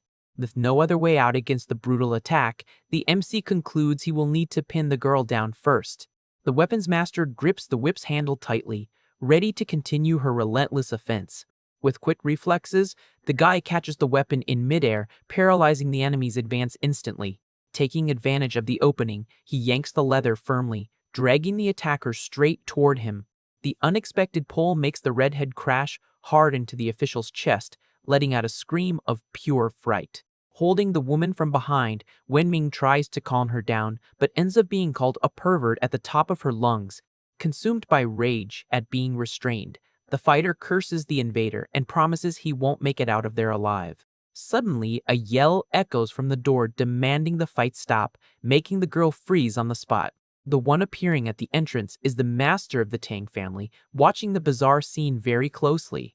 Relieved by her father's arrival, the young woman quickly accuses the guy of being a thug trying to rob the property. But instead of getting angry at the supposed criminal, the host just lets out a confused exclamation. A dark, threatening aura surrounds the old man, who asks in horror what his daughter is doing. The master's face loses its color, revealing absolute terror in the face of a disastrous situation for the clan. Forcing friendliness, the older man recognizes the lord appointed by the Empress and apologizes profusely for the attack. The shocking reveal of his identity catches both brawlers completely off guard. Still trapped in his arms, the girl can barely believe that the pervert is actually the royal eunuch. The father panics and screams for his daughter to let go of the official immediately and prep the best snacks. Annoyed by the son's scolding, the warrior turns her face, pouting, but doesn't dare disobey. She turns her back, huffing in anger, letting the MC sigh in relief that the mess is over. Having calmed down, the boss officially introduces himself and begs pardon for the recklessness, which the hero waves off instantly. Clearing his throat to regain control, the new lord adopts a much more professional stance. Showing his mettle of authority, he announces the decree demanding the clan help create new weaponry. The patriarch sweats cold and warns that research of that level eats up a ton of time and isn't finished overnight. Showing zero concern, the rookie scientist guarantees he already has a fully prepped blueprint in mind. The master is surprised by his speed, while the boy unties a small package and asks him to look. The bundle is opened on the table, revealing just a pile of dark powder in the middle of the light fabric. Curious, the blacksmith analyzes the strange substance and asks if that is the so-called black gunpowder. The MC jumps and moves the old man's hand away, warning that the material is highly volatile and flammable. Still very skeptical, the clan leader scratches his chin, questioning how dust like that could turn into a weapon. The lord gives a calculating look and explains that the powder is useless if it's left loose like that.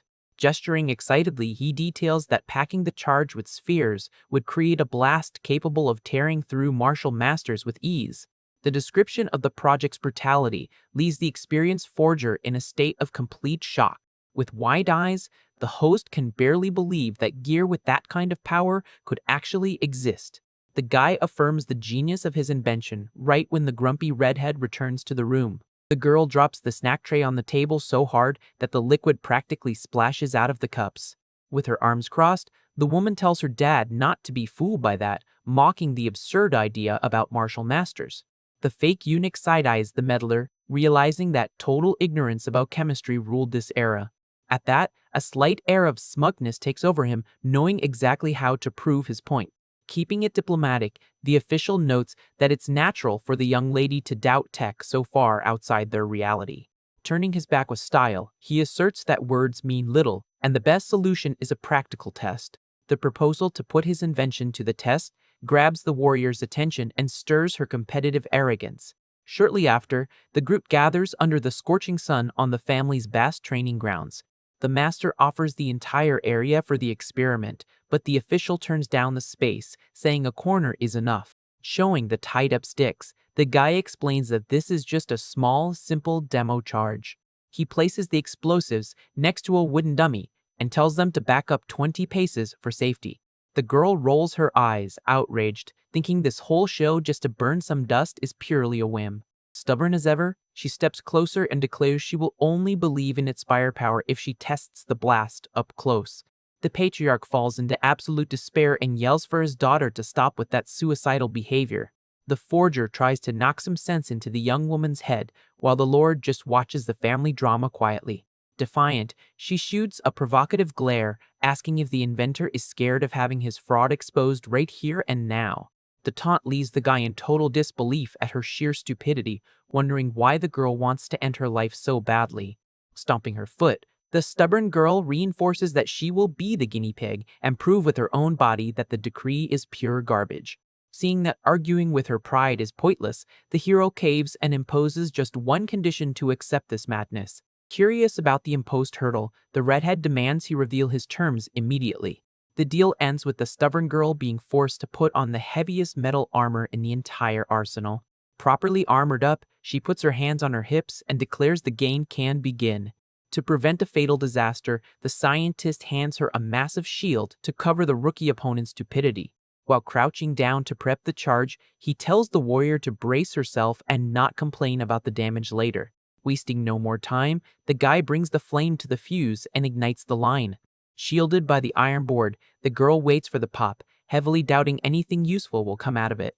The spark runs down the cord, giving off small flames, causing a slight pang of surprise in the observer. But as soon as the fire disappears into the package without an instant explosion, she laughs at the imminent failure. A millisecond later, a blinding flash erupts from the dynamite, alerting the fighter of real danger. A deafening blast rips through the training area, throwing out massive flames and hurling dirt everywhere. The shockwave shatters her defense and launches the heavily armored woman straight into the air.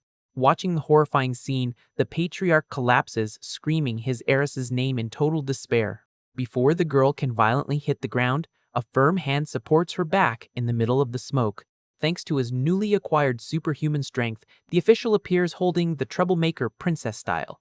Absorbing the extra weight easily, he lands on the ground, kicking up dust, securing a safe touchdown. Completely dazed by the explosive hit, the young woman gasps, not understanding how she ended up so high up. Keeping his heroic pose to score points, the MC assures her that everything is under control. Exuding charisma, the fake eunuch looks at the girl's dirty face to check if any serious injuries occurred. The closeness makes the warrior embarrassed, forcing her to jump back while yelling that she is perfectly fine. Wasting no time, the master runs to his daughter, sweating cold, to relieve the tension of the avoided tragedy. His scare turns to fury, and the old man unloads a colossal scolding on the reckless girl for putting her own life at risk for nothing. With her face completely red, Cece reflects that if it weren't for the Lord's quick action, the absolute worst would have happened. Smoke still rises from the deep crater that formed in the dirt, proving the raw power of that tiny charge. Faced with the damage, the girl gulps and is left completely speechless, thinking about the tragedy she just dodged. Putting her pride aside, the warrior bows deeply and apologizes for her rudeness. Wenming accepts right away, satisfied that she got the message. Ecstatic about the demo, the master blacksmith agrees with his daughter and praises the invention, calling gunpowder a true divine tool. Despite the enthusiasm, the old man points out that such volatile material would be dangerous for allies in the middle of a battle. The Lord thinks it's an excellent point. With a sharp, confident look, the MC wastes no time and immediately asks them to bring him paper and a brush. The group then leaves the dusty training grounds and heads back inside the Tong family's luxurious mansion. Already stationed at the desk, the guy glides the brush across the paper with agility until he announces the design is finished. Admiring his own work, he thinks to himself that he never imagined he'd remember things from his past life so well. Anxious for the novelty, the patriarch steps up behind the official and asks if the drawing is really done. The fake eunuch confirms, shaking the page, and invites the father and daughter to come closer and take a good look at the blueprint. Staring at the strokes on the paper, the redhead is full of doubts and tries to understand how that could be a weapon based on gunpowder. The experienced forger figures it out right away, realizing the thick structure serves exactly as the perfect container to channel the power of the blast. Satisfied to see the old man catch the vision of the project so quickly, the rookie scientist opens his mouth to reveal the name of his creation.